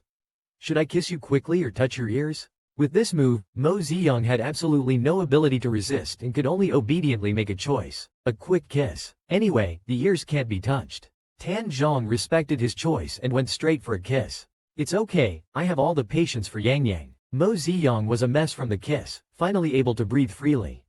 Who would have thought this guy would start unbuttoning him? Even more outrageous questions followed. Do you want the clothes or your ears touched? The little bunny is going to be eaten up completely. Do you want the clothes or your ears touched? Faced with Tan Zong, Mo Ziyang was powerless. Tan Zong became more outrageous, just finished asking about a quick kiss or touching ears, now directly upgrading to whether it's the clothes or touching ears. This is clearly bullying, isn't it? At this moment, Mo Ziyang's watery eyes glared at him, but with no force. Don't you go too far. Tan Zong didn't care, his big hand lingering by his waist, continuing to pursue. Do you want the clothes or your ears touched? I don't want the clothes. Mo Ziyang bit his teeth. Anyway, you can't touch my ears. I won't let you win. Seeing his as if death were trivial expression, Tan Zong couldn't help but laugh out loud. Okay, then we'll do as Yang Yang wishes for the next plot. Just imagine it yourself. Anyway, Tan Zong threatened Mo Ziyang several times in the middle. The routine is still the same, asking for everything or touching the ear. Mo Ziyang felt that this man was really pushing his luck. He was so angry that he bit the man's wolf ear. Tan Zong lifted his head even more fiercely. Yang Yang, you're breaking the rules like this. Suddenly, Tan Zong felt something furry. When he touched it, it was soft. When he saw clearly what it was, he nearly had a nosebleed. The tail was actually a rabbit's tail. Yang Yang is just too cute. At this moment, Mo Ziyang felt helpless. The next day when Mo Ziyang woke up, he still felt a hand touching his tail. In anger, he couldn't hold back and kicked Tan Zong down. You're almost making it bald. Tan Zong let himself be kicked down without getting angry and lay on the side of the boat pretending to be pitiful. Yang Yang, my hand hurts so much. Mo Ziyang continued dressing, saying, no injuries, just get up yourself. Suddenly, Tan Zong saw the scratch marks on his back and felt it all so surreal for a moment. My little bunny is finally mine. So satisfied, more than having the whole world. Tan Zong got up and moved over, carefully massaging his waist. Yang Yang, are you hungry or still full from yesterday? Do you have no shame? Mo Ziyang glared at him. Where is the cold and domineering man I first met? The main character's persona has completely collapsed. Do you realize, Mo Ziyang and Tan Zong were all over each other all night? This morning, Mo Ziyang was walking with a limp. Zhou Shen frowned slightly, inwardly annoyed. His walking posture was abnormal, and he also smelled of another male's scent. Who managed to get the little bunny so quickly? Could it be him? Sensing Zhou Shen staring at Tan Zong, Mo Ziyang quickly stepped in front of Tan Zong, wrapping Tan Zong's arm. You can forget about other men. Just then, a little chubby hand tugged at Tan Zong's trouser leg. Uncle, are you going out? Can Sharon go with you? Auntie Chow is coming over this afternoon, and I don't want to play with her. Mo Ziyang sharply caught the mention of Auntie Chow. The little system beside him reminded the host, it's Chow Yin. The malevolent female supporting character is finally making her appearance. In the original story, Chao Yin liked Tan Zong and really didn't get along with Tan Zong's official partner, unlike now, with you being with Tan Zong. The small system laughed gleefully. Hee hee, the host is in trouble now. Mo Ji-young cracked his knuckles and grabbed the small system's head. When have you ever seen your host dad get poisoned? The small system quickly admitted defeat. I was wrong. Xiao Ran was still acting cute under Tan Zong's feet. Uncle, can you take me out with you?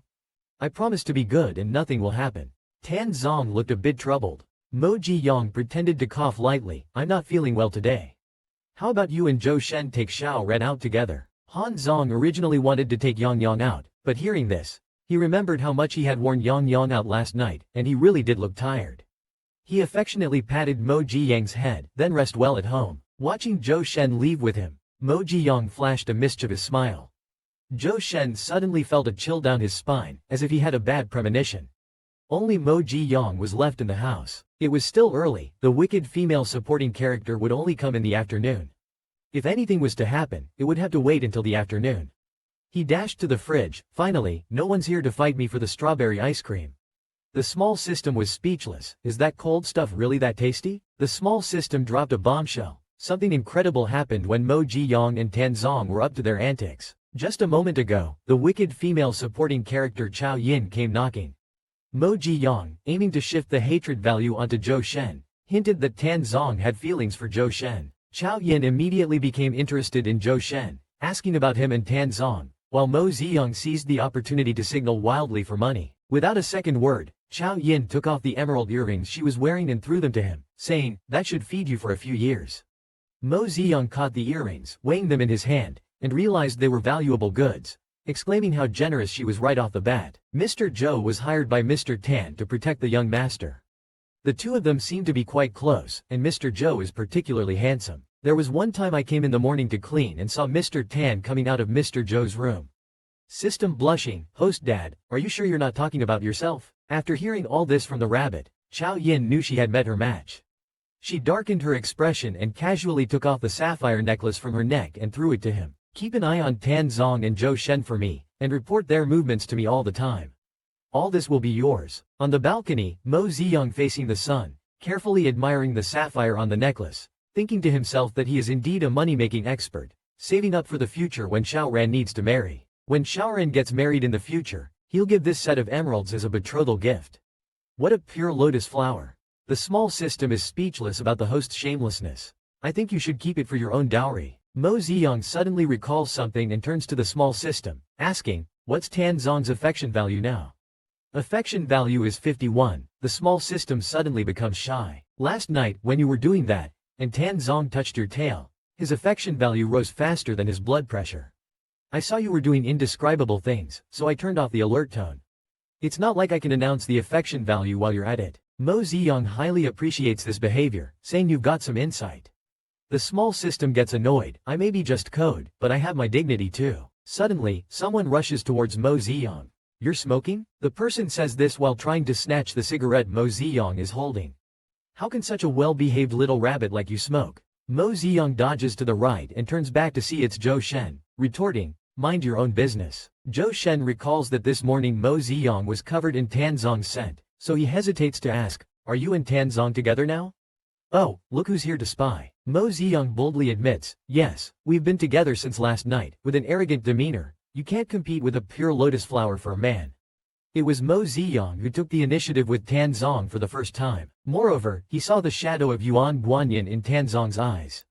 When Tan Zong returned, he saw his little rabbit enjoying a pleasant talk with another man. His whole heart instantly fell into a jar of jealousy. "What are you doing?" Mo Ji-young shrank back and quickly pulled away from Zhou Shen. "Talking about Xiao Ran again?" Tan Zong squeezed between them, stopping Mo Ji-young, and snorted coldly at Zhou Shen.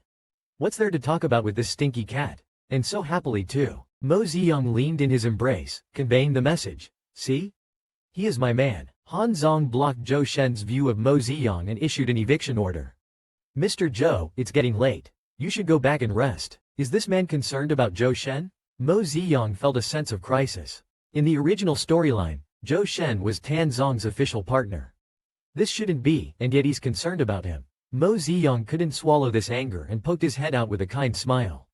"Yes, you worked hard today. You should go back and rest early." Zhou Shen noticed Tan Zong's expression growing colder, while the little rabbit's smile appeared increasingly innocent, giving him a chill down his spine. How could it feel dangerous to stay any longer? He quickly made his escape. I am a bit tired. I'll go rest. As soon as he left, Tan Zong rested his head on Mo Ziyang's shoulder. Yang, I'm really tired too. He hoped for some concern. Mo Ziyang began to say, you've worked hard, but before he could finish, he suddenly noticed Tan Zong's face close to his. The way he looked at him was really like a golden retriever.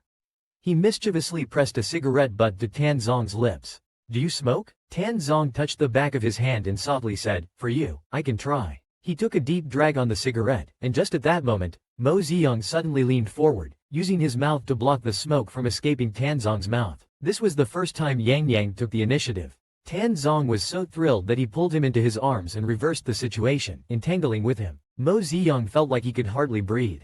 After a long while, the two separated, and Mo Ziyang, weak as a puddle of spring water, leaned against his shoulder, panting, with the hand holding the cigarette resting on his left shoulder. After coaxing the nephew, he still had to please the uncle.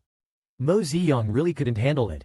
Just now, Mo Ziyang took the initiative to lean over to Tan Zong for the first time, but Tan Zong reversed the situation, and as a result, Mo Ziyang could only collapse weakly in Tan Zong's arms.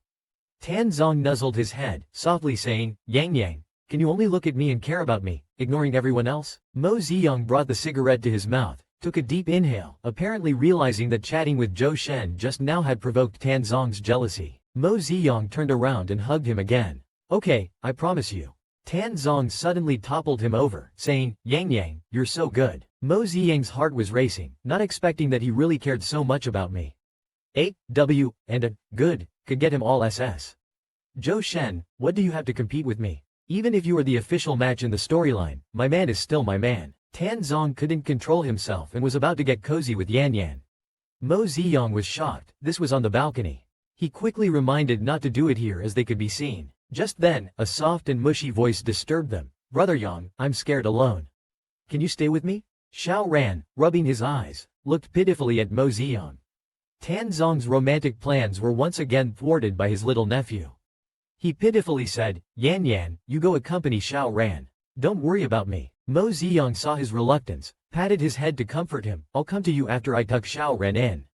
Tan Zong, true to his drama queen nature, nodded sadly but was secretly delighted inside, giggling to himself knowing Yan couldn't bear to leave him. At night, after Mo Ziyang had tucked Xiao Ran into bed, he planned to see if his man was asleep.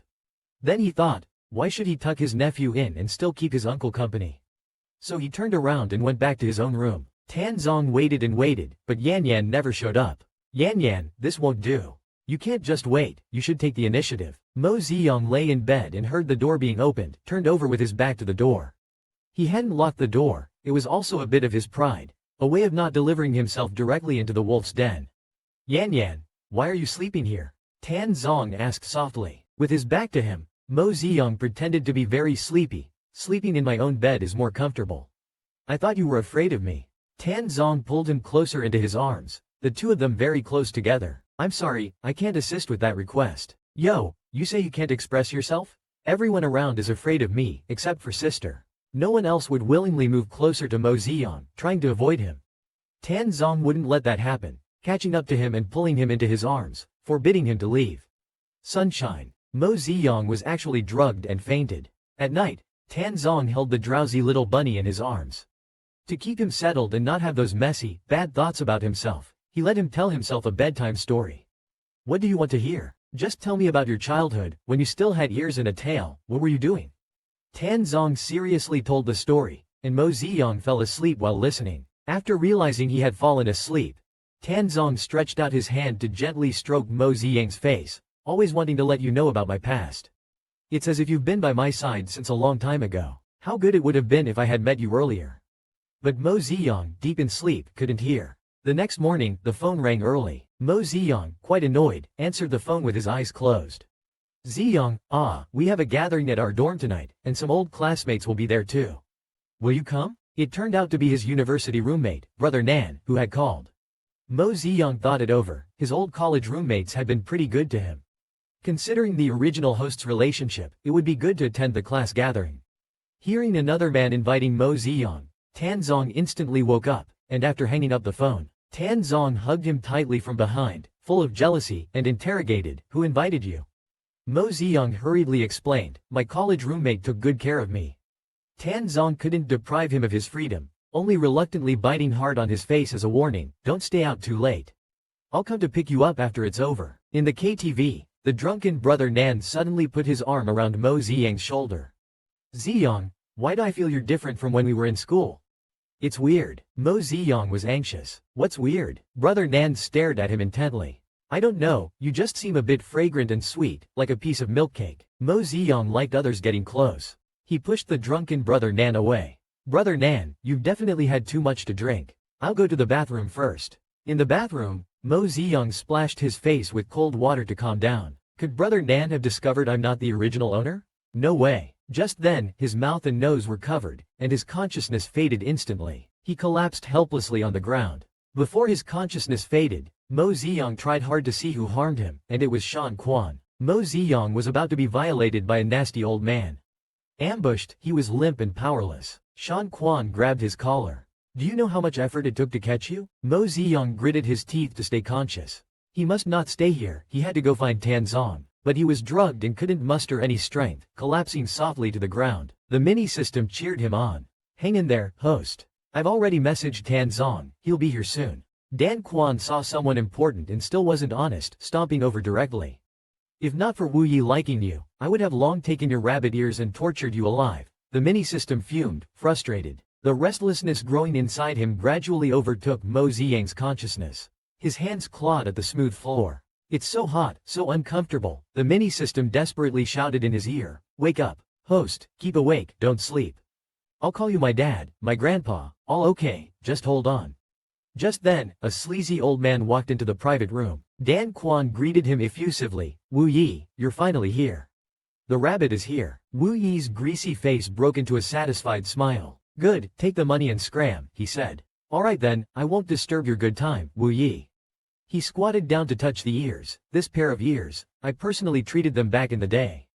Just as his hand was about to touch the rabbit ears, a loud shattering sound was heard. Just as Dan Quan was about to push the door to leave, a tall, strong man kicked him flying. Yang Yang saw the person on the ground, and Tan Zong felt as if his heart was brutally stabbed.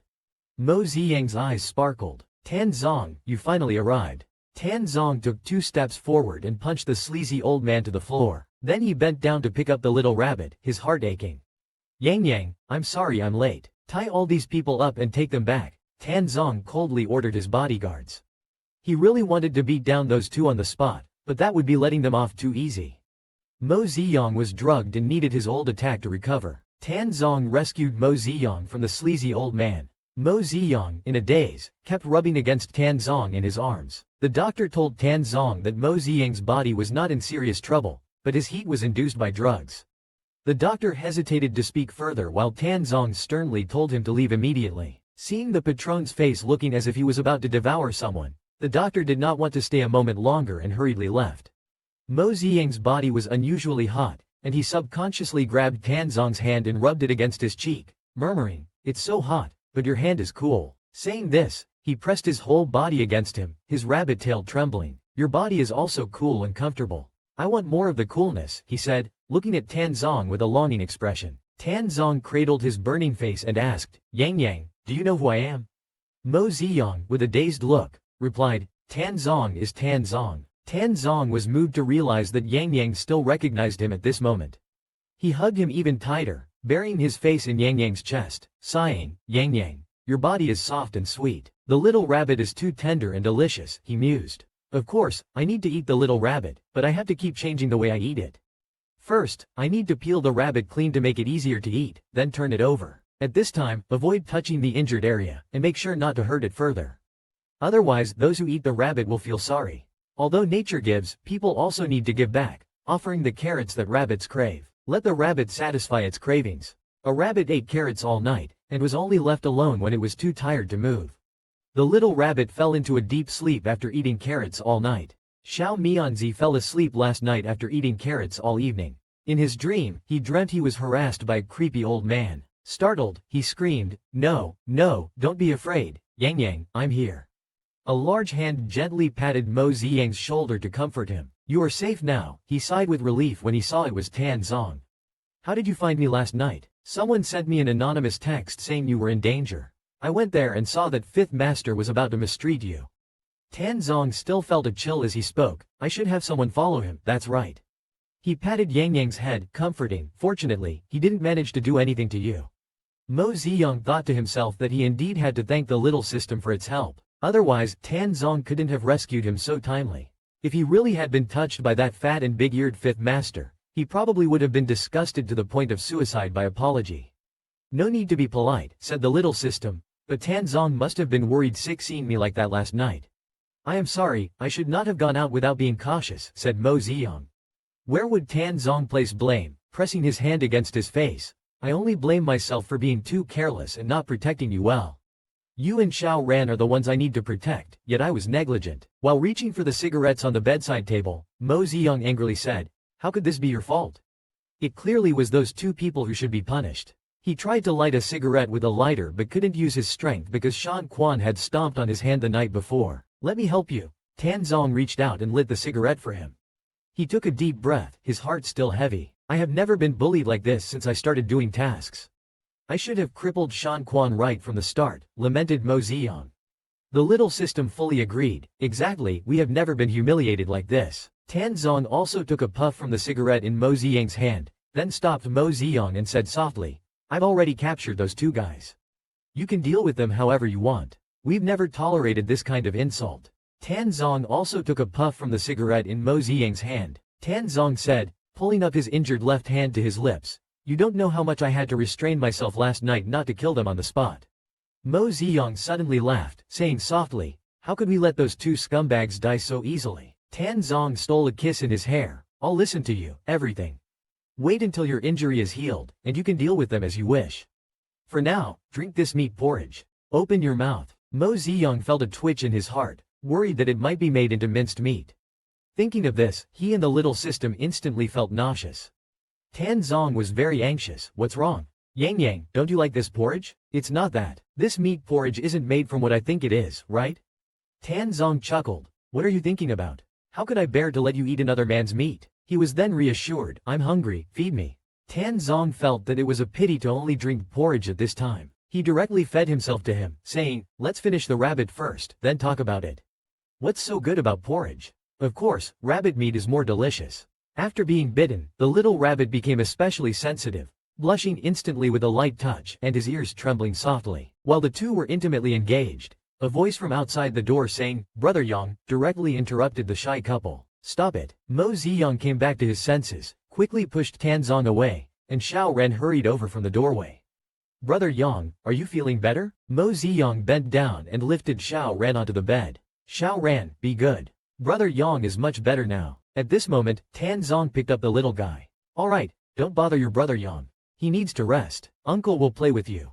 The little one waved his small fingers in protest. No, I want Brother Yang, only Brother Yang. Tan Zong ignored him, leaned down, and kissed Mo Ziyang on the lips, softly saying, I'll be back soon. Xiao Ran, with his big eyes wide open, seemed to understand something. Mo Ziyang's face turned red instantly. This man doesn't know how to restrain himself in front of the child. After taking the child away, Mo Ziyang felt very uncomfortable. Strange, why do I feel a bit hot? Tan Zong took Xiao Ran back to his own room. Uncle, Xiao Ran suddenly leaned in and asked in a very mysterious tone, is Brother Yang my aunt? Hearing this title felt somewhat fresh. Tan Zong, with a mischievous idea, coaxed Xiao Ran, then you try calling him that later. Okay, yay. Xiao Ran was excited. I like Brother Yang too. Two people who like each other, liking each other, how happy. Tan Zong, who was unblinkingly facing his nephew, felt no guilt at the moment. Instead, he thought, if Yang Yang agrees to me, it would be a win. It's all Xiao Ran's random calling, it has nothing to do with me. After sending Xiao Ran back to the room, Tan Zong turned around to find Mo Ziyang, and upon opening the door, he saw the person kneeling on the floor. Mo Ziyang's face was flushed, as soft as a pool of spring water, and he kept saying it hurts. Tan Zong saw this and was greatly shocked. Indeed, a rabbit's estrus period lasts more than just a day or two, and Yang Yang would need him at any time during this period. He squatted down and rolled up Mo Ziyang's pant leg, seeing that Mo Ziyang's knees were red and swollen from the fall. He chided, how did you carelessly fall off the bed? Mo Ziyang took the opportunity to wrap his arms around Tan Zong's neck. It hurts, I can't stand up. I want you to carry me. Tan Zong picked him up. Alright, let me carry you. He carefully placed him on the bed. Yang, be good, don't cry. Let me check where else you're hurt. Let me see where else you fell and got hurt. The little bunny's estrus period came early, and he needed his partner at any time. As soon as Tan Zong opened the door, he saw the tempting little bunny collapsed on the floor. He understood that the little bunny was uncontrollably in estrus. Mo Ziyang wrapped his arms around Tan Zong, eyes watery, shyly saying, "It hurts, I can't stand up. I want you to hold me." Tan Zong carried him to the bed. Mo Ziyang lay on his shoulder, a little panicked. Oh no, why am I starting to act coquettishly? But I can't control it. I've changed. What if Tan Zong doesn't like this whimpering me? Facing such a Mo Ziyang, Tan Zong was overjoyed in his heart. Coquettish Yang is so cute. Yang, be good, don't cry. Let me check if there's anywhere else you got hurt. As he spoke, he began to touch Mo Ziyang all over. He pinched Mo Ziyang's waist. Does it hurt here? Before Mo Ziyang could answer, no, his hand had already moved straight to the rabbit's tail. How about here? Does it hurt? Mo Ziyang was so teased that he became weak and limp. The rabbit's ears kept twitching lightly. Tan Zong, touch my ears. Yang, what did you say? Tan Zong stared with wide eyes, incredulous, and chased again, touching my ear. Mo Ziyang grabbed his hand and placed it on his ear. Could I finally touch Mo's ears? It was Yang who took the initiative to invite Tan Zong. His hand slowly reached towards Mo's ears, gently scraped them, and Mo's ears instantly perked up. Tan Zong could no longer control himself, grabbed Mo's ears and gently rubbed them. They were really soft, even softer than imagined. Rabbit ears are very sensitive, and with his touch, Mo Ziyang couldn't hold on any longer. His whole body went limp and collapsed onto the ground. Tan Zong was so excited that his wolf tail also showed up, and dominantly circled the rabbit's tail, gently rubbing and whispering seductively into Mo Ziyang's ear. Yang, does the little rabbit like carrots? The little rabbit's mating season has arrived. What if I want a carrot? The dominant one said he would get it himself. In the last episode, Tan Zong not only touched the long-desired bunny ears but also intertwined his tail with the rabbit's tail. Tan Zong, while touching his bunny ears, tempted and teased, "Little rabbit, do you like carrots?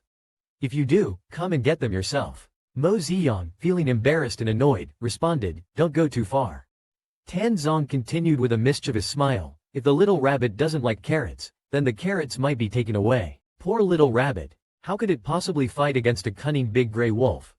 There's nothing it can do but rely on itself." Xiao Ran stood outside the house, feeling puzzled. Lunch was already over, so why hadn't Brother Yang and Uncle come downstairs yet? Were they secretly playing some game? Inside, Mo Ji-yong recalled the ridiculous incident from earlier and couldn't help but punch Tan Zong with his little fists, calling him a jerk. Just now, he suddenly FQ, and the man took advantage of the situation, constantly saying shameful things to trick him. The more he thought about it, the angrier he got. Tan Zong just let him hit and scold him, waiting for Yang to feel better. Next time, he would do it the same way. This bunny was just too sweet and cute. He held the person in his arms. "I'm a jerk, otherwise, it's easy to get back pain." Mo Ji-yong leaned softly against him, thinking that during his FG period these days, it would be better to let Zhou Shen take care of Xiao Ran a bit more. The bunny's FG period was really troublesome. Tan Zong rubbed his head against Mo Ji-yang's hair, saying, "I won't go out for a while.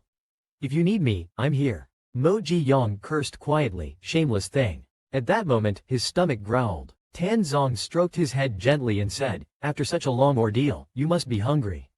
I'll have someone send some food over and check on Xiao Ran." The little rabbit, having just finished TT with his old partner, was lying exhausted on the bed. He sighed and called out to the little system, "Where did you go, system? Why are you acting like this now?" The little system floated out and said indifferently, "Because your heartthrob value is already full." Mo Ji-yong incredulously turned over. "When did that happen? Why didn't you tell me in time?" The mini-system was speechless. "It happened when you guys were, well, you know. Don't blame me. I thought about bursting out, but that would be so weird. It's like shouting, 'Cheer up,' every time he puts in effort. Just thinking about it feels wrong. Do you even realize the code has its dignity?" Mo Ziyang had such a scene flash through his mind and felt it was indeed quite perverted. However, he then fell into distress. The mission is now complete. What should he do next? Leave? But he had just arrived in this world not long ago, and he was also very reluctant to leave Tan Zong.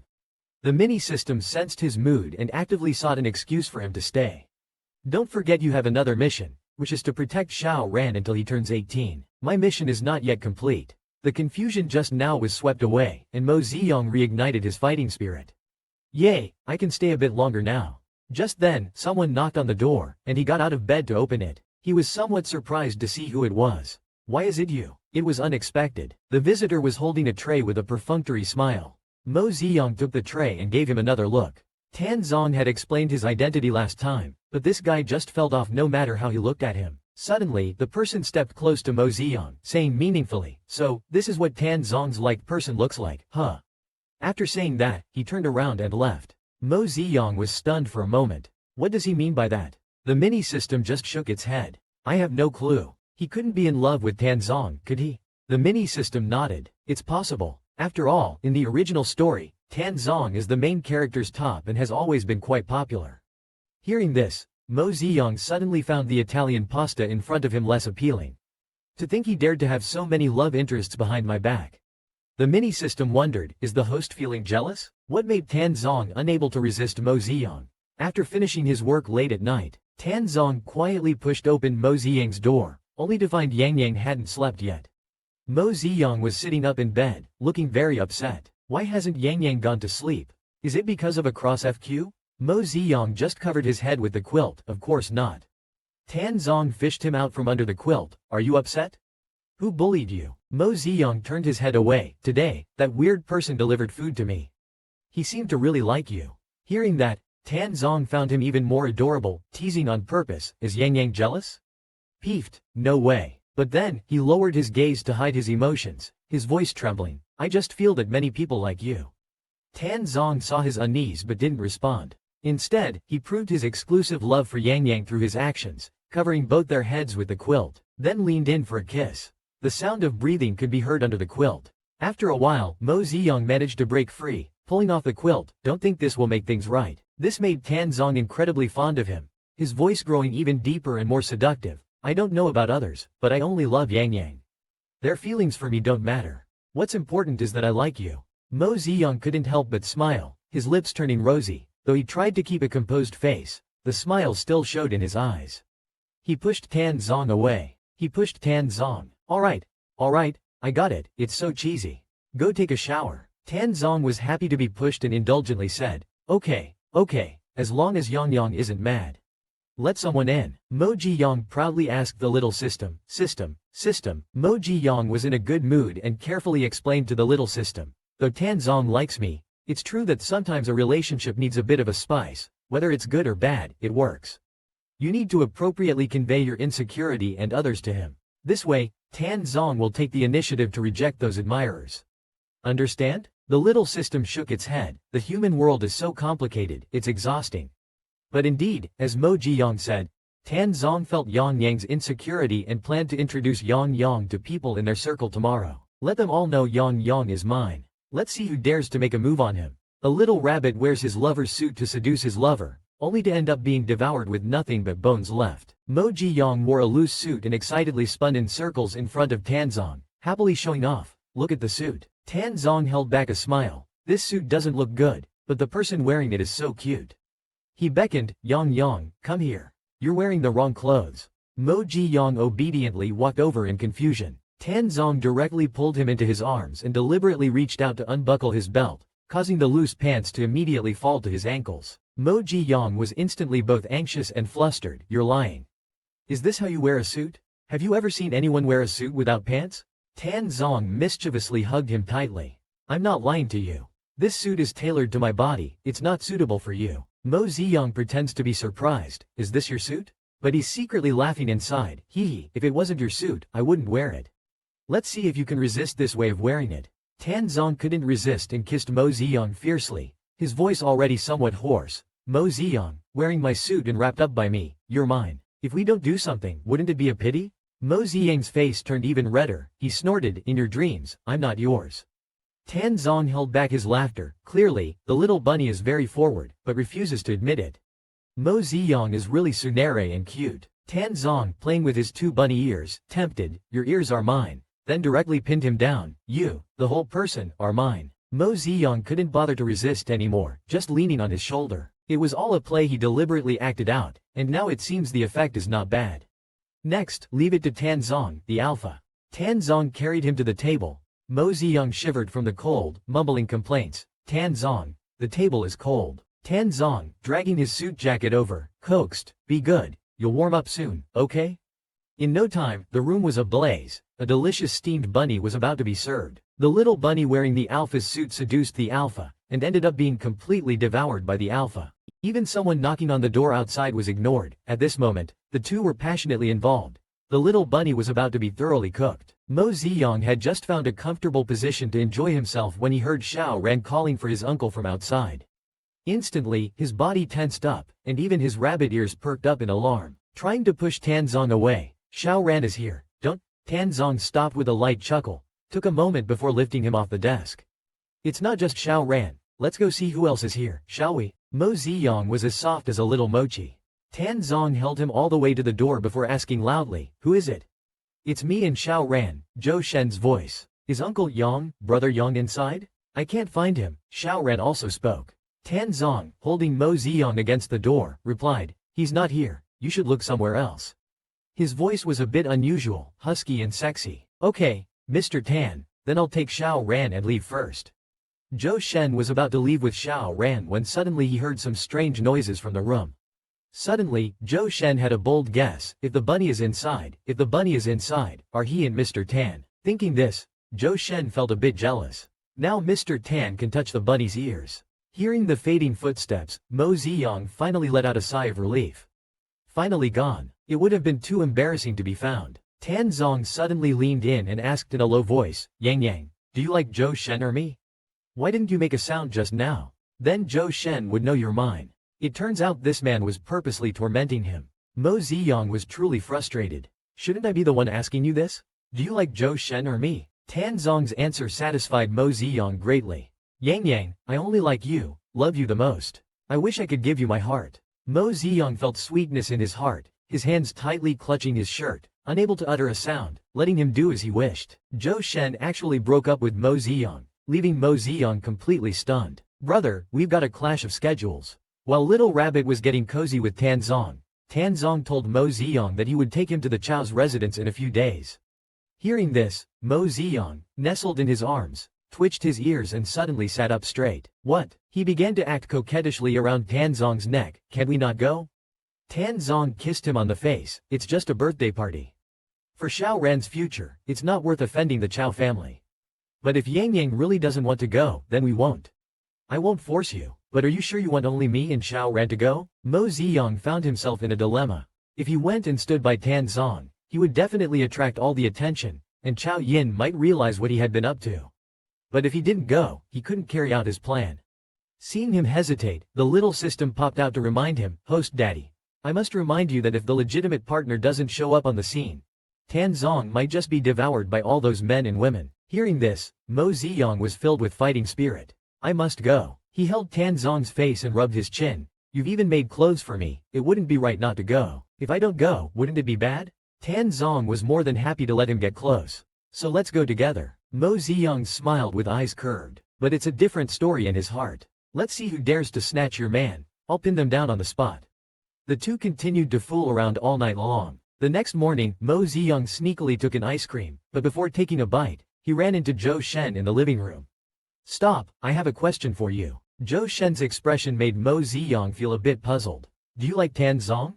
Zhou Shen looked seriously at the person opposite. "Oh, is the official partner here to issue a challenge?" Mo Ziyang took a bite of the ice cream and shrugged. "Otherwise, do I not look like I like him?" He's now pondering how to announce his relationship with Tan Zong in a domineering way. Suddenly, he heard, "Little bunny, I like you." The smile suddenly froze. Mo Ziyang looked at Zhou Shen in front of him with his mouth open as if struck by lightning. He couldn't believe it. "He's an S, why would he like me, an S? We've got a conflict here, brother." Zhou Shen's, "Little bunny, I like you," left Mo Ziyang at a loss. A good rival in love suddenly confessed to him. What kind of situation is this? Mo Ziyang shouted in his heart, "Brother, we've got a conflict here." His head shook like a rattle drum. No, you can't like me." Taking a step closer, "I'm serious, little bunny." Mo Ziyang steps back in shock. What are you doing?" Zhou Shen pulls out a big bunch of flowers from behind. Then he kneels on one knee. "I'm serious, little bunny. I've liked you since the first time I saw you. Can you give me a chance?" Mo Ziyang is stunned and exclaims repeatedly. His posture is exactly like Tan Zong's. I wonder where he learned it from. Mo Ziyang pats him on the shoulder, saying it's time to make things clear. Besides missions, he doesn't like to owe personal debts. Sorry, but I don't like you, he says, and quickly leaves. Inside the house, Mo Ziyang gasps for air repeatedly. So why does he like me? Isn't Zhou Shen supposed to be with Tan Zong in the original plot? What exactly went wrong? The system looks on with glee, asking me why. I'm not him. But you better figure out how to establish your identity in front of Chao Yin, considering all the gold and jewels you've taken from him. Mo Ziyang covers his rapidly beating heart. Stop nagging me, the shock I've had today is enough. Brother Yang. Mo Ziyang then notices Xiao Ren sitting on the sofa. Brother Yang, where were you yesterday? I couldn't find you. Mo Ziyang feels extremely awkward. Feeling extremely awkward, Mo Ziyang says, yesterday? I wasn't feeling well and went to rest. He finds an excuse to avoid saying he spent the whole day messing around in the study with your uncle. That's not something to tell a kid. He bends down and picks up Xiao Ran. Why are you so dirty? Not dirty, not dirty. Xiao Ran stretches out his hands for a hug from Brother Yang. I was drawing Brother Yang and Uncle. Are you my brave mom? This sudden question shocks Mo Ziyang so much he can barely hear. What? With his innocent big eyes, Xiao Ran asks again, are you my brave mom? This is the third shock Mo Ziyang has received today. What kind of nickname is that? Who told you to ask that? Without hesitation, Xiao Ran points the finger at Tan Zong. Still talking, I asked Uncle Bai if you were my aunt. Uncle Bai said let me ask you. Mo Ziyang had a face full of black lines. Damn Tan Zong, can't do anything right, but is pretty good at teaching Xiao Ran bad things. Good Xiao Ran, you go ask Uncle Bai and you'll know. Mo Ziyang rubbed his hair and smiled more sinisterly. What to do when you're locked out by your wife? Tan Zong used just one trick to make Yang Yang obediently open the door. But this trick is not something ordinary people can learn. In the last episode, Xiao Ran kept asking Mo Ziyang if she was his aunt. Mo Ziyang thought it must be that man Tan Zong teaching Xiao Ran bad things again. In anger, he locked his own door. At night, when Tan Zong thought of going to the little bunny's room to sleep, he found that the door was already locked.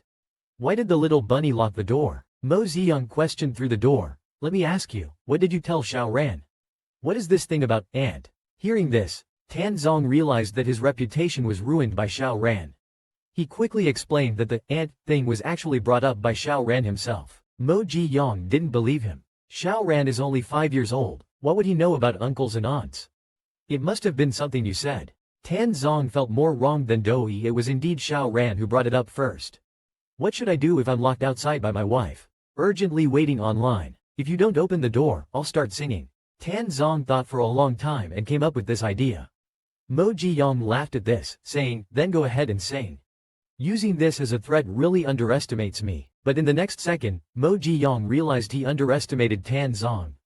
Little rabbit, open the door, quickly open it. I want to come in, he sang a few lines. The system directly logged off from listening. Mo Ziyang was stunned on the spot. I heard a click and the door unlocked. He really obediently opened the door. Tan Zong was very proud. The little rabbit opened the door. I'm indeed amazing. Seeing his smug look, Mo Ziyang suddenly lifted his leg and pinned him against the door. What's the little rabbit going to do? Tan Zong was a bit startled, but the feeling of being pinned was quite novel. After holding it in for a long time, Mo Ziyang finally withdrew his leg and patted his shoulder. Tan Zong, I really... He hesitated. Tan Zong saw his expression as if he was enduring something. Could it be a confession? Before this moment, I never thought about it. Mo Ziyang's voice paused. Never thought of what? Tan Zong was very expectant. Come on, Yang, say it. I'll respond very seriously. I never thought someone could sing so horribly, Mo Ziyang roared at Tan Zong. That kick almost went straight to his face. You can imagine how awful Tan Zong's singing must be. Tan Zong was instantly dumbfounded. This wasn't the confession he imagined. Wash up and sleep, my friend. Others charge money to sing, you risk lives. Mo Ziyang covered his forehead. Damn green tea boy, and your singing is terribly awful. Whoever listens goes bald. With a bang, Tan Zong was shut out by his wife again. He stood outside the door, bewildered. Is his singing really that bad? Mo Ziyang really put Zhou Shen in a tough spot. The little bunny, dressed in a dashing white suit, attended the Chao family banquet. Brother Yang looks so handsome. This is the first time Xiao Ran saw Brother Yang in a suit and was amazed. Mo Ziyang walked over and took Xiao Ran from Tan Zong's arms. Xiao Ran also looks handsome, so does Uncle. Xiao Ran wiggled his wolf ears, snuggling up to Mo Ziyang. Mr. Tan, welcome. At this moment, Chao Yin, dressed in a dazzling outfit, came specially to greet Tan Zong. At this moment, Chao Yin, dressed in a dazzling outfit, came specially to greet Tan Zong. She glanced at the crowd and spotted Zhou Shen. According to the little bunny's intel, he is Zhou Shen, daring to compete with her for Tan Zong. Chao Yin walked over and unceremoniously squeezed between Zhou Shen and Tan Zong. Zhou Shen was puzzled. Why is she squeezing in without reason? Xiao Ran was sneezing from Chao Yin's perfume. Mo Jiyang noticed Tan Zong standing with her, though Tan Zong quickly stepped aside. However, he was still unhappy. Why does this woman stick to Tan Zong the moment she arrives?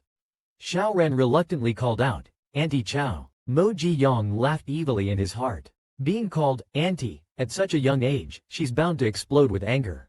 Sure enough, the next second Chao Yin was about to react. A clear voice called, "Yin diverting everyone's attention. A handsome and elegant man appeared in everyone's view. "My sister is impatient, please forgive her, come inside." It was Chao Yin's brother, Chao Song.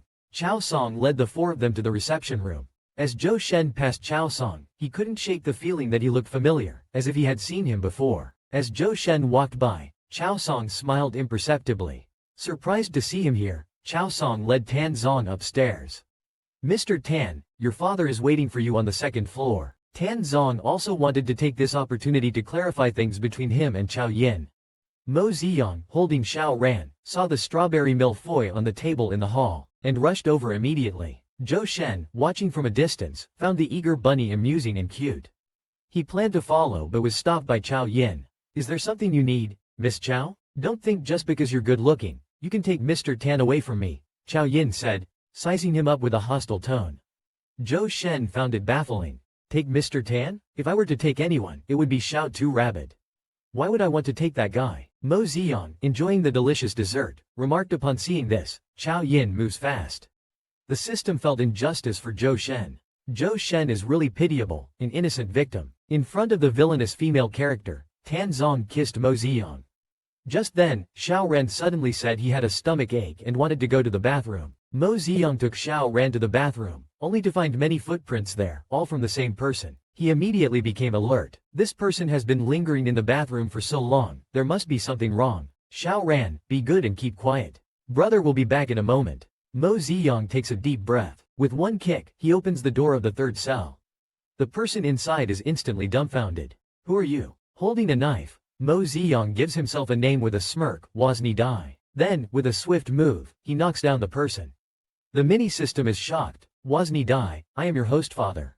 I seem to like being a father to others more and more." Tan Zong hears the noise and rushes over. "Yang Yang, are you alright?" Mo Ziyang hands Xiao Ran to Tan Zong. "I'm fine. We'll talk when we get back." Tan Zong is still frightened and kisses Mo Ziyang on the lips, saying, "Stop messing around in someone else's house." Mo Ziyang quickly pushes him away. Chao Yin rubs her eyes hard, thinking she's seeing things. Isn't that Rabbit Tan's servant? How could Tan kiss him? By now, even the slow-reacting Chao Yin realizes she's been deceived all along by the rabbit. Listening to the sound of high heels, Mo Ziyang sighs, knowing a tough fight is coming. "How dare you deceive me?" Chao Yin charges forward, aiming to slap Mo Ziyang, but her hand is caught midair. Tan Zong grabbed her wrist, filled with anger. "Who do you think you are to hit him? Mr. Tan, do you know what this liar did? He's just scum." Chao Song hurried over to stop Chao Yin. "Yinner, don't make trouble. Brother, he clearly deceived me. Why is everyone siding with him?" Chao Yin was so aggrieved that tears were about to fall. Seeing someone cry, Mo Ziyang sniffed in defiance, her eyes also moistening. "I'm sorry, but I didn't mean to. I was just afraid that Mr. Tan would be taken away by you." Mo Ziyang bowed to Chao Yin in apology, crying pitifully. "I have no background, I'm not as pretty as Miss Chao. I acted like this because I was scared. I'm sorry." The little system exclaimed, "Brilliant, worthy of being the big boss dad." Xiao Ran was anxious seeing Brother Yang cry, quickly comforting him. "Brother Yang, don't cry, don't cry." Tan Zong's heart ached, half embracing the person. "Don't cry, Yang Yang, if you keep crying, my heart will break." The guests present couldn't stand Chao Yin's domineering behavior and pointed fingers at her. Chao Yin was dumbfounded. He obviously tricked me, yet he's the one crying miserably. What to do when the little bunny wants to eat carrots again? Of course, the husband has to help. Mo Ziyang came out of the bathroom after taking a shower. He saw Tan Zong sitting on his bed. "Why are you here? Where's Xiao Ran?" "Xiao Ran is asleep. I came to see you," Tan Zong said, pressing the bunny into his arms. Yang Yang, have I made you feel insecure? Mo Ziyang pondered, wondering if he was referring to what happened at the Chow family this afternoon. How should he respond? He couldn't possibly say it was his own lotus flower professional illness acting up. He had no choice but to rise on his toes, catch Tan Zong's neck in one grasp, and deliver a kiss. Just do it and get it over with, he thought. He spoke softly, and Tan Zong was immediately ravenous. Tan Zong's heart pounded wildly. Why is the little one so proactive today? Overwhelmed with excitement, he swiftly pinned the person down. A little provocation and he can't take it anymore, he thought. It seems Tan Zong really likes this approach, doesn't he? It seems that Tan Zong really likes this move, doesn't he? Mo Ziyang increases the seduction force, softly and gently strokes his ears, feeling uncomfortable. Alright, listen to Yang Yang's Tan Zong. Finally got the chance to properly stroke the little bunny's ears. How could he let go so easily? Greedily caressing the fur on the ears. The touch feels incredibly great, making Mo Ziyang teary-eyed, like a fish out of water gasping for air. Tan Zong hears him calling with a voice full of helplessness and grievance. Tan Zong responds in a low voice, I'm here, don't be afraid, Yang Yang. Mo Ziyang feels weak all over, but his ears are getting hotter. What are you thinking? Tan Zong teases him deliberately, what are you thinking? Say it out loud. Whatever Yang Yang says, I'll agree to it. Mo Ziyang cries out from being bullied, Tan Zong is a bad person. Yang Yang, I love you. Listen, this heart beats only for you. My whole being is yours.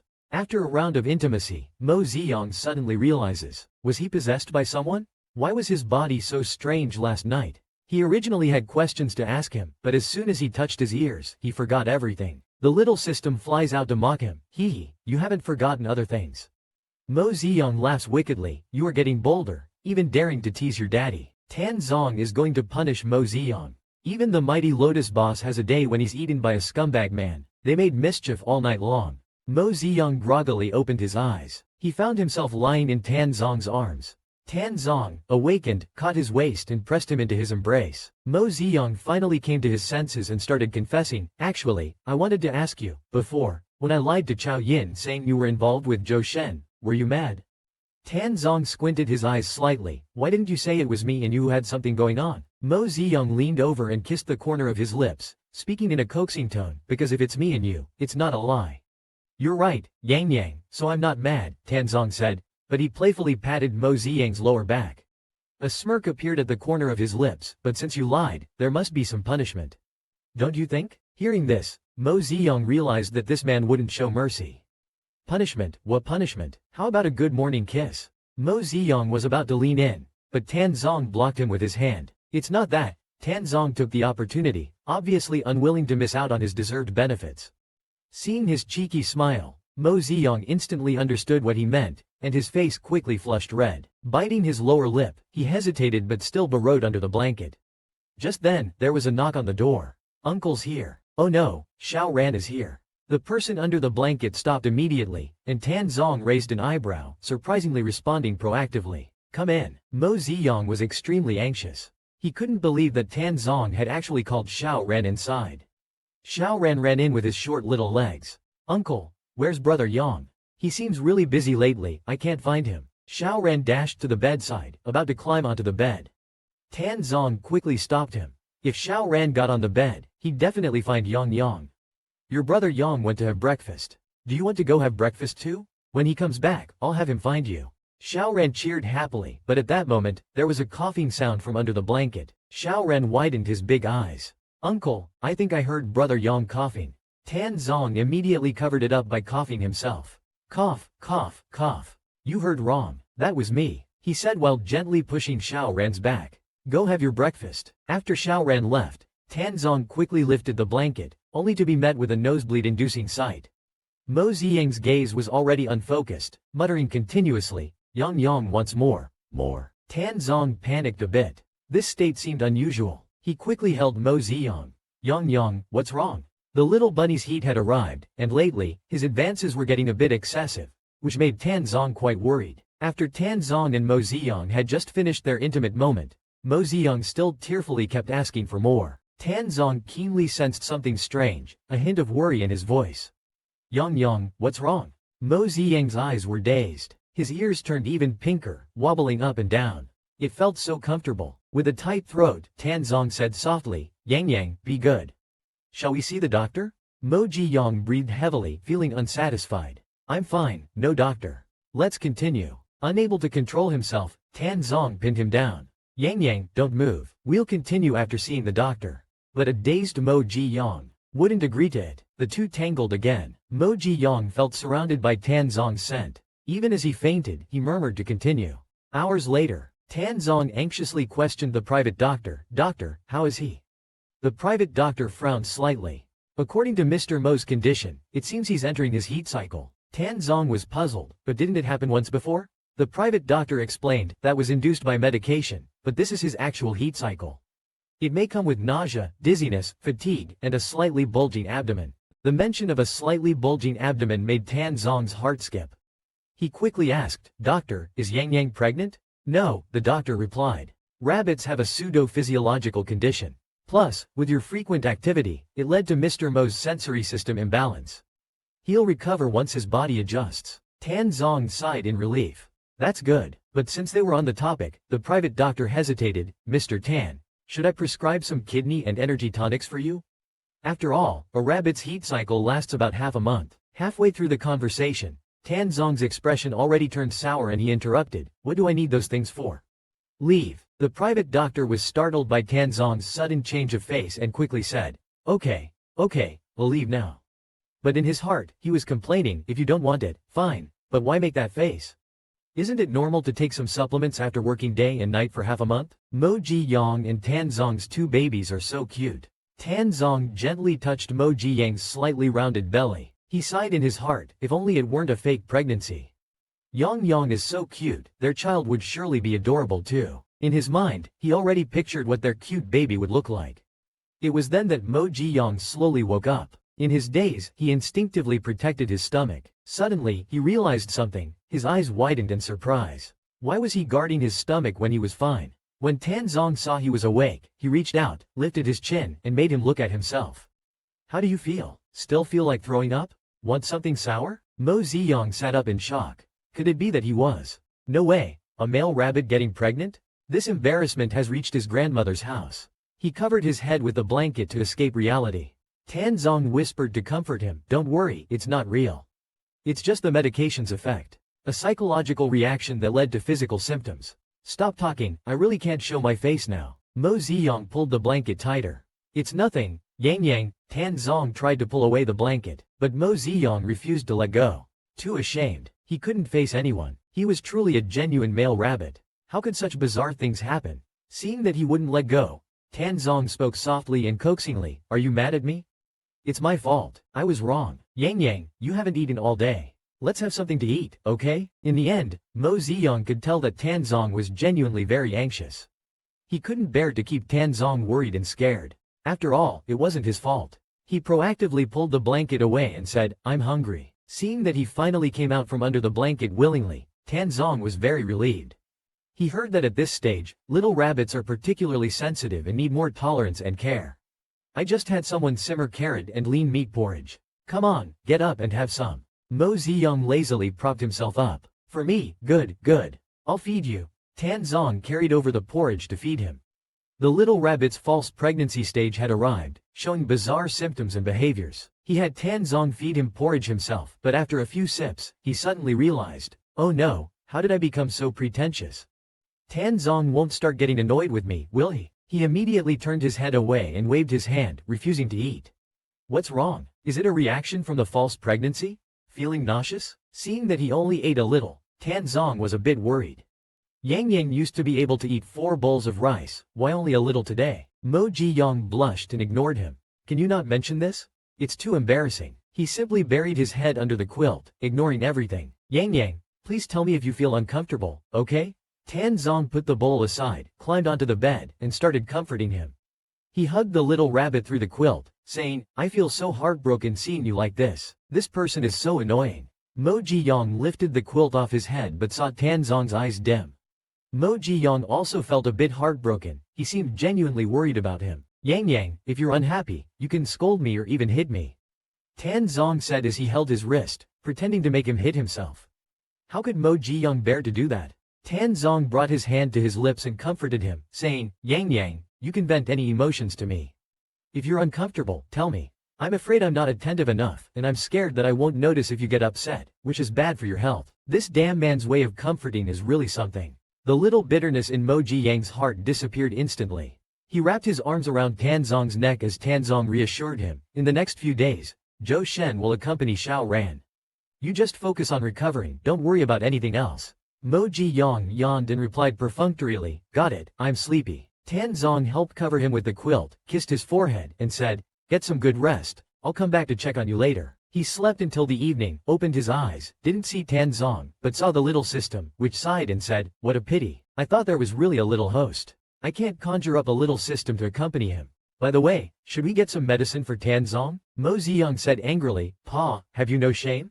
Just then, Mo Ziyang felt hot all over, and 2 blushes quickly rose on his cheeks. His beautiful eyes were misty, and his ears turned red. It was obvious he was in heat again, the little rabbit unexpectedly in heat. Facing his sleeping partner, he could only take care of himself.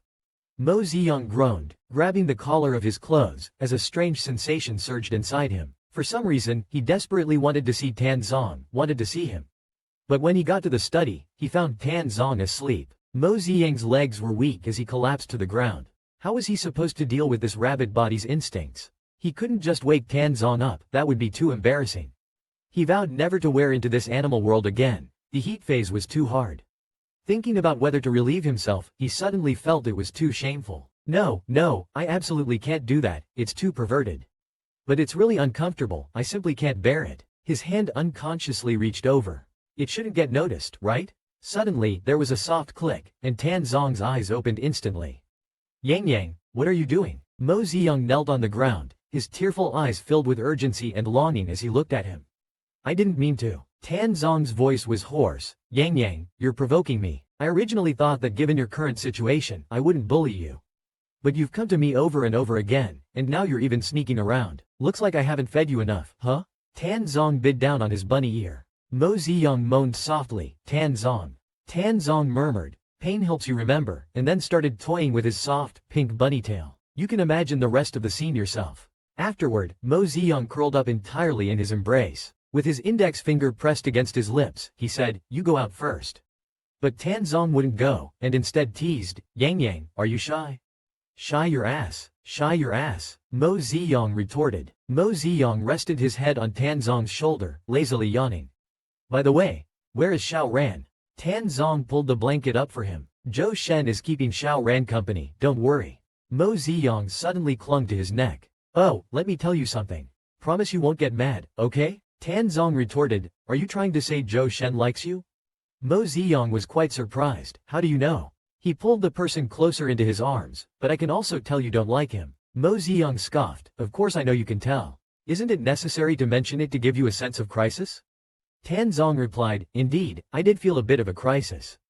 His gaze started to become sharper. A black cat dares to covet my little bunny? HMPH. Once the organization's matter is settled, let's see how you plan to cling to Yang. Zhou Shen is actually planning to take Mo Jiyang away from Tanzong. Just now, he saw Xiao Ran drawing rabbits again. She has been drawing rabbits all day. He propped his chin, wondering what Brother Yang is doing recently. But Uncle should know. As Xiao Ran spoke, she sat on the chair trying to reach for a marker, but her arms were too short to reach it. Whenever I look for Brother Yang, Uncle is always nearby. It would be nice if Uncle could marry Brother Yang. Your uncle is going to marry Miss Chow. How could he marry a little rabbit? Business marriages are like this. Zhou Shen heartlessly commented, feeling pity for the little rabbit. But little did he know, when Xiao Ran heard this, she suddenly threw down her pen, slammed the table, jumped off the chair, and was about to find Brother Yang. You're lying. My uncle would never marry that lady. Zhou Shen stood there puzzled. Why did she suddenly start crying? Xiao Ran rushed straight to Mo Jiyang's door, banging on it and crying, Brother Yang, Uncle Zhou bullied me. Mo Jiyang opened the door, utterly confused. Xiao Ran, what's wrong? Xiao Ran tightly hugged his leg and burst into tears. Brother Yang. He said Uncle would marry that Sister Chow. I don't want Sister Chow, I want Brother Yang. Mo Jiyang picked Xiao Ran up, gently comforting her. Xiao Ran, be good, don't cry. He's lying. At this moment, Zhou Shen followed as well. Mo Jiyang shot him a fierce glare and comforted Xiao Ran. If your daddy dares to marry Chow Yin, I'll break his legs first. Zhou Shen shrugged and said without hiding, I'm telling the truth. Chow Yin intends to marry Tanzong, and Tanzong needs the support from the Chow family. How could Tan Zong refuse such an advantageous business marriage? Hearing Zhou Shen's words, Xiao Ran started crying even more. You're lying. Uncle Zhou is a big bad guy. Zhou Shen bent down earnestly and said to Mo Jiyang, little bunny, I'm genuinely looking out for you. Tan Zong, this scumbag, will abandon you sooner or later. Once things here are settled, let me take you away, okay? Where do you plan to take him? Tan Zong suddenly appeared behind Mo Jiyang, staring at Zhou Shen with a complex expression. Tan Zong and Zhou Shen were at odds over Mo Jiyang, and Xiao Ran kept saying he wanted to marry Mo Jiyang. Zhou Shen wanted Mo Jiyang to leave with him, away from this big scumbag Tan Zong. Where do you plan to take him?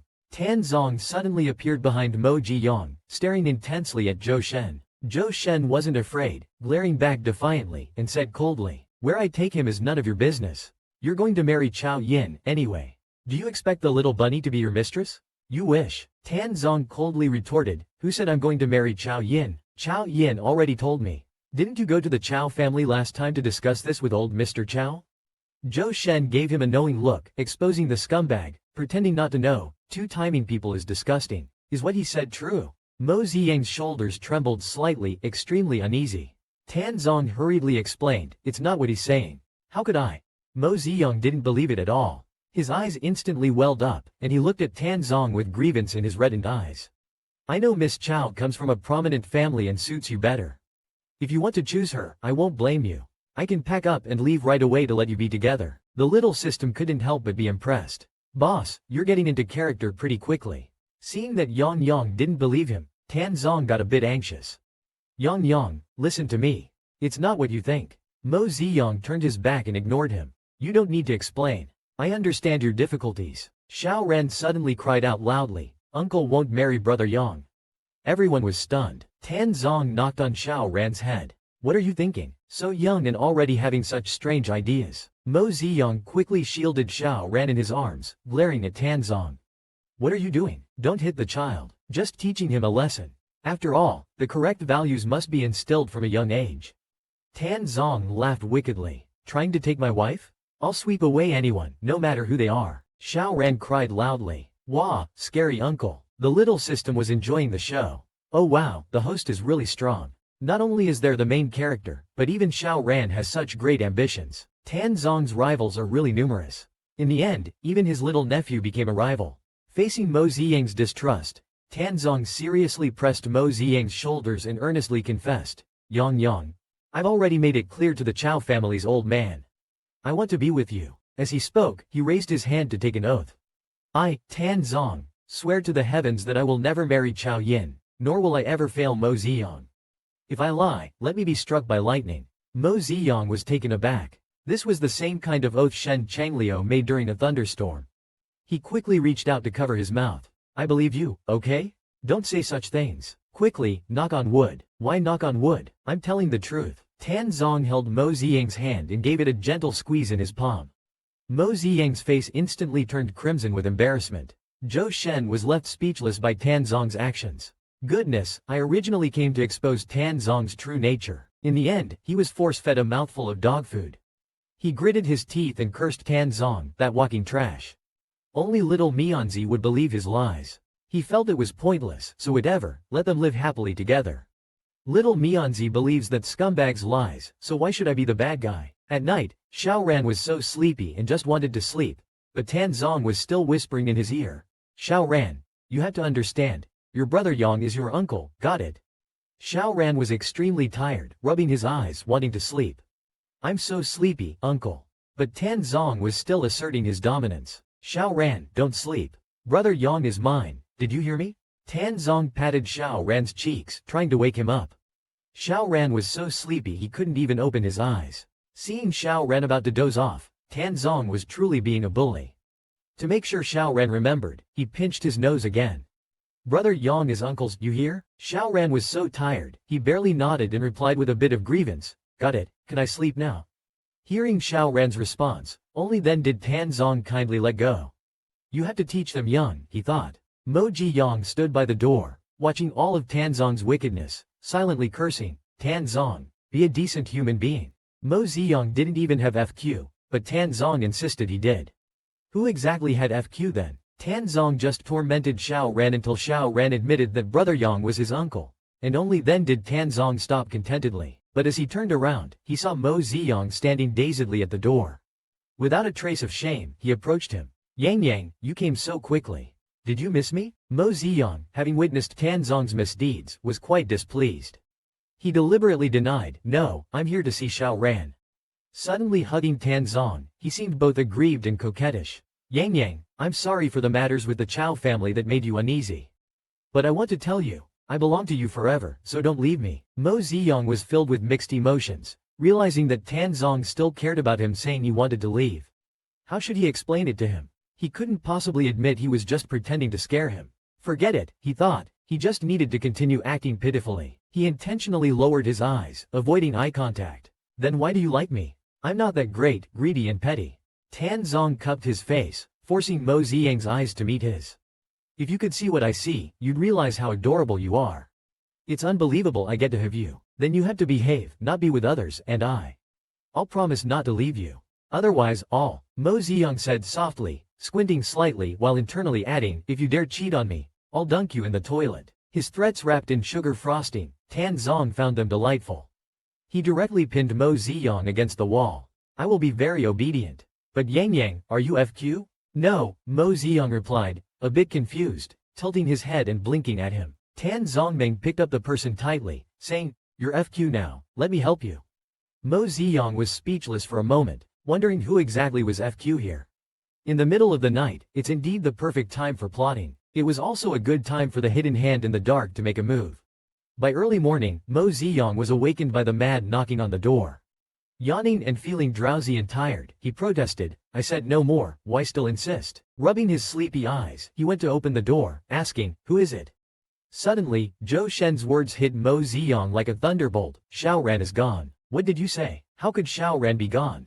Mo Ziyang set out alone to rescue Xiao Ran. In the previous episode, Xiao Ran was IC'd. Mo Ziyang calmed down from his initial panic and haste. There were no signs of struggle in Xiao Ran's room, suggesting the perpetrator was someone familiar.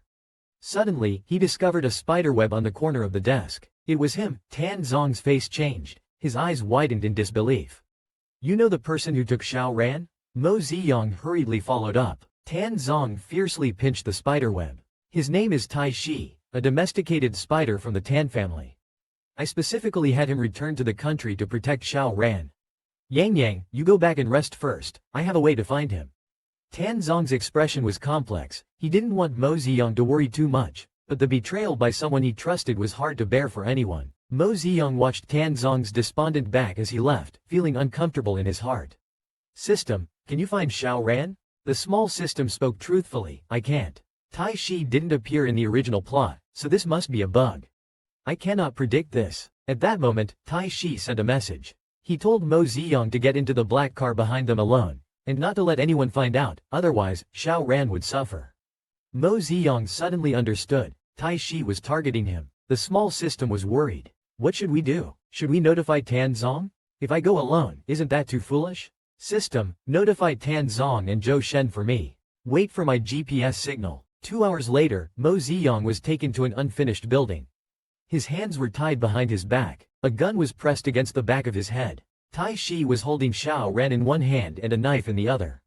Seeing this, Mo Ziyang instinctively wanted to rush forward and save him. Don't move. One step closer and I'll kill him. Tai Zai's knife was already pressed against Xiao Ran's chest. Brother Yang, save me. Xiao Ran cried out loudly for help. Mo Ziyang was anxious but didn't dare to move recklessly. He could only probe by asking, your name is Tai Shi, right?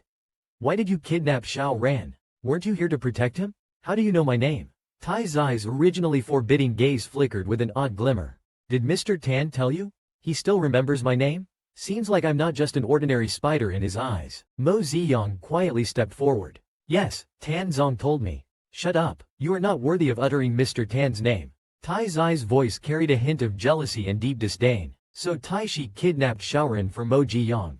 Shut up, you don't deserve to mention Mr. Tan's name. Tai Shi suddenly became furious. Mo Ziyang thought to himself, is there something wrong with this person's brain?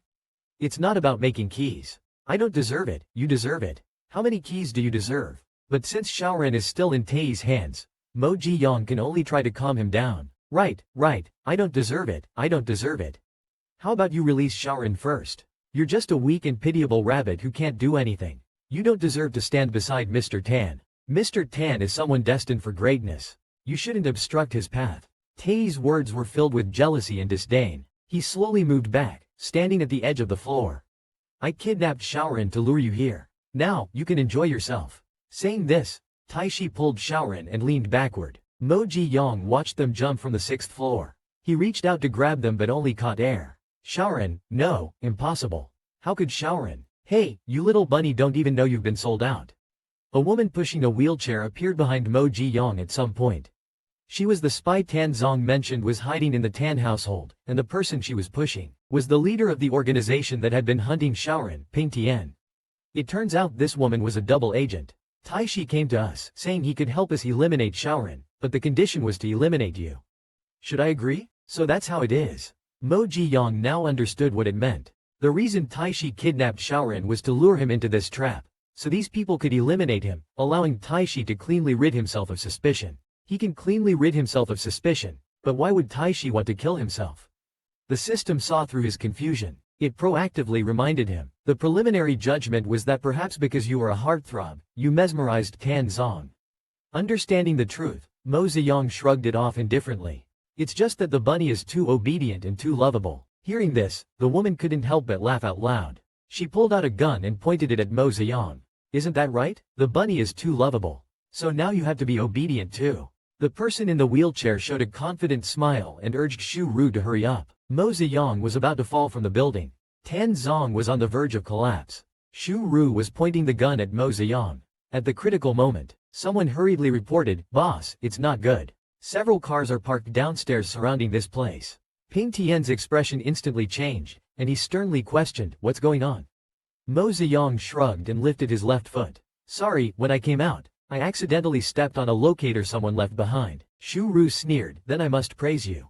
Little bunny is quite clever." Ping Tian was evidently anxious. "Xu Ru, why haven't you acted yet? What are you dawdling for?" However, a shocking scene occurred. The gun that was originally aimed at Mo Ziyang turned the next second towards the man sitting in the wheelchair. The woman smiled brightly. "Oh dear, my gun seems a bit disobedient.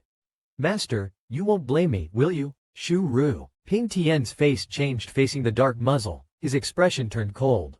He didn't expect to be betrayed by him. This was simply a humiliation. Mo Ziyang shrugged. Indeed, Xu Ru's concern was about his own goal, and he didn't care about betrayal or alliances.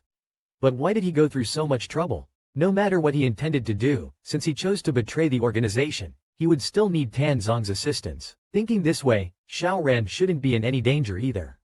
Finally, he could be a little relieved. Xu Ru firmly tied up Ping Tian. Then he flashed a bright smile at Mo Ziyang. "You smart little bunny, come and help me with something." As he spoke, he pulled out another gun and tossed it to Mo Ziyang. He wanted him to take his place in dealing with Ping Tian, but Xu Ru grabbed him and threw him backward. The three of them fell directly from the 6th floor together. Yang Yang and Tan Zong had just arrived, watching Mo Ziyang fall. Tan Zong's pupils shrank and, almost instinctively, he wanted to rush forward. "Tan Zong, calm down." Zhou Shen quickly restrained him from behind. Tan Zong knelt on the ground, punching the floor. Xiao Ran was captured, and now Yang Yang jumped in front of me. "How can I be calm?" Zhou Shen shouted at him. "The little bunny wouldn't want to see you like this." Just then, a subordinate came to report, "Sir, we couldn't find Mr. Mo or the others downstairs." Hearing this, Tan Zong immediately calmed down. Falling from the 6th floor but with no one found? There must be something fishy going on here.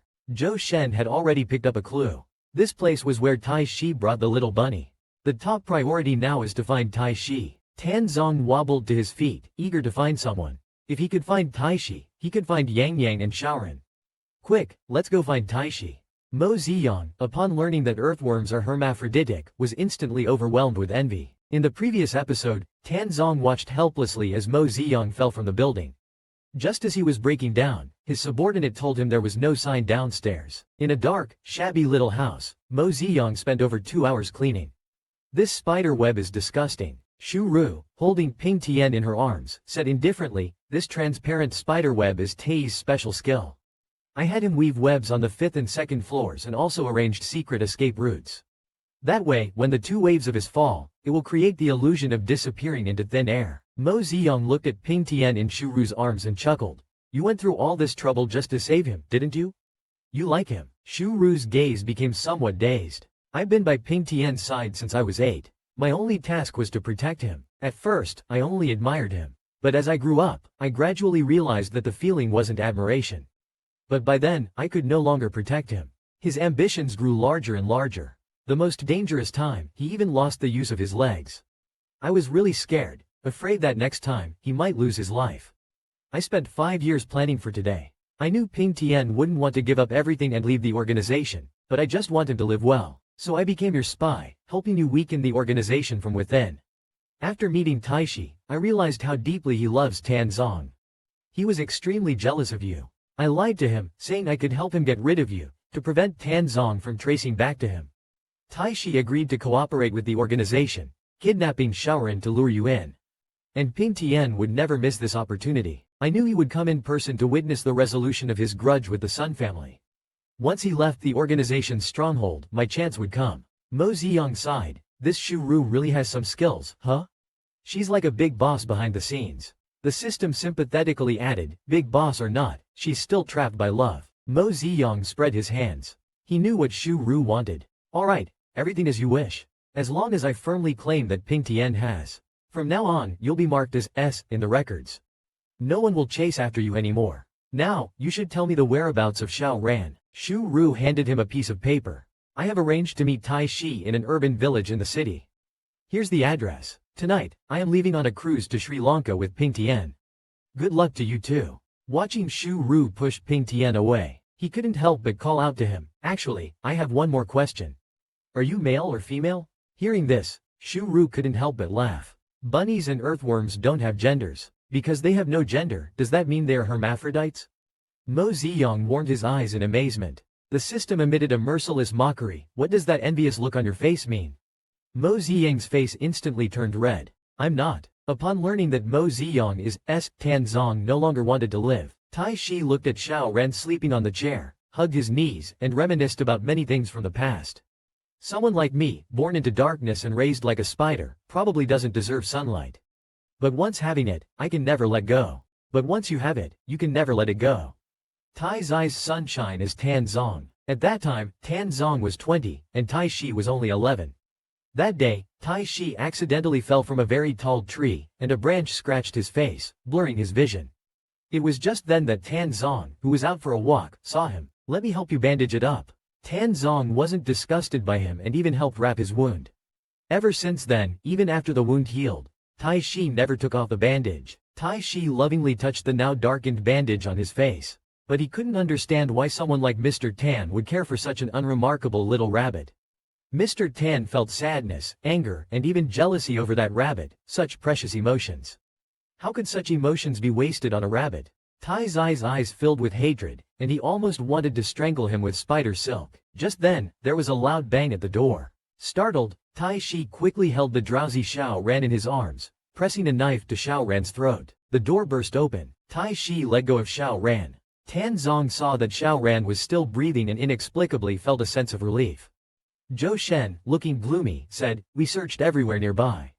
Only Taishi and Xiao Ran are here. There's no one else." Tan Zong's heart sank. He pulled out his gun and aimed it directly at Taishi. "Tell me, where did you hide Yang Yang?" "That rabbit naturally died. Shu Ru must have already acted," Taishi said, his head lowered, a hint of pleasure in his eyes. Tan Zong's body tensed instantly, as if his heart had been ripped apart. "So, Yang Yang really is dead?" Taishi quickly stepped forward to console him. "Mr. Tan, you don't need to be sad. That rabbit was very bad, always deliberately provoking you. It might hurt for a few days now, but in the future, you'll find someone who truly deserves you." "Shut up, I don't need those who are worthy of me, I just need Yang Yang."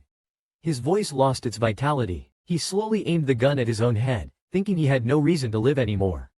Tan Zong was about to commit suicide, but luckily Mo Ziyang arrived in time to stop him. Mo Ziyang hurried to save Xiao Ran and saw Tan Zong holding and aiming the gun at himself, muttering, "With Yang Yang gone, I have no reason to live." Mo Ziyang was instantly furious. What did I just hear? He rushed forward in a flash, knocking the gun out of Tan Zong's hand. "What are you doing? The hard work on the mission isn't for letting men seek death." The familiar voice made Tan Zong's breath almost stop. He slowly turned around, eyes wide in disbelief. Trembling, he reached out to touch Mo Ziyang's face. Yang Yang, is it really you? Am I dreaming? I thought. Mo Ziyang dodged his hand, wishing she could slap him awake. What do you think you're doing? Tan Zong finally snapped back to reality and hugged Mo Ziyang tightly, afraid he would disappear from sight. Held so tightly it hurt, Mo Ziyang wanted to push him away, but feeling his unusual heartbeat, his heart ached inexplicably. Even without me, you should live well, understand? Cherish life. Tan Zong gripped Mo Ziyang tightly in his arms, wishing he could merge him into his bones. Yang Yang, I'm really scared of losing you. Mo Ziyang hugged Tan Zong back and gently soothed him. Fool, it was all Shu Ru's scheme. Right now, Xiao Ren matters more. Tai Shi could hardly believe his eyes. Why are you alright? Shu Ru had promised to kill you, and you're not. It was then Tai Shi realized he had been deceived by that bastard Shu Ru. Tan Zong released Mo Ziyang, protecting Mo Ziyang behind him. Tai Shi said, let Xiao Ren go. Whatever conditions you have, just name them. Upon seeing Mo Ziyang, most of Tai's rationality was gone. His gaze grew fiercer. Shu Ru, that bastard dared to deceive me. Damn you all deserve to die. As he spoke, the knife in his hand was already close to Xiao Ran's throat. Mo Ziyang, risking everything, saved Xiao Ran. The knife in Tai's hand was about to fall on Xiao Ran's throat. Seeing this, Mo Ziyang couldn't care about anything else. He rushed forward, directly trying to snatch Xiao Ran away. Tai Shi obviously didn't expect Mo Ziyang to act like this. By the time he reacted, Mo Ziyang had handed Xiao Ran to Tan Zong and then threw a punch directly at Tai's head. Tan Zong was dumbfounded. Yang Yang's speed is so fast. My little rabbit is really impressive. Mo Ziyang kicked, directly knocking the person down. If you like Tan Zong, come and take him openly. What kind of thing is backstabbing? Are you sick? Leave him out of it. Tai Shi struggled, eager to bite him with venom, but the mercenaries had already subdued him. Mo Ziyang looked at him viciously, the trash hiding in the gutter. Not worthy of my personal attention. I leave him to you. Yang Yang, are you okay? Tan Zong asked, full of concern. Mo Ziyang smiled and shook his head. I'm fine. He hugged Xiao Ran, finally at ease. Let's go, we'll take Xiao Ran home. The next day, under a clear sky, Zhou Shen, pulling a suitcase, quietly left the Tan family while everyone was still asleep. Before leaving, he took one last wistful glance back. It's time to say goodbye, little rabbit. I hope you will be happy and joyful in the future. At that moment, someone walked straight toward him. Mr. Chow, why are you here? It was indeed Chow Song. With a smile as warm as a spring breeze, he took out a red string from his pocket. A small wooden sword was attached to the end of the string. I wonder if you still remember this thing.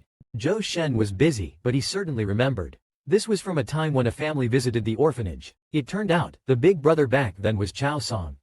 Chow Song extended his hand to him. My name is Chow Song. Nice to meet you. The voice was gentle and pleasant, causing Zhou Shen's face to blush slightly. The grand finale arrived. 12 years later, Xiao Ran had grown into a handsome young man with silver hair. He also had someone he liked. In the study, Tan Zong pulled out his long-hidden love manual. Xiao Ran asked, somewhat shyly, Uncle, will this book really help me win them over? Tan Zong solemnly handed the manual to his little nephew. Of course it will. Back in the day, I used this very book to win over your brother Yang. Before he finished speaking, the door swung open, and Xiao Ran quickly hid the book behind him. Mo Ziyang reached out his hand towards Xiao Ran. Give it to me. I saw it. He had heard their conversation at the door earlier. What do you mean by, even if I have to rely on a book to win you over? If I didn't really like you, could you really win me over with your lousy skills? He was curious about what book could win over someone as self-assured as himself. He walked over, took the book from Xiao Ran's hand, glanced at it, and immediately became furious. What is this book? And this author? What kind of serious author would choose such a name? What are you showing Xiao Ran? Tan Zong, seeing his furious expression, was filled with a strong survival instinct. With a thud, he kneeled swiftly and cleanly. As long as I kneel fast enough, Yang Yang's anger won't reach me. Why are you so skilled at kneeling? Suddenly feeling weak, he raised his hand weakly. Brother Yang, should I kneel too? Having someone to kneel with made Tan Zong happy. With a serious face, he said, it's good for you to practice. Mo Ziyang glared at him. Be quiet and admit your mistake quickly. What did you do wrong? Xiao Ran timidly poked Mo Ziyang's shoulder. Brother Yang, don't blame uncle. I asked him to teach me how to pursue someone I like. Mo Ziyang curiously asked. Xiao Ran, do you like someone? Yes, he's a particularly cute rabbit. He's my desk mate, but he doesn't seem to like me and doesn't pay much attention to me. Mo Ziyang patted Xiao Ran's head. That's nothing. I'll help you. With me, the self-proclaimed expert, it's as easy as pie. An hour later, Mo Ziyang confidently asked Xiao Ran, "Now do you know how to pursue someone?" Xiao Ran looked at Brother Yang with admiration. "Yes, I'll go find him now." Tan Zong was still kneeling in the study, pitifully asking, "Yang Yang, are you still angry?" "My knees hurt." Mo Ziyang sighed, walked over, and bent down to pull him up. All right, I'm not angry. Get up quickly. Honestly, don't you feel embarrassed?" The shameless Tan Zong, holding onto his hand, pulled him into his arms and hugged him tightly. Mo Ziyang said in exasperation, "I just want to tell you that it wasn't that book that helped you win me over, it was because I liked you that I got together with you, you know?" Hee, knew it. Tan Zong couldn't help but laugh out loud. HMPH, what kind of book could ever help you win over a top-tier White Lotus like me? Without correcting his mistake, he really thought he was a love expert. Tan Zong's hair shimmers and Mo Ziyang says, "Next year Xiao Ran will turn 18. Once I return the Sun family's debt to him, shall we travel the world together?" Mo Ziyang lazily agrees while leaning in his arms. "All right. Let's sweetly spend our lifetime together." That actually sounds pretty good. Mo Ziyang and Tan Zong sweetly spent their lifetime together. Next, a new version is about to launch. Little system, is there a new task out yet? Where are we going this time? The little system is busily downloading data. Host Dad, please wait. The background of the new world is a bit complicated. Data is still downloading. It seems to be a martial arts world. Mo Ziyang's interest is piqued. Martial arts, great. Hurry and show me this time's mission target. Data quickly finishes loading. The screen displays a person. Mo Ziyang gasps in admiration. Indeed, a familiar face, a familiar formula. Tisk, so cliché. The male lead, named Zhang Henian, was abused by his parents as a child, sold to a local gentry as a laborer, and at 7, was kidnapped by horse bandits and endured extreme humiliation. Fortunately, he met a reclusive expert and learned peerless martial arts, ultimately becoming a martial arts alliance leader. However, his fiancée conspired with a villain to frame him as a spy for the demonic sect, leading to Zhang Henian being tragically pursued by the righteous martial world and eventually forced to leap off a cliff to his death. Mo Ziyang is stunned. That tragic, huh? And there's more. The little system continues. Later, Zhang Henian was reborn. This time he learned from his past and aimed to eradicate the demonic forces entirely. Yet, because of a moment of mercy, he spared a villain, and in the end, he was completely defeated and pressured by the entire martial world. Mo Ziyang was extremely sympathetic, having never seen such a miserable male protagonist. So, what exactly is my mission? To help him take revenge? The mini-system quickly denied it. Due to Zhang Henian's misfortunes in 2 lifetimes, his resentment is extremely deep. Therefore, your mission is to prevent the male protagonist from turning evil. While saying this, Mo Ziyang was forced to embark on his new mission. But as soon as he opened his eyes, how did he turn into a baby? Help, this mission starts way too early. Several years later in Kangzhou City, Mo Ziyang became the youngest leader of the Martial Arts Alliance.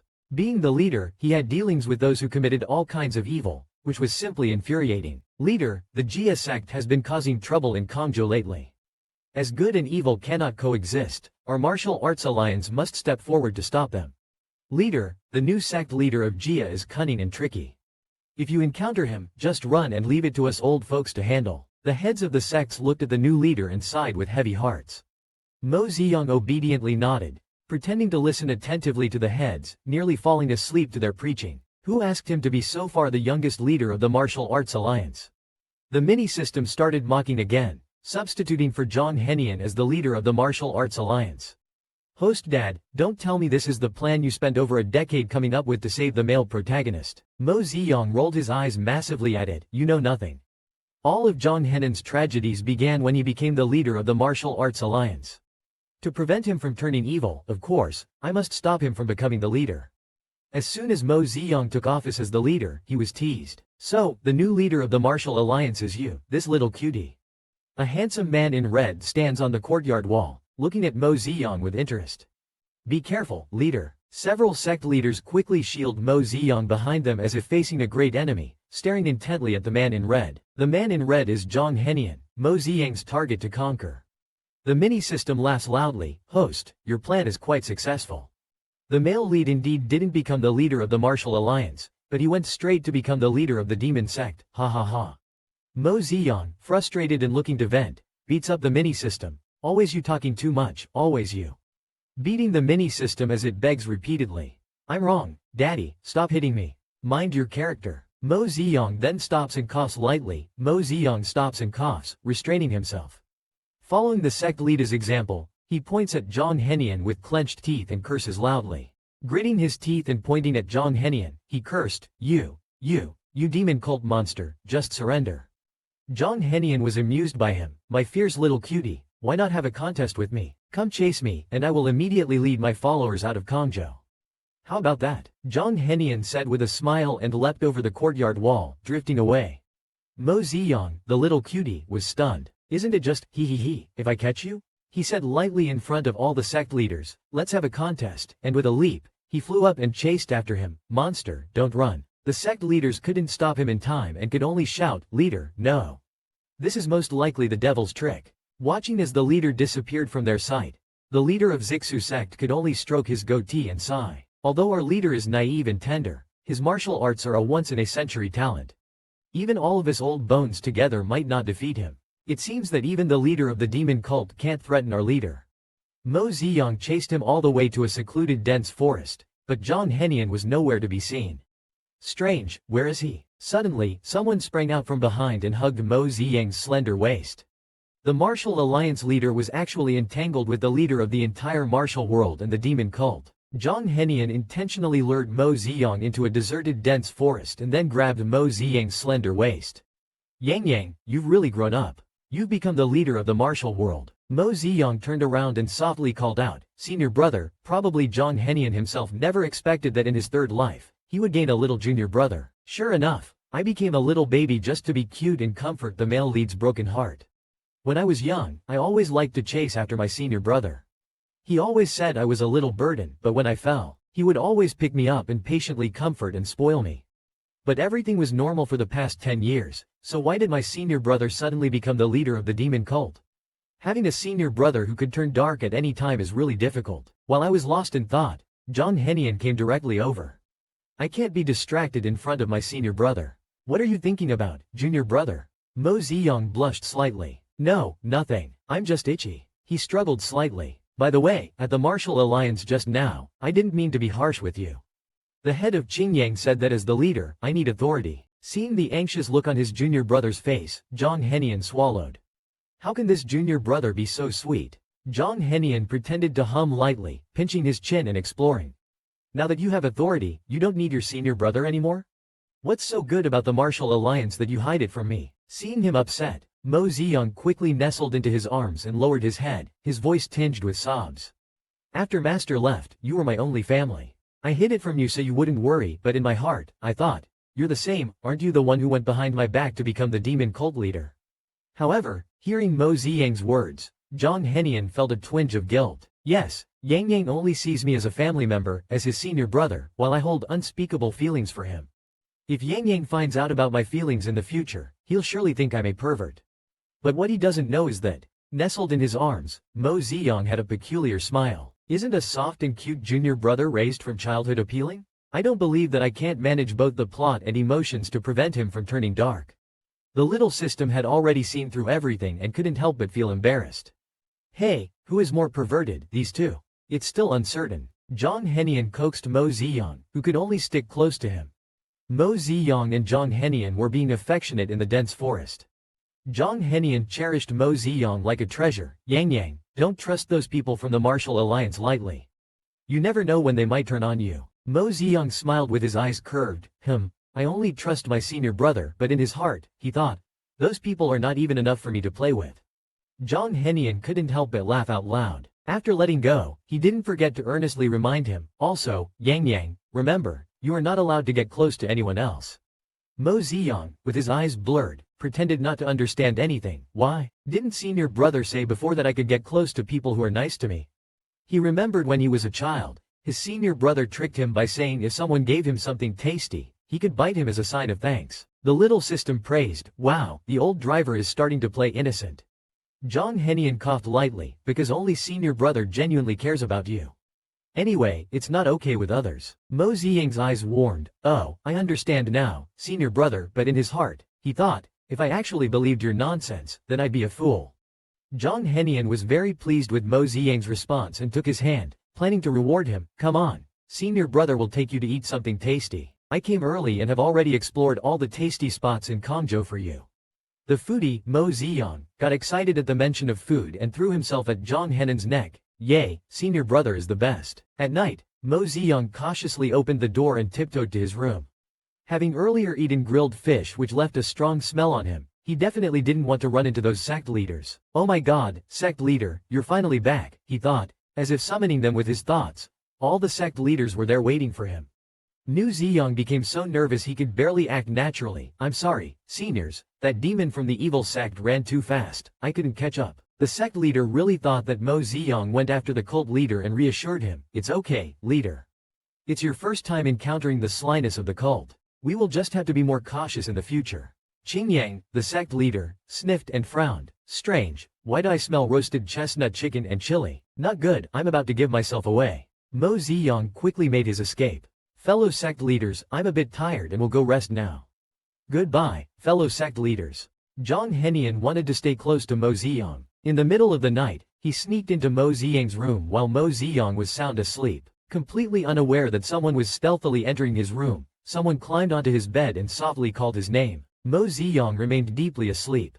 Zhang Henian lay beside him, gently cradling his face, whispering amidst the light rain.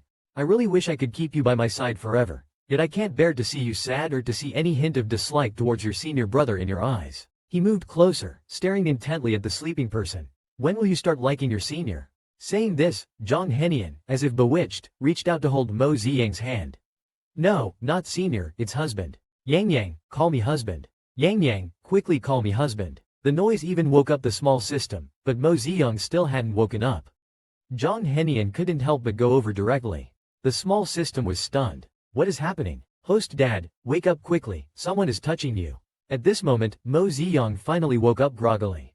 Who is touching me? As soon as his eyes opened slightly, Mo Ziyang felt his hand being guided to grab something. He was almost so shocked he jumped up.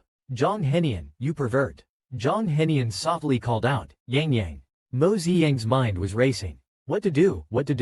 Maybe I should just pretend to be asleep. The small system ineffectively covered its eyes. The excitement between senior and junior brothers was too intense, lasting until dawn. Only then did Zhang Henian slowly get up, using a handkerchief to wipe Mo Ziyang's hand. He looked intently at Mo Ziyang. Having been reborn twice, apart from the master, everyone else wishes I would go to hell immediately. Only Yang Yang truly loves me. He is forever the little son in my heart. But I can only shamelessly use the name of senior brother to deceive him into being with me. It is I who am shameless, it is I. But I want to see Yang Yang cry. Want to hear him tremblingly call me Henian in his soft voice. Yang Yang, I can hardly control myself anymore. The more Mo Ziyang listened, the more wrong it felt. Hiss, why does his tone sound like he's going dark again? No, I can't just pretend to be asleep, I have to put out the fire quickly. Thinking this, he picked up Zhang Henan's hand, rubbing it against his cheek, muttering while half asleep, Senior brother, I'm so hungry. Zhang Henian shuddered all over, bent down, and it was a long time before he moved away from the window. Mo Ziyang, with dark circles under his eyes, struggled to get up. The mini-system couldn't help but mock him. Anyone who didn't know better would think you had labored all night long. Mo Ziyang was too exhausted to retort, yeah, I'm totally drained. Mo Ziyang thought about another day of wanting to smash the main god's head. Just as he was about to return to his room, he ran into Ru Xin, the senior disciple of Jia Luo Palace. His face changed instantly. Isn't this the one who cuckolded Zhang Henian before? She's come knocking so soon? The mini-system reminded him, in this life, you are the martial arts leader, of course she's rushing to hook up with you. When a scheming green tea meets an innocent white lotus, there will be a good show. Ru Xin looked worried. I heard the leader went after that demon. I hope you are not unwell. Thank you for your concern, Miss Ru Xin. I'm just a bit tired, no harm. He scoffed inwardly, suddenly getting chummy. Surely it was a trick. I want to see what kind of moth she wants to play at. Sure enough, the next second, Ru Xin stepped on her skirt. With a cry of, Aiya, she fell directly towards Mo Ziyang. With fast reflexes, Mo Ziyang dodged quicker than a weasel. Trying to scam me? You're still too green. Ouch, it hurts. Ru Xin cried, rubbing her ankle, cursing inwardly. I didn't expect him to dodge.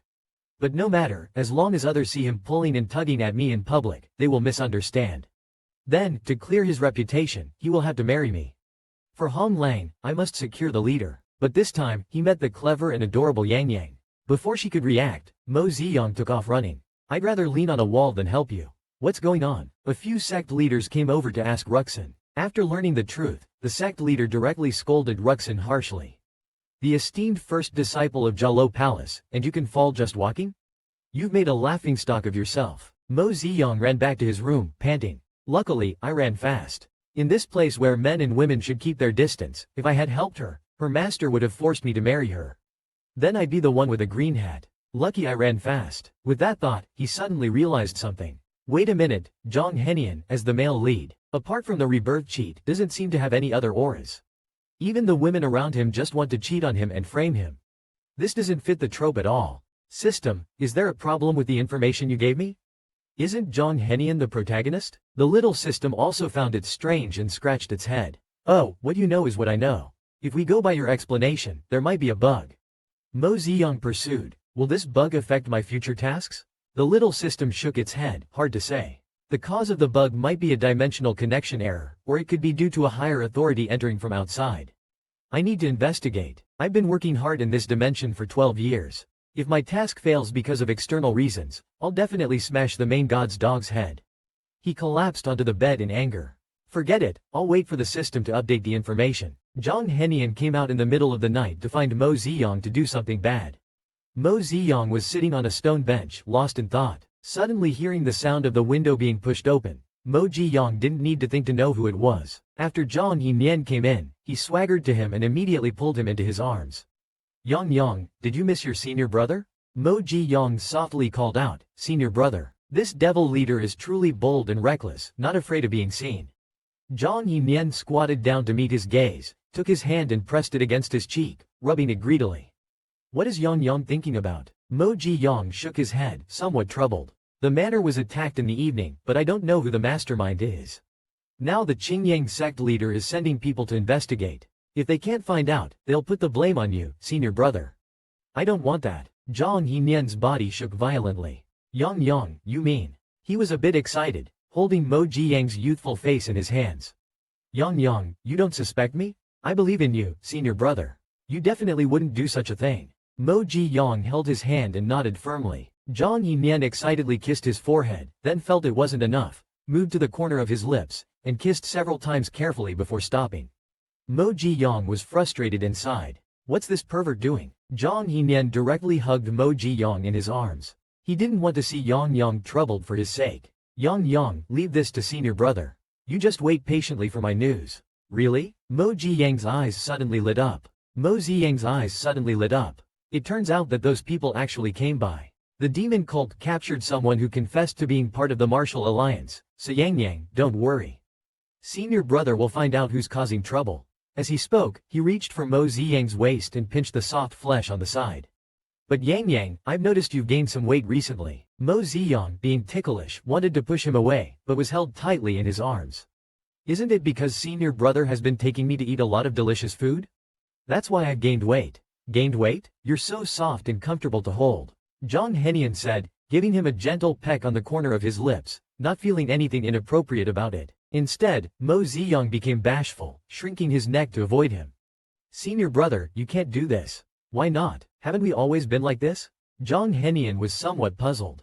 Previously, Yang would never resist him or say no when he got close. Zhang Henian wanted to be intimate with Mo Ziyang, but Mo Ziyang suddenly became unwilling. Zhang Henian was momentarily stunned. Yang had never resisted him before, why now? Mo Ziyang hesitated, lowered his head, and said, Ruxin said QQ is something that belongs between a man and a woman, something only spouses should do. Cunning Yang started plotting again, determined to make the woman who maliciously tried to seduce him pay the price. But as a Lotus, how could he take action himself? When Zhang Henian heard the name Ruxin, his pupils contracted. It's that woman again. In the past life, I was the leader of the Martial Alliance, and she tried to seduce me many times. Now she dares to use her seductive tricks on Yang, who is so pure and surely will fall into her trap. It seems this woman and her if must be S, but it can't be too easy for them. Mo Ziyang looked at him with innocent big eyes, watching his expression change repeatedly, nodding approvingly in his heart but feeling a bit worried. Please don't turn dark, otherwise I'll smash your head. Zhang Henian tenderly brushed away the little stray hairs in front of his forehead, smiling indulgently. Yang, don't get too close to him if he deceives you, understand? At this point, Zhang Henian couldn't help but wince in pain.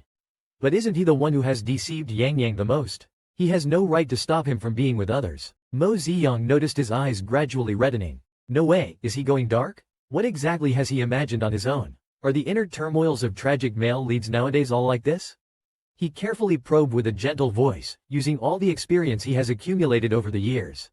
Senior brother, what's wrong? Zhang Henian suddenly snapped back to reality, looking at his junior brother in his arms with a bitter smile. Nothing, I just think that in the future, you'll definitely start a family and career, right? And have children with another woman, right? The last few words were pronounced very heavily. Zhang Henian wished he could swallow those words whole. The question of fate arrived. How could this ball game connect an off-field spectator to save the scene? Zhang Henian's face was smiling, but his hands were cupping his cheeks, slowly rubbing them. This is definitely a life-threatening speed. If he doesn't play well, is he planning to strangle me like this? The small system took delight in the misfortune. Strangling might not happen, but it's hard to say about strangling your whatever. Mo Ziyang had no choice but to bring out his top-notch lotus flower acting skills, pretending to be puzzled as he looked at him. Why do we need to start a family and career? He then smiled brightly, hugged Zhang Henian's neck tightly, and gave him a big kiss. Being with senior brother makes me very happy. Although the words were spoken, Zhang Henian did not react for a long time. Mo Ziyang's heart rose to his throat, wondering if it would be a disaster. Just when he was in doubt, Zhang Henian suddenly hugged him tightly and then fiercely kissed him. It took a while for Zhang Henian to let go of him, burying his head in Mo Ziyang's shoulder. Yang Yang, I will also always be with you. I will definitely protect you well. Zhang Henian, in order to make Mo Ziyang stay with him forever. What a painstaking effort. Inside the house, they were being all lovey-dovey, driving Mo Ziyang crazy. He really wanted to crack open Zhang Henian's skull to see how many Chong Yao aunties he had inside. Who says one can turn evil just like that? And I still have to coax him. This is too much. Just then, someone knocked on the door. The abnormalities left by the Jia sect were discovered. The sect leader asked me to come and get you to take a look. Mo Ziyang hurriedly asked Zhang Henian to stop what he was doing and shouted outside, "Got it." Zhang Henian glared at the figure at the door, who interrupted their moment. These so-called righteous paths, actually pinning the crime directly on me. Mo Ziyang turned around and saw his upset face, quickly comforting him, "Be good, big brother. I'll be back soon." Zhang Henian was reluctant but compromised. After the person left, he hugged the quilt on the bed, deeply inhaling the scent, all of which was his junior brother's. After handling the matters, Mo Ziyang hurried back to the room. As soon as he opened the door, the room was empty. He walked in and closed the door behind him. Walking past the screen, he indeed saw someone on the bed. With a mischievous thought, he leaned over and gently called, "Big brother, are you sleeping?" But receiving no response for a long time, Mo Ziyang had no choice but to give up the idea and properly covered his senior brother with the quilt. Suddenly, his hand was grabbed. Zhang Henian, as if having a nightmare, tightly held his hand, murmuring, "Yang, Yang, Yang." Mo Ziyang knew it was a trick, pretended to be startled, then gently patted his back, soothing him like a child, "Be good, big brother, go to sleep." But in his heart, he was thinking, "I knew there was a trick to it. Just wait, I won't bite. Let's see how long you can pretend to sleep." Zhang Henian waited for a long time, feeling puzzled. "I've been waiting for so long, even deliberately talking in my sleep to call him. Why isn't Yang Yang coming up to keep me company?" Finally, he couldn't help but slightly open his eyes, only to be utterly disappointed in an instant. Yang Yang would rather sit by the side and meditate than take the initiative to share a pillow with me. It seems he really has no other thoughts about me. My Yang Yang, when will you finally see me? At this moment, Mo Ziyang is internally complaining, always imagining melodramatic love stories in your head. Why don't you just say it? The little system applauds. Pen really is a pair of scheming brothers. Zhang Henian is preparing to trick the innocent Yang Yang into his schemes, but someone outside the door comes to spoil his plans. It turns out to be the malicious female supporting character planning to seduce Mo Ziyang in the middle of the night. Mo Ziyang steals a glance at Zhang Henian, whose face is dark with anger, and chuckles to himself. "Oh, the malicious female character is delivering herself to us. Sect leader, I brought you some late-night snacks, silver fungus and lotus seed soup," Ruixin whispers from inside. Ru Xin quietly called out inside, thinking to herself that the leader had a child's nature and probably loved sweets. She was sure she could win him over this time. As soon as Mo Ziyang heard there was food, his soul seemed to be lured away, and he was just about to get up. He was suddenly grabbed from behind and held tightly at the waist. Mo Ziyang hadn't even recovered his senses when Zhang Henian directly sealed his lips. "You're going to leave with someone else just because of food? Do you not want your senior brother anymore?" Zhang Yinyan's left hand held his waist tightly, and his right hand pinched his chin, his tone particularly intimidating, an aura of danger overwhelming him. Mo Ji-yong thought to himself, oh no, this guy is about to lose it again. Zhang Yinyan slapped the screen with one palm, pinning him against it. Mo Ji-yong was so frightened he could barely breathe and softly said, "Senior brother is still outside. If he sees you here, it won't be good." Zhang Yinyan wasn't willing to let him go. So what if he sees? Yang, what's wrong with that? Mo Ji-yong internally cried out. The leader of the demon sect hiding in the martial arts leader's room. You say what's wrong with that? But he didn't dare to say it, only diplomatically responded, what if he goes to complain to his master? Zhang Yinyan looked unconcerned. No worries, I have my methods. Just open the door. It seemed this guy was ready to deal with the troublemakers harshly. Since he was going to do it, he might as well do it thoroughly. I will definitely assist well. The little system understood him best and reminded him, I think you're just adding fuel to the fire. This demon sect leader is prone to turning dark easily. Master, you'd better be careful. Zhang Yinyan moved to the side of the door, and Mo Ji-yong opened it. Leader, you finally opened the door. These lotus seeds will get cold if left any longer, Rushin said, deliberately leaning towards Mo Ji-yong. Seeing the food, Mo Ji-yong didn't care about anything else. Thank you, Rushin. I love sweets the most. Rushin leaned closer and closer. Leader, let me serve you. Before the words were finished, Zhang Yinyan couldn't watch anymore and swung his hand towards Rushin's neck. Senior brother, be careful. Mo Ji-yong saw Rushin reaching for the tray and shouted in shock. Zhang Yinyan's expression changed instantly. What, is Yang worried about him? Why feel sorry for her? I'm more concerned about the white fungus lotus seed porridge, okay? Just how strong is Zhang Henan's possessiveness? Seeing someone in the middle of the night bothering Mo Ziyang, he directly knocked the person down with one palm. Mo Ziyang thought about whether to use this opportunity to provoke the jealous man. He pretended to be confused and asked, Senior brother, I don't understand why you did this. This person is usually very nice to me. Hee, I even pleaded for your rival, this is intolerable. Zhang Henan's face was as dark as the bottom of a pot. He glared fiercely at the woman on the ground. As expected, she used the same seductive tricks from the previous life on Yang. It's disgusting. In this life, I will make sure she wishes she were dead. Mo Ziyang secretly showed a satisfied smile. More, be harsher. Zhang Henian suppressed his anger and held Mo Ziyang in his arms, softening his voice. Yang, the malice of these people isn't apparent on the surface. Trust your senior brother. I would never harm you, you know? Mo Ziyang hugged him back, his voice muffled. I know senior brother is doing this for my good. But now that things are like this, how do you plan to deal with her? Zhang Henian glanced at the unconscious person on the ground.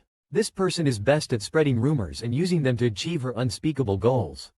In that case, I'll let her experience what it means that words can be a fearsome weapon. Mo Ziyang was about to say something when Zhang Henian signaled him to stay silent.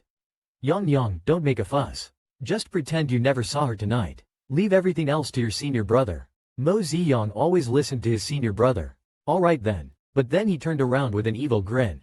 Zhang Henian, in both lifetimes, was smeared by her and her lover, ultimately becoming the public enemy of the whole martial arts world.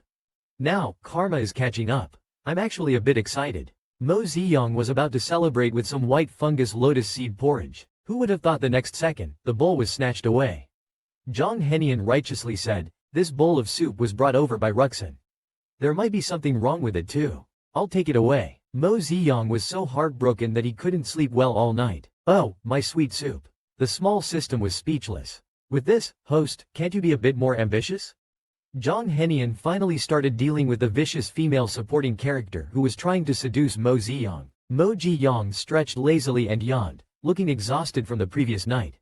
The little system knowingly teased him once again. Just then, he heard a few disciples whispering. Did you hear? The chief disciple of Shashwen sect, Ruxin, went missing last night and was found in a ruined temple outside the city this morning. It said that she was, you know. Mo Ji-yang smirked, finding it interesting. He thought Zhang Henian would have finished her off. Turns out, he's planning to slowly torment her as revenge. Quite ruthless, I like it. System, let's go check out the gossip. A man agilely climbed through the window of Ruxin's room. That man was naturally Ruxin's lover, Hong Lang. Ruxin originally thought he came to show concern for her, but who would have thought Hong Lang was only there to ask if the rumors outside were true. Upon learning that Ruxin had been, you know, Hong Lang's attitude turned cold and he quickly left, abandoning Ruxin. Mo Ji-yang lay on the rooftop watching the drama unfold, enjoying seeing jerks hurt each other. As expected of the demon sect leader, he's got some skills. An hour later, Mo Ziyang and his group returned to the Wulan Alliance headquarters, only to be ambushed on the way. Mo Ziyang was pondering how to take advantage of the chaos to escape from the team when the opportunity arose. Ru Xin took an arrow for Hong Lang, but Hong Lang, disgusted by him, pushed him into the water with a palm. Ru Xin, I'm coming to save you. Mo Ziyang shouted loudly and leapt into the water. What did you say? Yang Yang has fallen into the water and disappeared? Upon hearing this news, Zhang Henian was on the verge of collapse.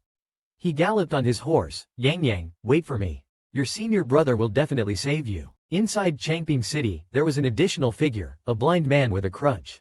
I don't understand. What exactly do you want to do by going through all the trouble to escape from the Martial Alliance? And why have you disguised yourself in this manner? The little system was very disdainful.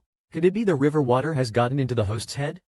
Mo Ziyang lifted the veil and smiled slightly. For love and peace, I must also clear some obstacles for my man. Mo Ziyang was tormented in a dark room by his older lover. Mo Ziyang waited by the river for the people from the Martial Alliance to come looking for him when the little system suddenly exclaimed in surprise. Xiao System suddenly exclaimed, do you hear something in the water? Suddenly, a disheveled ghostly figure in red emerged from the water. Mo Ziyang was terrified. Oh my god, there's a ghost. Yang Yang heard someone calling him. Mo Ziyang was shocked. Is this water ghost that powerful? It even knows my name. Xiao System screamed. Ah, so scary. Daddy host, run. Monster, don't chase me. Mo Ziyang used his fastest escape skill, but still got caught by the ghost. He hugged a tree, not daring to look back. Mr. Ghost, I haven't wronged you. Don't find me as a substitute. It's me, Yang Yang. Why does this voice sound so familiar? Mo Ziyang turned around and saw Zhang Henian looking at him with a pitiful gaze. He ran over with a smile. Senior brother, how did you find me? Unexpectedly, Zhang Henian took advantage of his distraction and pressed a needle into his sleep acupoint, then caught his limp body. Yang Yang, I've been searching for you for 2 days and a night. Did you really think your senior brother was a water ghost? His eyes showed a fierce look, holding him even tighter. Yang Yang, I want to lock you up so you can't go anywhere. This way, you will never leave me again. Senior brother can't bear the pain of losing you again. When Mo Ziyang woke up, he found it was pitch dark, without even a candlelight. Xiao System flew out. Where is this? Why is it so dark? Mo Ziyang reached out his hand and was shocked to realize he was locked up. He tried to speak but found he could only make a moaning sound, unable to say anything. Congratulations, host. You got yourself a little dark room. The system said as it appeared. Zhang Henian knocked you out and sealed your mute acupoint, locking you in this dark room. He's just a step away from turning dark. It's like he's crazily testing the waters on the edge of turning evil. If you don't soothe him properly, the mission will fail. Be careful, host. Mo Ziyang blinked gently. What kind of comfort are you talking about? The little system chuckled. What do you think? Just then, the door was pushed open. Zhang Yinian was dressed in a bright red outfit, looking particularly festive. Even his hair was tied up with a red ribbon, as if he were going to a wedding. Mo Ziyang couldn't move, could only glare at him through gritted teeth. Man, don't come any closer. Mo Ziyang was imprisoned by Zhang Yinian in a small dark room, with no way to escape. Zhang Yinian's bright red outfit looked particularly festive, as if he were going to a wedding. Mo Ziyang's internal strength was sealed, and he was silenced. He could only stare at him hatefully. Man, don't come any closer. When Zhang Yinian saw the expression on Mo Ziyang's face, his heart skipped a beat. As expected, Yang Yang still doesn't accept me. But that's okay. Whether Yang Yang accepts it or not, I had to do this. He sat on the edge of the bed, leaned over, and gently removed the magic trick from Mo Ziyang's forehead, asking softly, Yang Yang, are you hungry? Mo Ziyang was anxious. You're asking me? How about you let me speak? Seeing him struggling, Zhang Yinian's face showed a sad expression. He reached out and stroked his cheek. I originally intended to endure until Yang Yang understood my feelings. But after so many years, I realized you never understood. Mo Ziyang was on the verge of tears. I understand, just give me a chance to speak, okay? I was wrong, I reflected, I repent. Zhang Yinian saw his struggle as a desire to escape. His already tense nerves snapped. Is this look on your face because you're still thinking about how to leave me? The little system quickly reminded, Host Dad, don't provoke him anymore, he's about to turn dark. Yang Yang, you're forcing me. Saying this, Zhang Yinian leaned in directly. The delicate softness was the taste he'd yearned for day and night. Yang Yang is so sweet, always tormenting me. Slowly lifting his head, despair seeping through his eyes, senior brother Yang Yang has always had these thoughts towards you. Aren't you disgusted? It doesn't matter if you are. Even if you find senior brother repulsive, I will make you unable to leave him. Seeing no reaction from him, Jong Henian chuckled foolishly, took off his shoes, climbed onto the bed, and knelt beside him, caressing his neck. Will Yang Yang be good for senior brother? Can I say no? Mo Ziyang did not respond to him but voluntarily wrapped his arms around his waist, turning his blushing face away. This action delighted Jong Henian beyond words. Yang Yang, are you willing? Mo Ziyang glared at him with his moist lips and nodded almost imperceptibly. Excited, he peppered Mo Ziyang's face with kisses. My Yang Yang is the best Yang Yang in the world. I love you, he said, his hands busy moving slowly upwards from the ankles. Finally, Jong Henian could fulfill his wish with Yang Yang. Both were sweating profusely. Yang Yang, call me husband, okay? Mo Ziyang was somewhat out of it but didn't forget to retort, if you unlock my mute point, I'll call you daddy. The blanket was thrown over their heads. Jong Henian continued his actions while pleading, Yang Yang, don't leave me. Let's be together forever, okay? Mo Ziyang was tormented to the point of being unable to make a sound.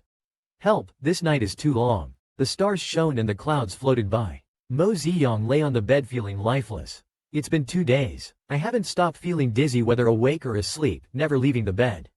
My back, ah. Yang Yang, Jong Henian suddenly woke from his dream. Seeing the person beside him, he sighed in relief, leaned over, forehead to forehead, whispering, thank goodness you're okay. You know, ever since I heard you went missing in the water, my heart has been like shattered. If something really happens to you, I will definitely go with you. Yang Yang, why haven't you said a word to me until now?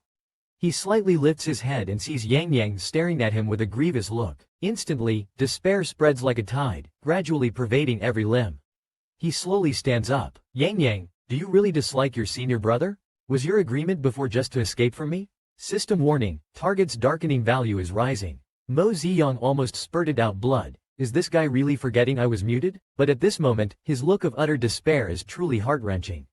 Yang Yang, how about we just die together now? If we can't share life, sharing death would leave me with no regrets. Mo Ziyang instantly got annoyed, you big dummy. I work hard on tasks just to survive, because you've been through so much, we should cherish the time we're alive, you jerk, do you understand? Jong Henian's voice trembled slightly as he continued, but I can't bear to leave Yang Yang. What if I go to the underworld and you're unhappy? Yang Yang, I'm always afraid you're unhappy, I always hope you're happy. Mo Ziyang noticed something strange about the body holding him. Why is his body temperature so high? Worried, the person directly collapsed into his arms. Jong Henian was sick and had locked up Mo Ziyang, wanting to TT. Before TT was done, he directly fainted into Mo Ziyang's arms. Mo Ziyang, feeling the burning body in his arms, was speechless and grimaced. Just 2 days and he's caught a cold and fever, really useless. Isn't it because I have to rush out and take care of you? The little system covered its mouth and snickered. Now you complain he's useless, but who was it that was complaining about back pain just now? Indeed, you're all cattle with no field. After a surname Shang, Mo Ziyang finally broke through the seal. He took a deep breath. Finally, I can speak. The chains snapped with a sound. He stood up and rushed out. My internal strength has returned. I'm still the most handsome guy here. After taking people out, Jong Henian barely opened his eyes, his gaze somewhat vacant. Can I win this bet this time? After lying down for a while, he sat up angrily, staring at the door for so long. Yang Yang still hasn't come back. Did I lose the bet? Suddenly hearing hurried footsteps, his spirits lifted. Indeed, Yang Yang still can't bear to leave me. Mo Ziyang finished preparing the medicine in the kitchen and hurriedly brought it in. Senior brother, you're finally awake. Come, drink the medicine first. He fanned it cool before feeding it to Jong Henian. He couldn't help feeling that life was tough. It was me who was restricted, but why am I the one serving others in the end? Jong Henian felt guilty and didn't know how to face Yang Yang. Starting to act pitiful. Yang Yang, will you hate me? Mo Ziyang felt overwhelmed by the tea aroma, smiled weakly and said, Senior brother, what do I need to say for you to believe that I really don't dislike you? Hearing this, Jong Henian excitedly grabbed his wrist to confirm again. Do you really not dislike your senior brother, nor find him repulsive? Mo Ziyang blinked, his moist eyes making one's heart ache. Senior brother, since our master died, it has only been the two of us. How could I dislike you? I also hope that I'm the only one by your side. Saying this, he leaned directly into Jong Henian's arms, showing him the bruises on his wrist. Look, it's all bruised. If senior brother wants, Yang Yang is willing, but you must never tie me up again, it's very painful.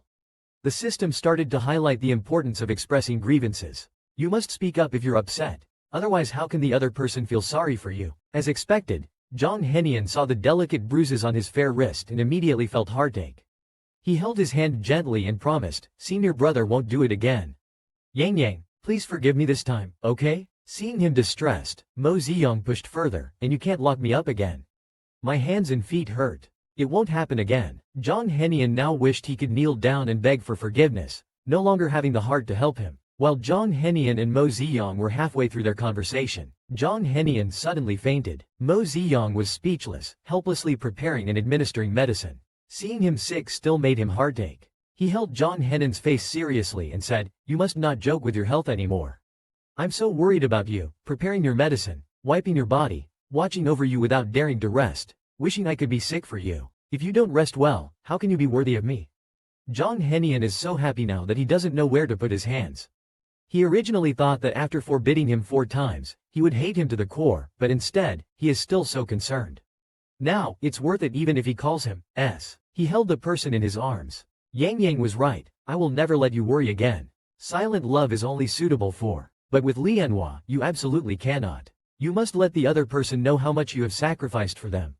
John Henian felt a weight lifted from his heart. Finally, his plan worked. He actually deliberately acted irrational and desperate, just to let Yang Yang see his love for him and also see his own pitiful state.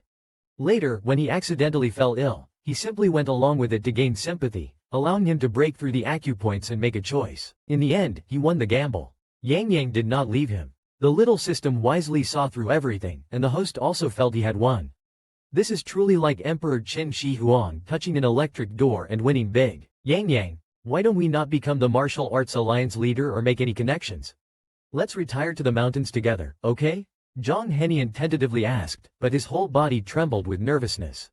Mo Ziyang refused without thinking, no. Hearing this answer, John Henian's eyes instantly turned red. Why? Does Yang Yang not want to be with me? The little system sounded the alarm. Mission target extremely dangerous, about to blacken, please handle with caution.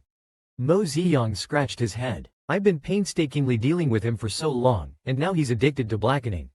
If you dare to blacken, I'll dare to cry for you to see. John Henian asked Mo Ziyang to give up the position of Wulan Alliance leader and retreat to the mountains with him to become a couple of immortals. Mo Ziyang had just refused when John Henian started to turn dark. Mo Ziyang was freaking out. This addiction to turning dark was helpless. Other men still needed me to soothe them. A single tear hung in his eye in an instant. He softly called out, "Senior brother, did I do something wrong that you don't want me to be the Wulan Alliance leader?" Seeing him cry, John Henian felt a sourness in his heart and hurriedly comforted him. No, it's my fault. I just don't understand why you insist on being the Wulan Alliance leader. Mo Ziyang thought to himself that it was all to protect him from evil, but he muttered, because Master once said he wanted to see a world without strife in the martial arts community. I was raised by Master, so naturally, I don't want to go against his last wishes. John Henian was stunned for a moment. It turned out that the expectations Master had for me in the past are now placed on Yang Yang. He felt an indescribable feeling in his heart. He leaned down and kissed her forehead gently. It's all right, Yang Yang. If you want to be it, then be it. Being the Wulan Alliance leader is no big deal. Your senior brother is here after all. The little system sighed in relief, indicating the dangerous situation was resolved, and encouraged the host to keep it up. Mo Ziyang chuckled inwardly, thinking why make things hard for oneself when showing weakness can solve the problem. John Henian held his face in his hands. Yang Yang, since you are returning to the Martial Alliance, we need to find an explanation for your disappearance to avoid their suspicion. I have a plan, but it requires you to be unconscious for a day or two. Is that okay? Mo Ziyang held his hands and rubbed his cheeks against them, showing the trust he most desired. Okay, I'll listen to my senior brother. Also, after I return, will we still be able to meet? Worry not about the Martial Alliance, I can sneak in to find you, he said as he gently stroked Mo Ziyang's soft hair, feeling joyful. Good, I'll wait for my senior brother to come find me. To have one's wishes fulfilled is truly the happiest thing in the world. John Henian sneaked into Mo Ziyang's room in the middle of the night. Wanting to be with Yang Yang, Mo Ziyang was lying on the bed resting when suddenly he heard a tapping sound at the window. He sat up abruptly and saw a figure leaping into the room. This person is really bold to come so openly. John Henian, dressed in bright red, stood out vividly, holding a food box in his hand. Senior brother, Mo Ziyang's eyes lit up, but that was because he saw the stone box. Yang Yang is happy to see his senior brother, John Henian said with a hint of jealousy, while the little system seemed to enjoy the drama. Oh, a life-threatening question is coming. But such a small mishap couldn't possibly trouble the White Lotus. It's still senior brother who cares for me. I want a hug. Mo Ziyang reached out his hands. Anyway, saying, happy pastries, he might get jealous, saying, happy, he can't deceive himself, better to praise him first, then act coquettishly. The great method of pampering men, who doesn't know it? Zhang Henian knew all too well the little schemes hidden in his sweet words, so he decided to take some interest first. The pastries haven't been eaten yet, how come your mouth is so sweet? Let me have a taste, he said softly, lifting his chin and kissing him. The little system chuckled secretly, darn, he got me. Why did senior brother suddenly come over? Mo Ziyang asked while eating pastries, trying to divert his attention. Seeing that he liked it, Zhang Henian happily reached out to touch his face. I missed you, so I came.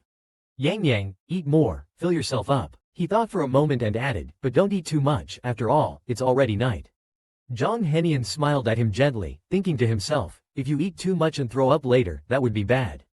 Mo Ziyang felt something was off. Why does this man smile so creepily? He quickly finished the pastries. Then he handed the food box to Zhang Henian. I'm done eating. Senior brother, you should go back quickly. The Qingyang sect leaders have been around these days, it would be troublesome if they found out. This move of using someone and then discarding them was ruthless, but Zhang Henian wasn't a fool. Yang, you ate so much at once, won't you feel stuffed? Mo Ziyang patted his stomach and laughed. Stuffed? No way, I'm joking, I can eat 5 bowls of rice. Zhang Henian pretended not to hear, continuing, but if you sleep like this, you might get indigestion.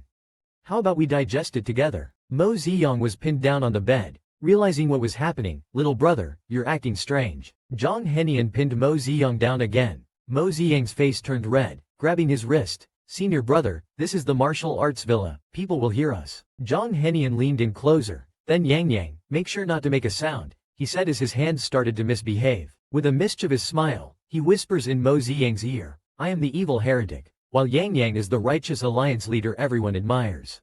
They say evil cannot overcome righteousness, but look, isn't evil pressing down on righteousness now?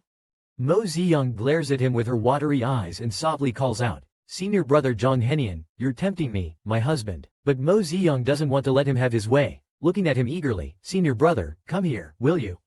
Yang is so worried, senior brother will come right now. Just as the atmosphere was getting intense, suddenly there's a knock on the door. Alliance leader, are you there? In an instant, both of them freeze, facing each other. Mo Ziyang quickly covers Zhang Henian with the blanket. Senior brother, don't make a sound. The voice outside keeps calling, Alliance leader, Alliance leader. Mo Ziyang reluctantly gets up. I'm coming, I'm coming. He opens the door a crack, and the visitor is none other than the one who has always been looking for an opportunity to devour Mo Ziyang completely, the former Alliance leader Zhao. What urgent matter brings you here so late at night? You've been unconscious for some time now, and I'm afraid it might be harmful to your health. It would be best to let me take your pulse again before you go to sleep. Mo Ziyang declines his kind offer. Zhao Qian looks him up and down, sensing something strange. He looks normal, but there seems to be a hint of spring in his eyes and brows. I appreciate your concern, Alliance leader Zhao, but it's late. You should head back. Mo Ziyang is about to close the door. Suddenly, a pair of hands wrap around his waist. Mo Ziyang almost lets out a cry of surprise. Zhang Henian gives him a look that says, you were just enticing me, and now you want to push me away? Don't blame your senior brother for taking a little interest. Outside, Zhao Qian seems to hear something and asks anxiously, Alliance leader, what's wrong with you? Zhang Henian takes his time devouring Mo Ziyang in various ways. As he does so right outside the door, Alliance leader Zhao hears the noise and, concerned, bangs on the door shouting, Alliance leader, what's wrong with you? Mo Ziyang opens half the door, hiding his body behind it, only showing his upper half, while Zhang Henian is crouching down below him. Could it be that the leader is hiding someone inside? That's why he pushed me to check your pulse. Mo Ziyang's voice was so nervous that he stuttered. No, it's not inconvenient. Since sect leader Zhao has kindly insisted, I'll trouble you then. As he spoke, he stretched out his hand to let Zhao Qian take his pulse, but Zhang Henian by his side was not pleased. Squatting down and up to no good. Mo Ziyang was so startled that he almost broke the door frame with his hands. After Zhao Qian finished taking the pulse, he found it strange. Why did the leader's pulse suddenly become chaotic? Mo Ziyang now just wanted to send him away. Sect leader Zhao, I am currently practicing a secret technique of our sect, and I cannot be interrupted for too long. I'm afraid I can't keep you any longer for a chat. Please take care. With that, he closed the door with a bang, turned around, and leaned against the door, biting the back of his hand to keep from making a sound. Zhang Henian stood up, took him into his arms, and said, Yang, he's already gone. You can make a sound now. Mo Ziyang pounded on his arm. Behave, Yang Yang, this is just the beginning. Saying that, he picked him up and walked towards the bed. As he spoke, he picked up the person and walked towards the bed. Mo Ziyang, half resisting and half welcoming, cried out, "Put me down." The little system put on sunglasses and exclaimed, "So thrilling. Luckily, I'm already blind." At dawn, Mo Ziyang heard a noise beside him, rubbed his eyes groggily, propped himself up, and whined, "Senior brother, are you leaving so early?" Zhang Henian dressed and embraced him. "You must be tired from last night. If you're sleepy, sleep a bit more." Mo Ziyang struggled to sit up, his eyelids drooping, but still managed to respond, "Right, senior brother, you interrupted me last night. I almost forgot to tell you the important matter. The 2 days I was missing, I actually went to the Autumn Water Villa in Changping because I found its owner, Dong Kang, very suspicious. I feel that the strange people attacking the Martial Alliance and the Demon Sect might be related to him." Autumn Water Villa in Changping, Zhang Henian frowned. This name sounds unfamiliar. He didn't appear in the previous 2 lives, but Yang Yang wouldn't mention it without reason. He patted Mo Ziyang's back to comfort him. "All right, senior brother will check it out. Yang Yang, you sleep a bit more." Zhang Henian's day was about to start, and he also tricked Mo Ziyang into a secluded place to start a confrontation. The people of the Martial Alliance and the Demon Sect were facing each other head-on. Zhang Henian, truly the leader of the Demon Sect, disdainfully glanced at the crowd from the Martial Alliance and said, "Let your adorable alliance leader come out and talk to me."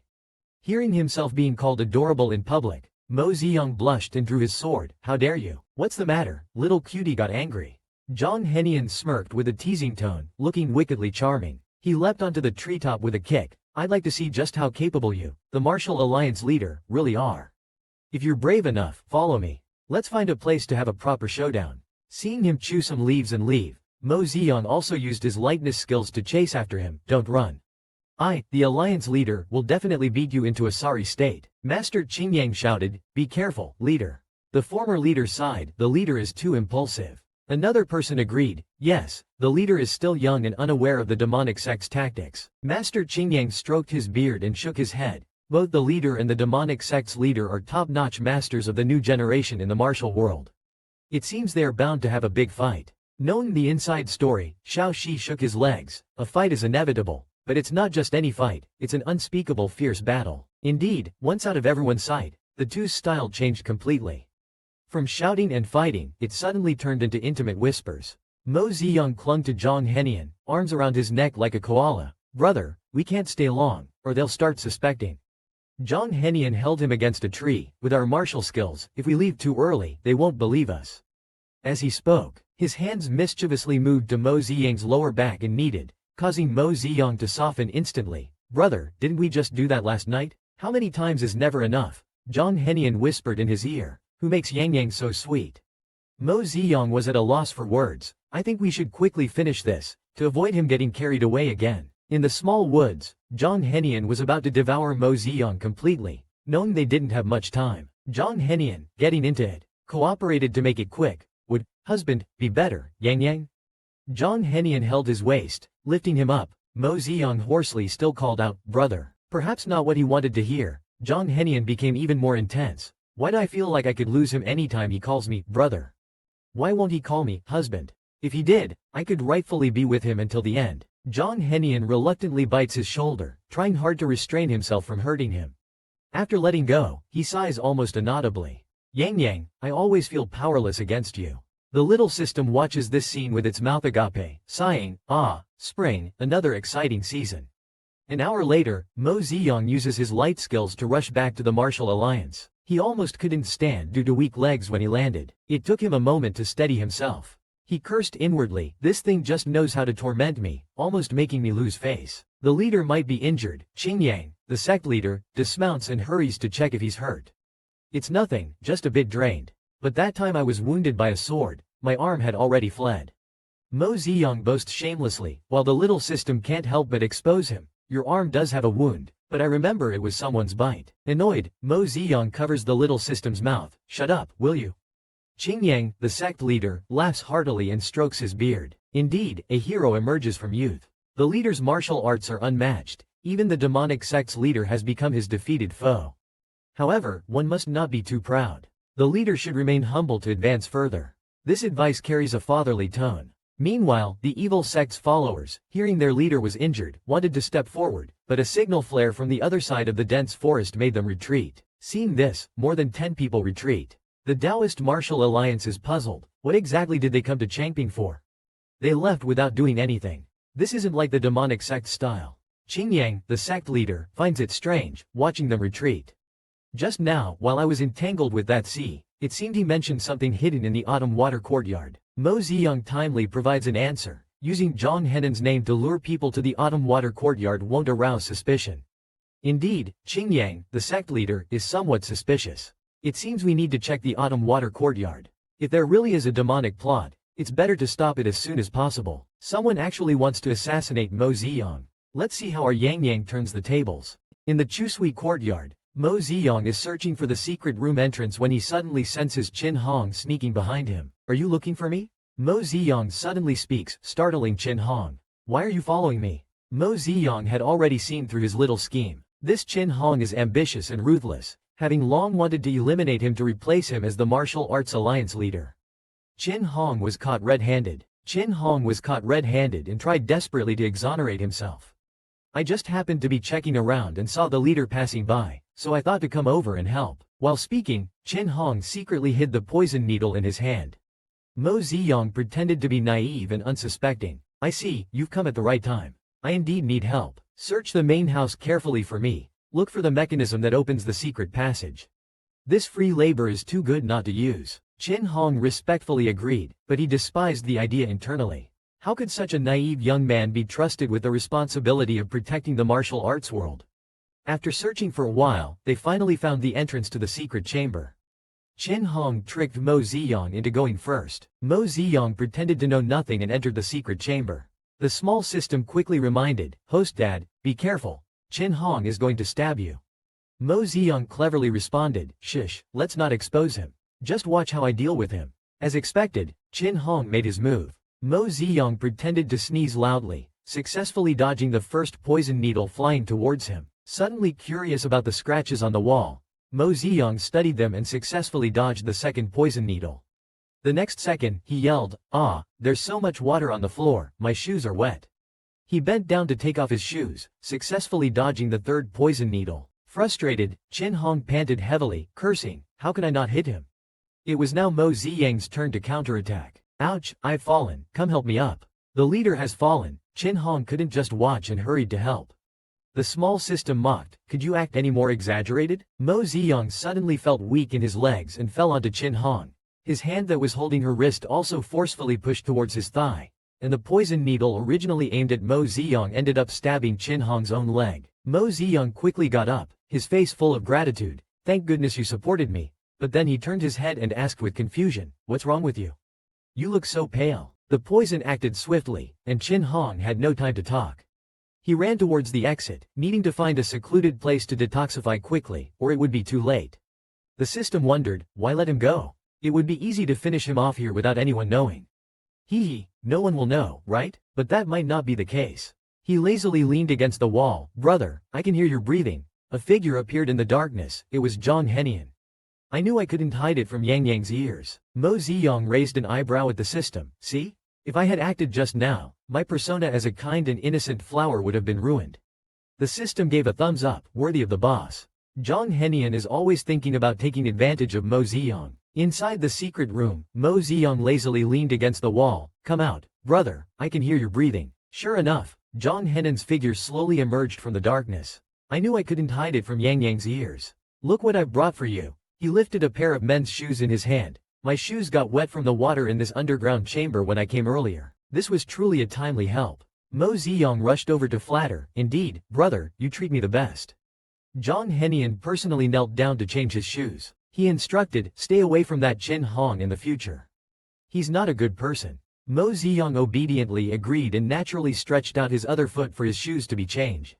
Zhang Henian thought to himself that it would be best to find an opportunity to get rid of that guy sooner rather than later, to prevent him from plotting against Yang Yang again. Suddenly, Mo Ziyang clutched his chest and spoke in confusion, "But brother, it's strange. I feel a boiling sensation throughout my body now, as if something's burning. My heartbeat is also so fast." Zhang Henian stood up, kissed his cheek, and said, "You've been in the secret room for too long. The effects of the medicinal fumes you inhaled are starting to show. With that kiss, Mo Ziyang felt even more restless and asked intermittently, is this medicine poisonous? Zhang Henian smiled heartlessly at him. Do you remember those people in black who attacked the Martial Alliance and the demonic sect? They turned into what they are by taking this kind of medicine that sacrifices lifespan for power. Is it poisonous? What do you think? Mo Ziyang, now nervous, sought Zhang Henian's help. What should I do? Am I going to mutate too? Zhang Henian took the opportunity to grasp his chin and caress it slowly. There's only one way left now. Before he could ask what it was, Zhang Henian kissed him directly. After a long while, he finally let go of Mo Ziyang. There. The poison has been neutralized. Mo Ziyang punched him in the chest. You scared me. Zhang Henian held him in his arms and kissed his forehead. Good boy, Yang Yang, someone's coming.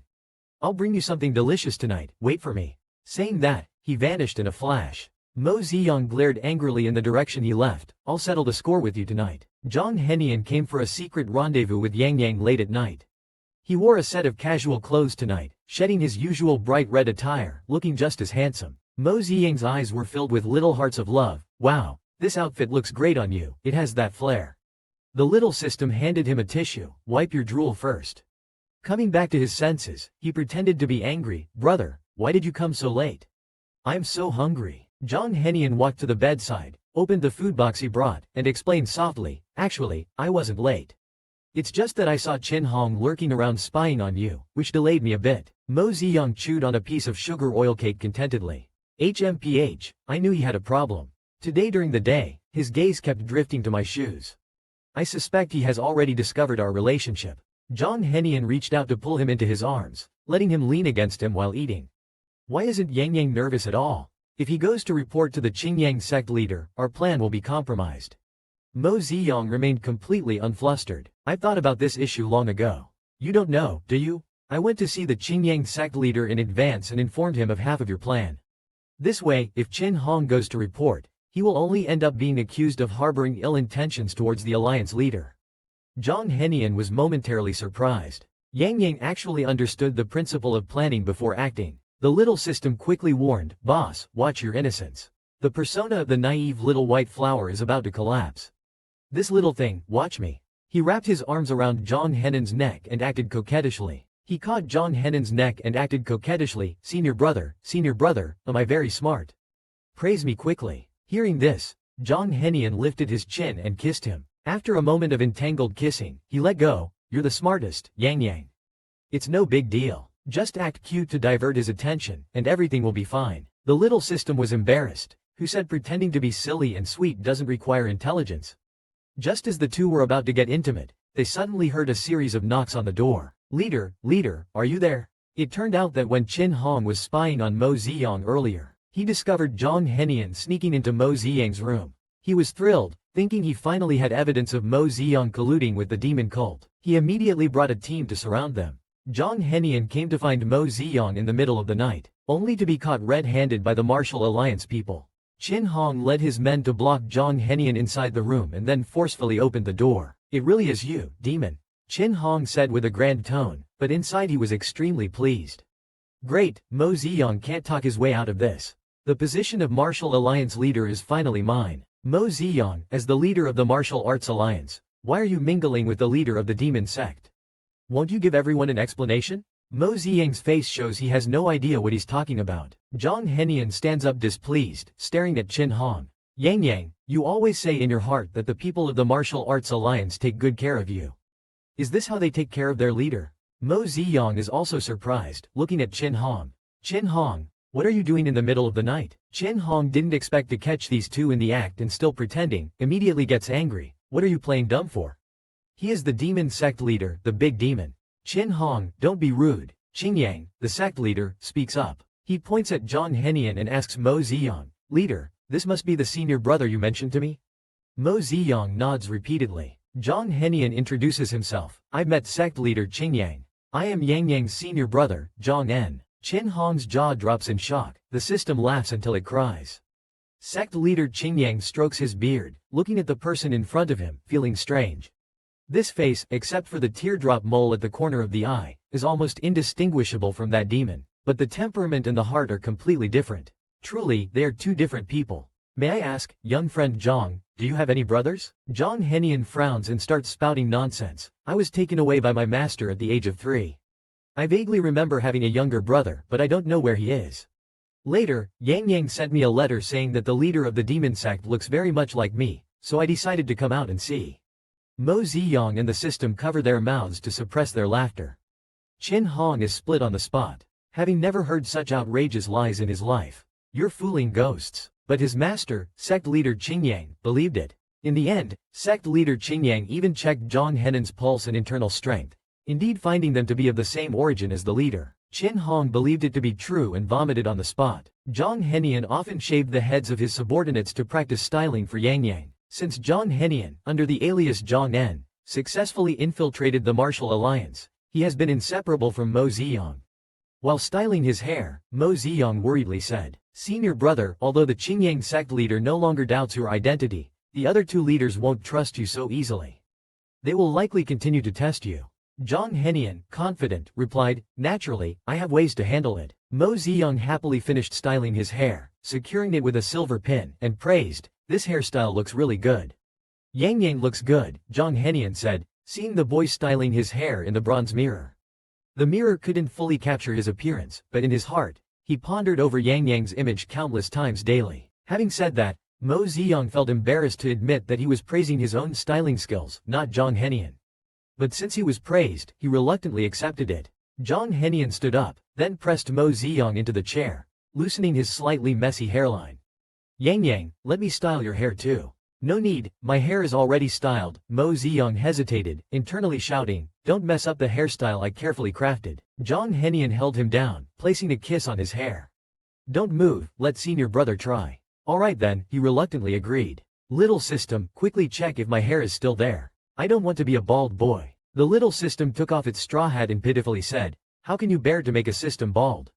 Such a cruel question. After a while, Mo Ziyang slightly opened his eyes, surprisingly finding it wasn't too bad. He asked in confusion, "Senior brother, I used to comb your hair. When did you learn to do it yourself?" Zhang Henian replied gently, "Because I want to comb Yang Yang's hair for a lifetime, I must practice well." Mo Ziyang pretended to be jealous and asked sourly, "With whom did you practice?" The little system understood immediately, "Oh, it's starting. A little jealousy is good." Zhang Henian squatted down and held his hand. "In this world, only you can ask me to comb your hair. But for practice, I cut quite a bit of my subordinate's hair. The most popular hairstyle in the demon cult recently is bald." How afraid is Zhang Henian of losing Yang Yang? After combing Mo Ziyang's hair, Zhang Henian took out a jade hairpin he had prepared from his sleeve. "Yang Yang, this hairpin is a pair with the one on my head. From selecting the material to carving, I did it all myself. Would you like your senior brother to put it on for you?" Mo Ziyang nodded happily. Zhang Henian fixed the jade hairpin on his head, satisfied as he looked at the black hair complementing the flawless hairpin. It's said that binding a person's heartstrings with black hair can keep their heart forever. Even knowing it's nonsense, he couldn't help but want to do it. He bent down to hug Mo Ziyang from behind, burying his head in his shoulder and nuzzling. "I'm really too afraid of losing you. So even if it's hearsay, I have to try." Meanwhile, outside the room, sect leader Zhao Qian had been hiding in the dark for a long time. Seeing the door finally open, sect leader Zhao Qian immediately struck at the person opening the door with a powerful palm strike, full of force and inner strength, with a deadly intent. Zhang Henan's eyebrows twitched as he directly met the palm strike. With just this one palm strike, Master Zhao Qian was forced back several steps.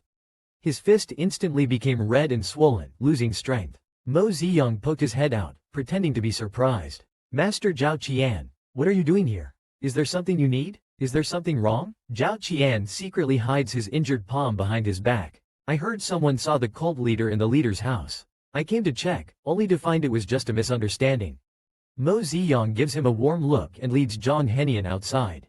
"Since it's a misunderstanding, I'll take my senior brother to have breakfast." After the outsiders leave, sect leader Qingyang steps out from the shadows. Zhao Qian shows his injured hand to Qingyang. "It shouldn't be," he says. Normally, the way one reacts to a sneak attack reveals their true nature, but his aura is indeed vastly different from that of the demonic cult's leader.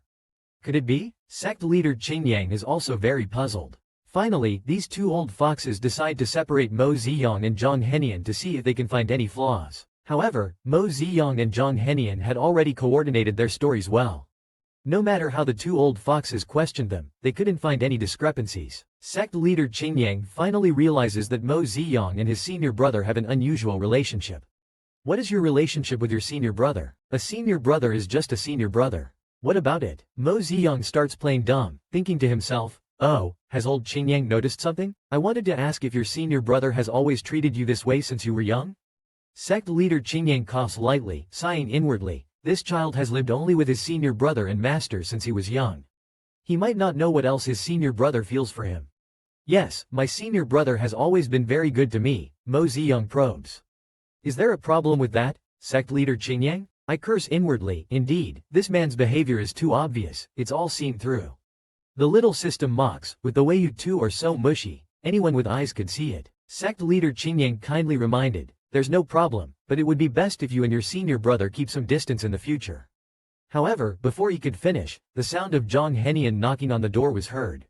Sect leader Qingyang, is my junior brother here? Yes, senior brother. Mo Ziyang immediately stood up, joyfully going to open the door. Sect leader Qingyang sighed, never mind, I better not meddle too much. Mo Ziyang, holding Zhang Henan's sleeve anxiously, asked, senior brother, what did you and sect leader Zhao Qian talk about? Zhang Henian rubbed his hair, his eyes filled with indulgence, it was all trivial matters. Seeing Mo Ziyang let go of his hand, he lightly said, if you don't want to know, let's drop it. Unexpectedly, Zhang Henian, in front of others, held his junior brother's hand and coaxed softly, if you want to hear, I don't mind telling you every detail, but I'm afraid you'll find it boring and be unhappy.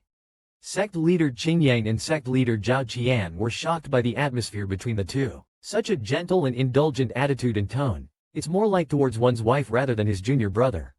Mo Ziyang actually has a rival in love. Members of the Martial Alliance plan to infiltrate the underground chamber of Chusui Villa again to uncover its secrets. Zhang Henian held Mo Ziyang's hand, signaling him not to move. This time, you don't go down. I'll go into the chamber with sect leader Qingyang and sect leader Zhao Qian. It's all water down there, and you'll be unhappy if your shoes get wet. Sect leader Qingyang and sect leader Zhao Qian stood there, like two glaring light bulbs, perfectly shattering Mo Ziyang's wishes.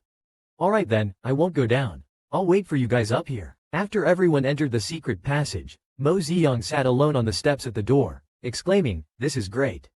Since Zhang Henian arrived, I don't have to do many things myself anymore. This laid-back life of eating and waiting to die is just too joyful. The system mocked, so you agreed to Zhang Henan's pretend plan just to slack off, right? Mo Ziyang smiled brilliantly, of course not. I regret not having him come earlier. Just then, a dart flew towards Mo Ziyang. He dodged to the side and stood up. Who's there? A man in blue leapt onto the rooftop, his charming face smiling at the young man below. Just a brat, not good looking, but his skills aren't bad. The newcomer was Lu Xiaoyi, an elder of the demon sect. Lu Xiaoyi coldly stared at Mo Ziyang. This guy is cute, indeed cute, but not enough to be called a national beauty. Why does the leader think about him all day? Am I not more appealing? Mo Ziyang looked up at the flamboyant man on the roof. You actually called me a brat? I'm much older, after all, I'm your grandpa. He felt quite indignant. This person looks good, just a bit effeminate. But attacking right away, do we have a grudge? Lu Yi didn't expect this person, who seemed innocent and naive, to be so sharp-tongued. He sneered, speaking so disrespectfully, I'll pull out all your teeth and see how you take advantage of me. When it comes to fighting, Mo Ziyang isn't afraid of anyone. He stood there with his arms crossed, unafraid, and mocked, oh, but I must say, you're quite good-looking. The tense atmosphere was suddenly complimented, making Lu feel strange. He withdrew his poisoned dart. Why did you suddenly start talking? Seeing him take the bait, Mo Ziyang shook his head and began his routine. I not only talk, but I speak the truth. So when I say you're good-looking, I mean it. When I say I'm your grandpa, I truly am. Lu Yi didn't expect this person to be so cunning. As he was about to retort, Mo Ziyang didn't give him a chance, stepping back slightly and provoking him. If I'm not your grandpa, then it proves you're not good-looking. Lu Yi was truly angered, brandishing his whip and charging at him. How dare you? I'll tear your mouth apart. Yang, I'm back. Suddenly, Zhang Henan's voice came from inside. Mo Ziyang reflexively responded, Senior brother, I'm here. But when he turned, he found the flamboyant man had already disappeared. The small system reminded him, he ran away as soon as he heard Zhang Henan's voice. Mo Ziyang pondered with interest, oh, seems like there's something going on here. Our Yang is really kind-hearted. Mo Ziyang dragged Zhang Henian to stroll around the market. Zhang Henian doted on him, saying, all right, Just tell your senior brother whatever you want to eat. Mo Ziyang's eyes sparkled as he said, I want to eat roasted chicken legs, sugar oil rice cakes, sugared chestnuts, and deep-fried pork loin. The masters Qingyang and Zhao Chen following behind felt full, as if they had had their fill of dog food. Mo Ziyang had a sugar-coated hawthorn on his left hand. Mo Ziyang has a candied haw in his left hand and a twisted dough stick in his right. While Zhang Henian follows behind him peeling chestnuts. Eat slowly, be careful, it's hot. There are so many people over there. Is there something interesting to see? He crouches down and squeezes to the very front of the crowd to join the excitement. Isn't this an ancient 5A tourist spot? These onlookers really just know how to watch the fun without lending a hand to help. He holds the stick of the candied haw in his mouth and takes out 10 taels of silver from his clothes to give to him. The little system kindly reminds, hey, host daddy, this person could be a swindler, you know? You're giving him money just like that. Mo Ziyang doesn't care at all, real or fake, who cares? It's just 10 taels of silver. If I run out, I'll just ask my senior brother for more. Saying so, he stands up, turns around, and pushes through the crowd to find Zhang Henian. Senior brother, do you still want some chestnuts? Zhang Henian, just having wrapped a chestnut, stuffs it into his mouth. Where did you go just now? I turned around and you were gone. I saw someone who looked quite pitiful, so I gave him 10 taels of silver. Seeing his state, Zhang Henian couldn't bear to reveal the truth. Most of those are scams by swindlers. He wraps another chestnut and feeds it to him. Your kind heart is fine. Senior brother, there's a wonton stall up ahead. Let's go check it out. Mo Ziyang, after finishing the candied haw, drags him to the bustling wonton stall up front. Bye. Zhang Henian indulges him and takes him over to buy wontons to eat. After the two have strolled around and eaten, it's already late when they return. They directly turn a potential enemy into a loyal dog. Mo Ziyang clings to Zhang Henian to go shopping, and when they return to the inn, they discover someone waiting for them at the inn. My benefactor, I have finally waited for you. Mo Ziyang felt as if struck by lightning. Isn't this Lian Li? Princess Xiaoxuan was originally framed by him. He didn't look at the face and carelessly threw some silver coins, not expecting to provoke him. In the original story, Lian Li was an underling of Qin Hong. One of the reasons Zhang Henian couldn't defeat Qin Hong in the past 2 lifetimes was because of this ruthless man. Zhang Henian's alarm bells rang at the sight of Lian Li. Why is he here? Lian Li, sensing their unfriendly gaze, thought it was because of his mourning clothes that they feared bad luck, so he consciously stepped back. Do not fear, benefactor. It was the 10 silver coins you gave me in the market that allowed my father to be properly buried. Have you forgotten? Mo Ziyang hid behind Zhang Henian with a chestnut, thinking it was never mentioned in the plot why Lian Li pledged loyalty to Qin Hong. Could it be that Qin Hong once helped him? If that's the case, now I am his benefactor. What do I have to fear? With this thought, Mo Ziyang's courage surged. He approached with a smile. Hello there. Lian Li stood still, not daring to come closer. Benefactor, I am in mourning. Let not the misfortune touch you. No matter, I don't believe in such things. Here, have some chestnuts. He took a handful of chestnuts from the paper bag and handed them to him. Benefactor, could you give me 1 day's time? I will go bury my father and then come back to repay you. The silver was pocket money Zhang Henian gave himself. Mo Ziyang felt guilty accepting it. He waved his hand. Don't call me benefactor, it's awkward. Just go, and there's no need to come back to repay me. Lian Li shook his head, resolutely saying, no, I must come back. Wait for me, benefactor. Watching him leave, Mo Ziyang scratched his head. This guy seems a bit strange. Zhang Henian watched coldly from the side. If Lian Li is willing to help Yang Yang to repay the favor in this life, it could be a good thing. Zhang Henian learned that Mo Ziyang left with a strange man, and his darkness threatened to resurface. It turns out that just an hour ago, Lian Li came to repay Mo Ziyang. Seeing his tattered clothes, Mo Ziyang planned to take him to the market to buy some new clothes. Lian Li was momentarily moved to tears, while on the other side, Zhang Henian was in a rush to find someone. But before he could leave the inn, he was bumped into by a charming man. Zhang Henian frowned and pushed the man away without mercy. The man in green, unfazed, teased, where did this handsome young man come from? Why so unromantic? When he saw the handsome man's face clearly, he was overjoyed. Master, it's me. Your loyal subordinate, Zhang Henian. Frowning, Zhang said, Lu Yishi, what is he doing here? Everyone around is from the Martial Arts Alliance. Overjoyed, he repeated, it's me, your loyal Zhang. Henian, if you carelessly reveal yourself, won't you ruin my big plan? What a troublesome guy. He turned his back, not wanting to deal with Lu Yishi. I don't know you. I have something to do. I must go first. Handsome young man, what are you going to do? Why don't I accompany you? Lu Yishi also pretended not to know his identity, just showing interest in him. Zhang Henian was already very anxious. If he delays any further, Yang Yang will be taken away by that man. Maybe Yang Yang will take that man for a drink. What if he gets drunk and is taken advantage of? Lu Yishi still wanted to tease him, not noticing his growing anger, still joking in front of him, "Handsome young man. Why not join me for a drink at the tavern?" Zhang Henian's hair was almost on fire. He snapped, "I think you better not drink wine. Go drink the soup of forgetfulness instead." At that moment, Lu Yishi finally realized the serious danger. Zhang Henian felt a wave of relief from finding something lost and found. "Yang Yang, where did you go?" "Senior brother, I went to buy roast chicken. It's so delicious. I even brought you a drumstick." As expected, after hearing this, Zhang Henian was so excited that he was stunned. "Yang Yang only wants to share with me, he indeed treats me differently." He rubbed Mo Ziyang's head and softly said, "Then let's eat together." Lu Yishi watched the two of them being affectionate and felt very envious. The leader took such a big risk to go undercover in the Martial Alliance all because of this troublemaker.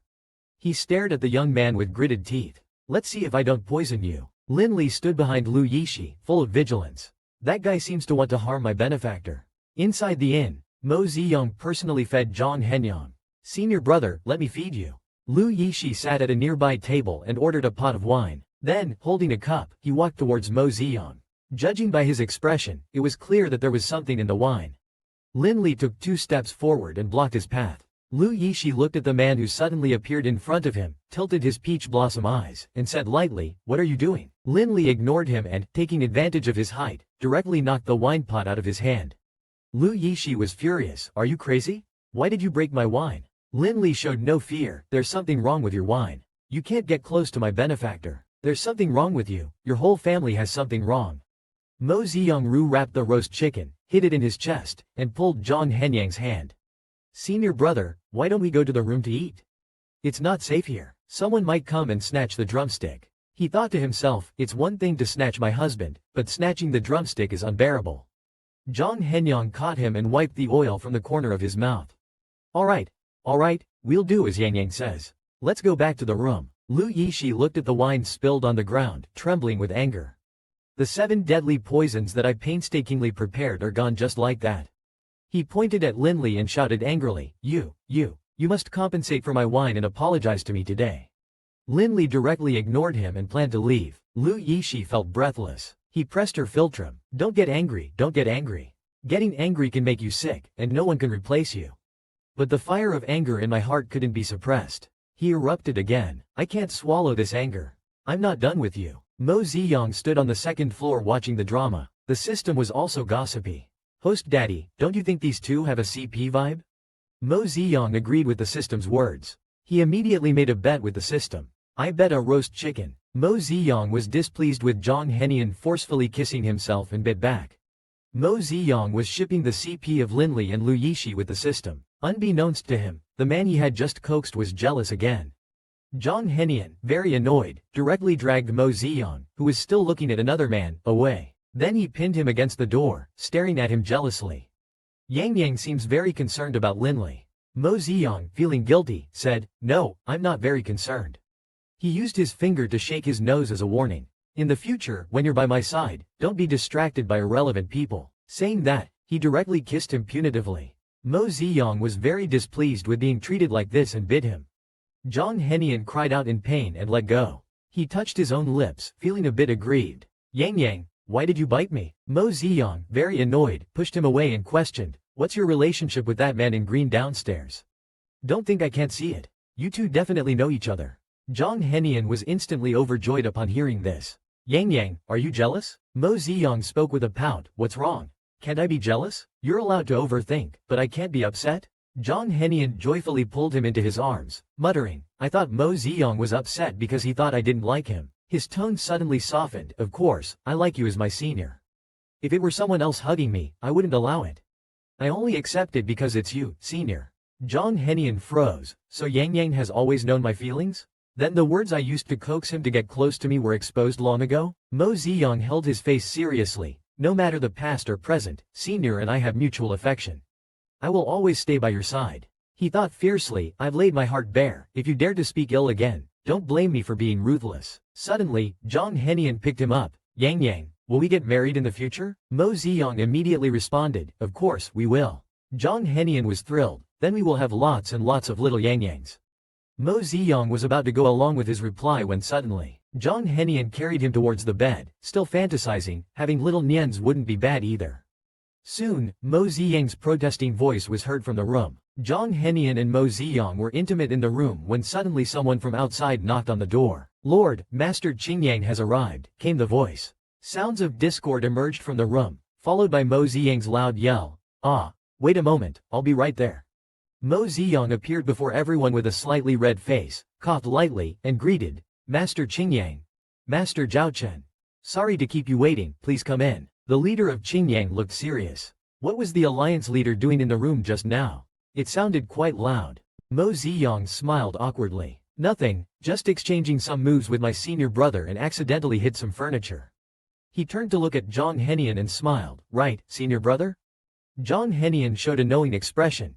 Yang has made significant progress over the years, even I almost couldn't handle it. The small system was speechless. I really believe you two are up to something. The leader of Qingyang came to tell Mo Ziyang that the mastermind behind the attack on the Martial Alliance was someone named Musa. This person is the mother of Dong Kang, the owner of Chusui Courtyard. Mo Ziyang asked the small system who Musa was, but the small system shrugged and said it didn't know either. The little system shrugged to indicate it didn't know either. The plot never mentioned it. Zhang Henian explained in detail. Musa was a villain who stirred up a bloody storm in the martial arts world 40 years ago. She came from the western regions with strange poisons and harmed countless people in the martial arts world. Mo Ziyang didn't show too much surprise, and merely asked, where's Musa now? Sect leader Zhao Qian told him, Musa should be in a place called Juexian Valley. It's a place easy to defend but hard to attack. After sending off the two sect leaders, Mo Ziyang gave Zhang Henian a strange smile. Brother, I suddenly have a bold idea. Can you guess it? Zhang Henian pampered him. Whatever Yang wants to do is what brother wants to do. The little system felt dizzy. What kind of riddles are you playing? Consider the onlookers, will you? At midnight, Mo Ziyang quietly jumped out of the window.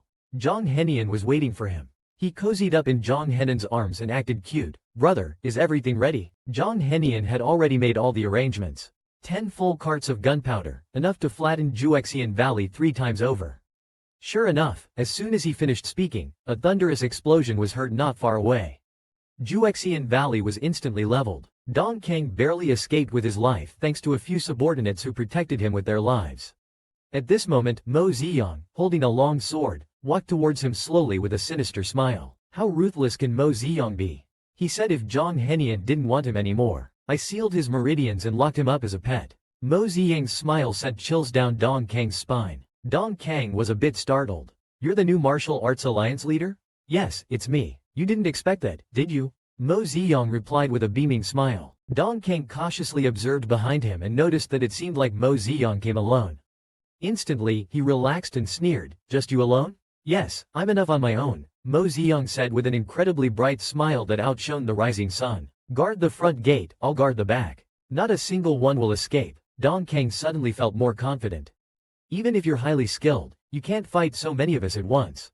Besides, I have over 200 men here, more than enough to handle you. You're right, Mo Ziyang nodded in agreement, pointing directly at Dong Kang. But I can take on 1,000 men by myself. Didn't expect that, did you? Perhaps angered by his actions, Dong Kang raised his hand, and half of his men leapt forward. Nearly 100 men immediately surrounded Mo Ziyang, full of rage. Mo Ziyang remained fearless, facing the enemy head-on. Dong Kang, do you think you're invincible with these drugged men? Open your eyes and see clearly. Go, host, go. I'll recite the Diamond Sutra for you. I'll recite the Diamond Sutra. Jin Ping Mei, charge, charge, charge. The little system was scared of such a scene. Mo Ziyang had already known. However, if he wasn't completely confident, he wouldn't have taken the risk. In just a few moves, all the drugged men fell. Dong Kang was shocked. This is impossible. In an instant, Mo Ziyang's sword was at Dong Kang's neck. Isn't it strange? Why did your supposedly invincible drugged men fall so easily to me? The secret room of Chusui Bun was cold and damp, with water everywhere. There was also a cold spring in this Juexian Valley. Obviously, your drugged men have a fatal weakness, they fear high temperatures. I spent a lot of internal energy to heat the sword. Come, touch it. Dong Kang cries out, it's hot, hot, hot. Let me go. Whatever you want, I can give you. Mo Ziyang's evil is extreme. Ying ying ying, what I want is your life. With those words, he strikes and finishes the man off. The little system looks up in admiration. Boss, you're really enchanting. Suddenly, Mo Ziyang hears Zhang Henan's voice from behind and is startled. Did he just see what I did? The facade of the innocent flower crumbles. He resolves, well, if he saw, he saw. If he dares to abandon me because my facade fell, then I might as well seal his meridians, lock him up with chains, and keep him as a pet. The little system shivers in fear. Help, it seems the boss is going to break down. Mo Ziyang is furious. Hundreds of people, caught by Zhang Henian on the spot. Feeling guilty that his innocent persona has crumbled, he thinks, well, if he saw, he saw.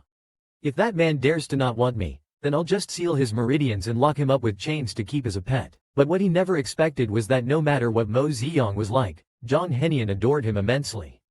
His yang-yang, standing under the birth of sunlight, surrounded by vibrant green, how could anyone not be deeply moved? He swallows hard, such a yang-yang is really tempting. He quickly runs over, grabs him, and pulls him into his arms. Yang-yang, why are you fighting them alone? Did you get hurt? Hearing this, Mo Ziyang holds him tightly with his right hand. Seeing him not speaking, Zhang Henian gets nervous. Why aren't you speaking? Are you hurt somewhere? Mo Ziyang smiles and replies, they didn't hurt me. They're not enough for me to fight. He suddenly hugs Zhang Henian tightly. Brother, I don't find the righteous path fun at all. After dealing with Dong Kang, let's go back together, shall we? Zhang Henian's eyes brightened instantly. Really? Mo Ziyang nodded. The world is so wonderful. Why waste it on boring conflicts? I'd rather enjoy the beautiful scenery with senior brother and not waste this life. Zhang Henian ruffled his hair. As long as it's something Yang Yang wants to do, senior brother will accompany you. The little system was trembling with fear. This mission not only requires preventing the target from turning dark but also stopping the host from doing so. I've truly sacrificed too much for this family. Yang Yang, wait here for a moment. I'll go check on those people to prevent any from slipping through the cracks. Zhang Henian didn't want Yang Yang to take risks, but he was worried. Holding Yang Yang like this, he was afraid he might not be able to resist taking him right there. Mo Ziyang still felt a bit worried in his heart. Little system, do you think it's strange that someone as innocent as me suddenly blossoms? Is he not suspicious at all? The little system, as an observer, could see clearly. That's because love is blind. The filter he has for you is so thick, he's practically blind. Mo Ziyang let out a long sigh. I've deviated from my character so much, and he hasn't noticed. He must really be blind. The deputy CP, Little Beast, was so infuriated by the old attacker that snot bubbles appeared. It was both embarrassing and funny. Lu Yishi always tries to snatch Zhang Henian back from Mo Ziyang. There he goes again, seizing an opportunity to look for Zhang Henian. The benefactor said no one is allowed in, blocking his way with an expressionless face. Lu Yishi gets furious just looking at him. Last time, he broke his own 7 extremes powder, and now he dares to block his way again. You, with the stone-cold face, by what right do you block me? Move aside. The benefactor said no one is allowed to enter, and Lian Li, still giving him no eye contact, clings to the doorframe with steely resolve. Infuriated by the stone-cold face to the point of red-rimmed eyes. Yet Lu Yishi doesn't dare to raise his voice because the neighbors are all sect leaders of the martial alliance, and he can't beat them. Clenching his teeth, his peach blossom eyes glaring at Lian Li, he feels like tearing the man apart. As an elder of the evil sect, when has he ever suffered such humiliation?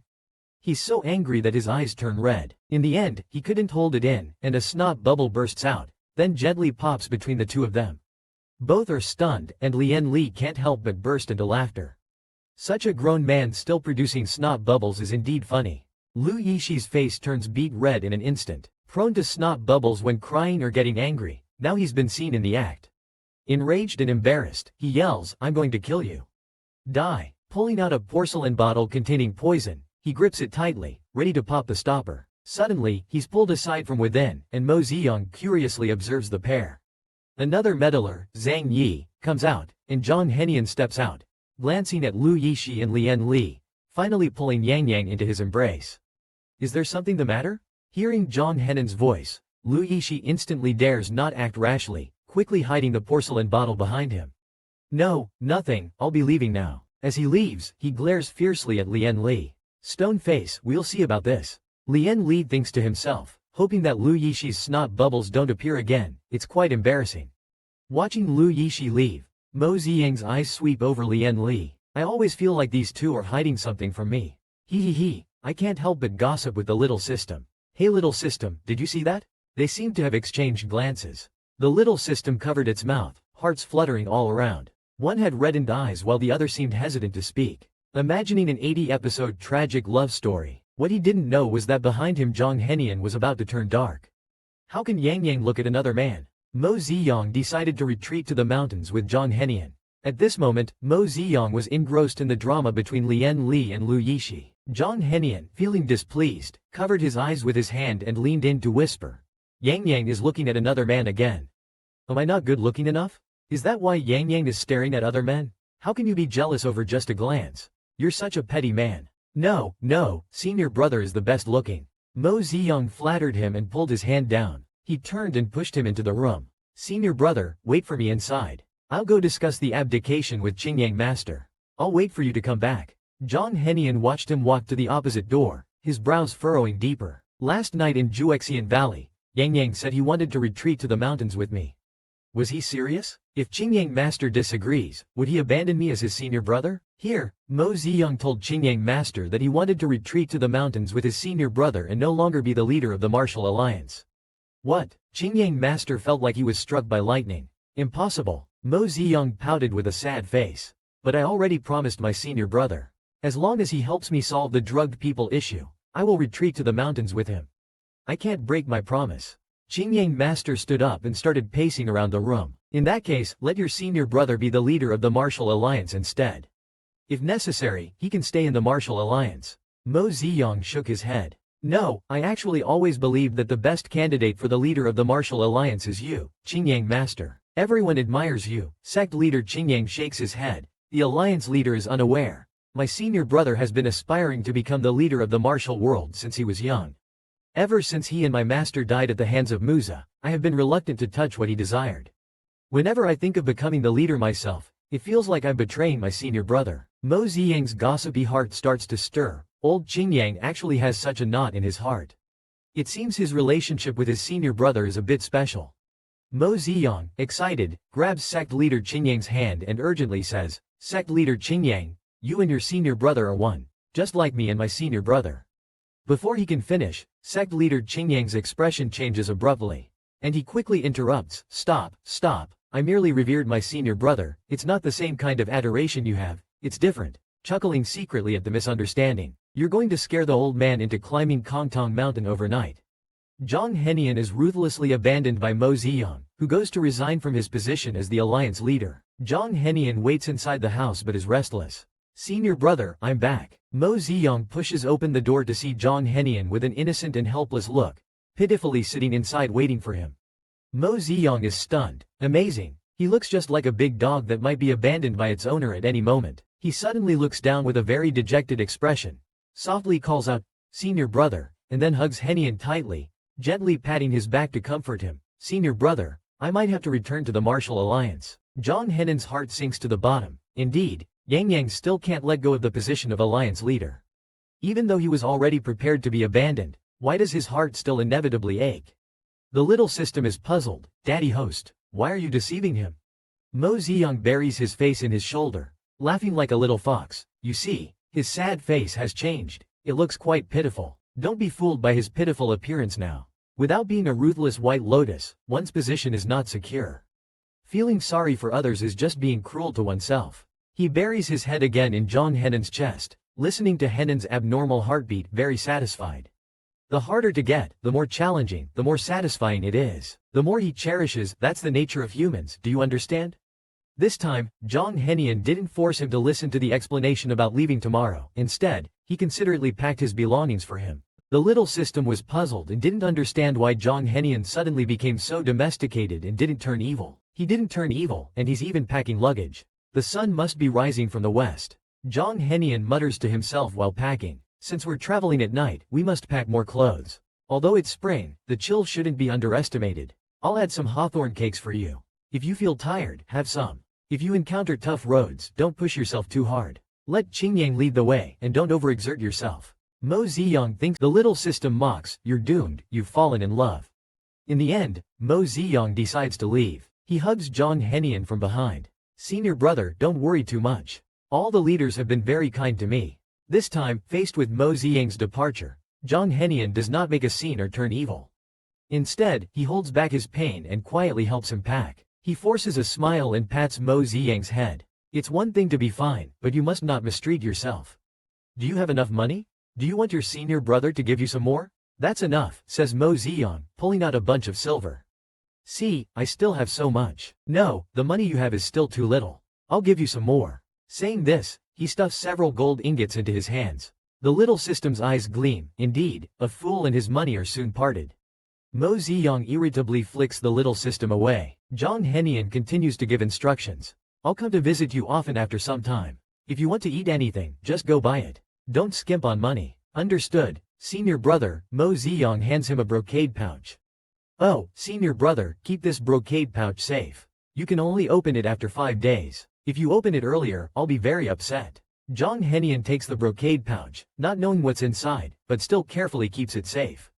Don't worry, I'll be obedient. As long as Yang Yang is happy, your senior brother is willing to do anything. Mo Ziyang threw himself into Zhang Henian's arms again, acting spoiled. Senior brother is always the best.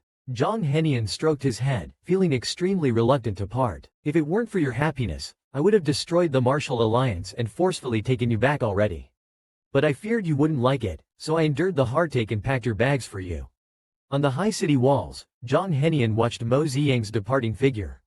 Yang Yang, look, I've even learned to restrain myself for you. At that moment, Zhang Henian sensed a familiar presence behind him, and he was displeased. Why are you here? Aren't you supposed to follow your benefactor? Lian Li stood upright, still expressionless as if merely carrying out a task. Master ordered me to follow you and treat you with as much respect as I did him. Zhang Henian sighed. Well, if you must follow, then follow. It's better than having a man follow Yang Yang around. But host daddy, Mo Ziyang was quite pleased with his own arrangement. The nemesis of my previous life has become my subordinate in this life. Isn't this gift package exhilarating? As thrilling as it is, just don't turn evil. The little system was puzzled. Zhang Henian sees the nemesis of his previous life flaunting in front of him every day. Wouldn't that make it even easier for him to turn evil? Mo Ziyang cracked his knuckles. Little system, you're getting cocky. Are you teaching me how to handle things? The little system cried out, help, I was wrong. After Mo Ziyang left, Zhang Henian locked himself in his room, which was filled with Yang Yang's scent. But you are not by my side. Lost in thought, he heard a seductive voice from afar. The martial alliance leader has finally taken off. Our sect leader must be feeling quite lonely now, unable to find solace at night. Lu Yishi groomed himself neatly, donning his favorite soy-colored clothes, and after making sure he wasn't going to have a runny nose, he went to find the sect leader. Let me, Lu Yishi, comfort you. But at the door, he saw that person's face again, and his irritation surged, wiping away his joy. He walked over with swagger. Why are you still sticking around here? Why didn't you take off with your benefactor? The benefactor told me to stay, but young Master Zhang is in a bad mood. It's better if you leave, Lian Li. This time, rare as it is, he said so much, but Lu Yishi didn't appreciate it. With a sneer, he said, I have nothing to do with the leader. No sooner had he said this than a voice from inside shouted, get out. Lu Yishi, yelled at, immediately vented his anger on Lian Li. It's all your fault I got scolded, he glared. Lian Li just showed an indifferent look and turned his face away. Lu Yishi grabbed his chin, turning his head back, turn your head and look at me. Lu Yishi spun around twice in front of him, looking pleased. I bathed and changed into these nice clothes, someone has to see them to make it worth it, he said happily before turning to leave.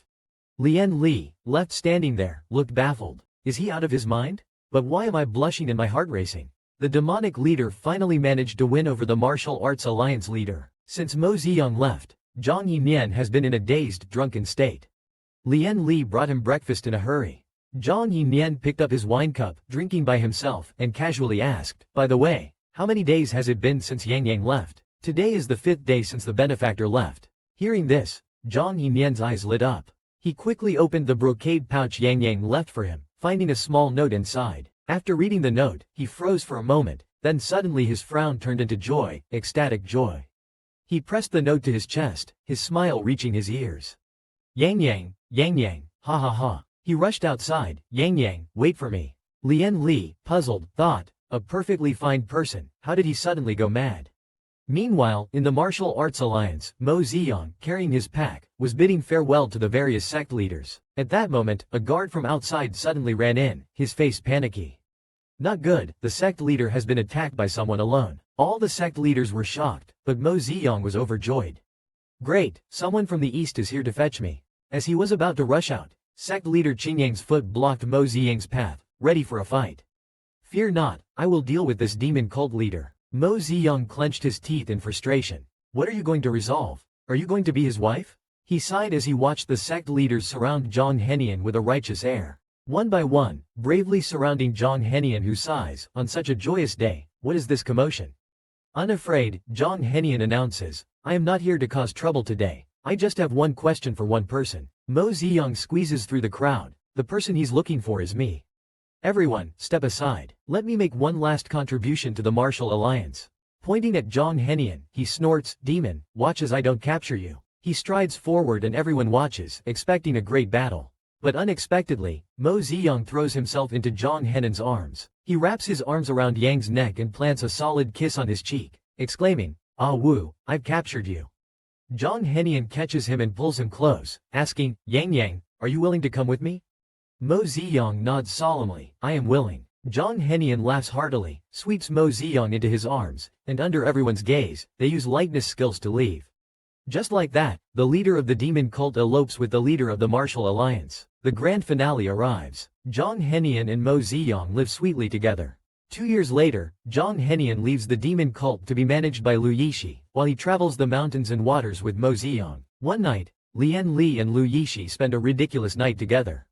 The next morning, Lian Li solemnly says, no matter what, I will take responsibility for you. 6 years later, Qin Hong follows Dong Kang's footsteps, using secret medicinal recipes to once again stir up a storm of blood and violence in the martial world. The demonic sect and the martial alliance joined forces to face the enemy but were still defeated. Lu Yishi thought that she and Lin Li were about to lose their lives at the hands of these important people. For the first time, she took Lin Li's hand voluntarily. Before we die, there's something I want to tell you. It was intentional on my part back then to give you. Unconsciously, he wrapped his left hand around Lin Li's waist, his voice trembling. I don't regret being with you all these years. Lin Li gently wiped the tears from his eyes. I know. In fact, from the very beginning, I knew you had added something to the wine you handed me. Don't be afraid. No matter if we live or die, we will always be together. Seeing that the martial alliance and the demonic sect were about to be completely annihilated, they suddenly heard a cheerful voice. Senior brother, look at this huge fish. How should we cook such a big grass carp to make it delicious? Zhang Henian dotingly said, if Yang likes it, take it back and ask Aunt Wang to make you some sour fish soup. Mo Ziyang cheered, yes, yes. The besieged crowd instantly looked as if they had seen their saviors. Isn't that the demonic sect leader and the former martial alliance leader who eloped together? The martial world is saved. Mo Ziyang instructed Zhang Henian, go deal with them quickly. If the fish isn't fresh, even Aunt Wang's skills won't make a good sour fish soup. Zhang Henian asked for a reward, give me a kiss and I'll go. Mo Ziyang snorted softly, stood on tiptoe, and kissed his cheek, then urged as he looked at the barely moving fish, go quickly. Zhang Henian tapped his toes on the bamboo raft and headed for the shore, striking in his red attire. Mo Ziyang nodded in satisfaction, not bad, such a handsome man. Mo Ziyang, munching on melon and cheering, exclaimed, as expected of my man, even fighting looks handsome. The little system reminded, host daddy, the external mission is now completely finished. Do you still want to stay? Mo Ziyang seriously fooled the little system. Although things seem emotionally stable and mentally calm for now, preventing darkening is a lifelong task. As a top-performing self-Lotus, how can I skimp on after-sales service? When Zhang Henian returned, Mo Ziyang complained, so slow, your sheep is almost starved to death. Zhang Henian walked over, hugged his waist, and quipped, years of non-practice have made me rusty. Let's go back and eat fish, kneel and scold, I'll listen to you after we eat. Who cares to scold you? I just want to be spoiled by you. Shameless, aren't you? It seems someone's mouth was blocked. A year later, Mo Ziyang died a natural death. His only regret was that he passed away before his beloved. Worrying that the other would cry all day long, Mo Ziyang transmigrated to an ABO world where the main god's child-making plan began. Mo Ziyang, with a roar, opened his blurry sleepy eyes. Who is calling me? Mo Ziyang rubbed his sleepy eyes and looked confusedly at the person standing in front of him. The little system introduced, this person is Xiao Yi, the heir of a declining imperial family, the Xiao family, the original host's crush, and also your mission target in this world. Mo Ziyang, in disbelief, his mouth agape, struggled to accept, NPC changed? Where is my old acquaintance? Hey, I'm talking to you, Mo Ziyang. Did you have someone steal Ah Rong's textbook? Xiao Yi angrily questioned. Ah Rong? Mo Ziyang turned his gaze to the aggrieved handsome man behind Xiao Yi. The system informed him, this is our Zirong, an ordinary person from an ordinary family background, Xiao Yi's ambiguous friend. Zirong, with innocent watery eyes and a sobbing tone, said, Brother Xiao, let it be. I'm fine, let's go back. Hearing this, Xiao Yi angrily stepped forward and pointed at Mo Ziyang. Look at how you've bullied Arong. Even Mo Ziyang is shocked. Where did this inferior self-proclaimed Lotus come from? He looks so despondent, asking the little system. I've already anticipated that this would be incredibly boring. Hurry up and tell me the background information, I'll just do some tasks casually. The little system knows him best. Haha, I think you're just upset because you haven't seen your old queue. The plot of this world is actually very similar to the first one, also about a replacement and a stand-in under the moonlight. But this time it's an ABO world, and you are the tragic one being replaced. That year, amidst the drizzle and apricot blossoms, the young original host and the young male lead, Xiao Yi, met. Since then, Xiao Yi has always had a soft, sweet cutie in his heart. But later, after Xiao Yi met Zirong, because of the pheromones on him, he thought he was the person from his memories.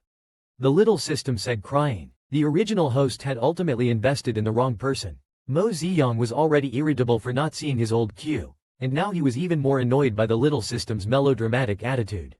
He picked up the textbook and started pounding the little system with it. Just you love acting, just you love drama.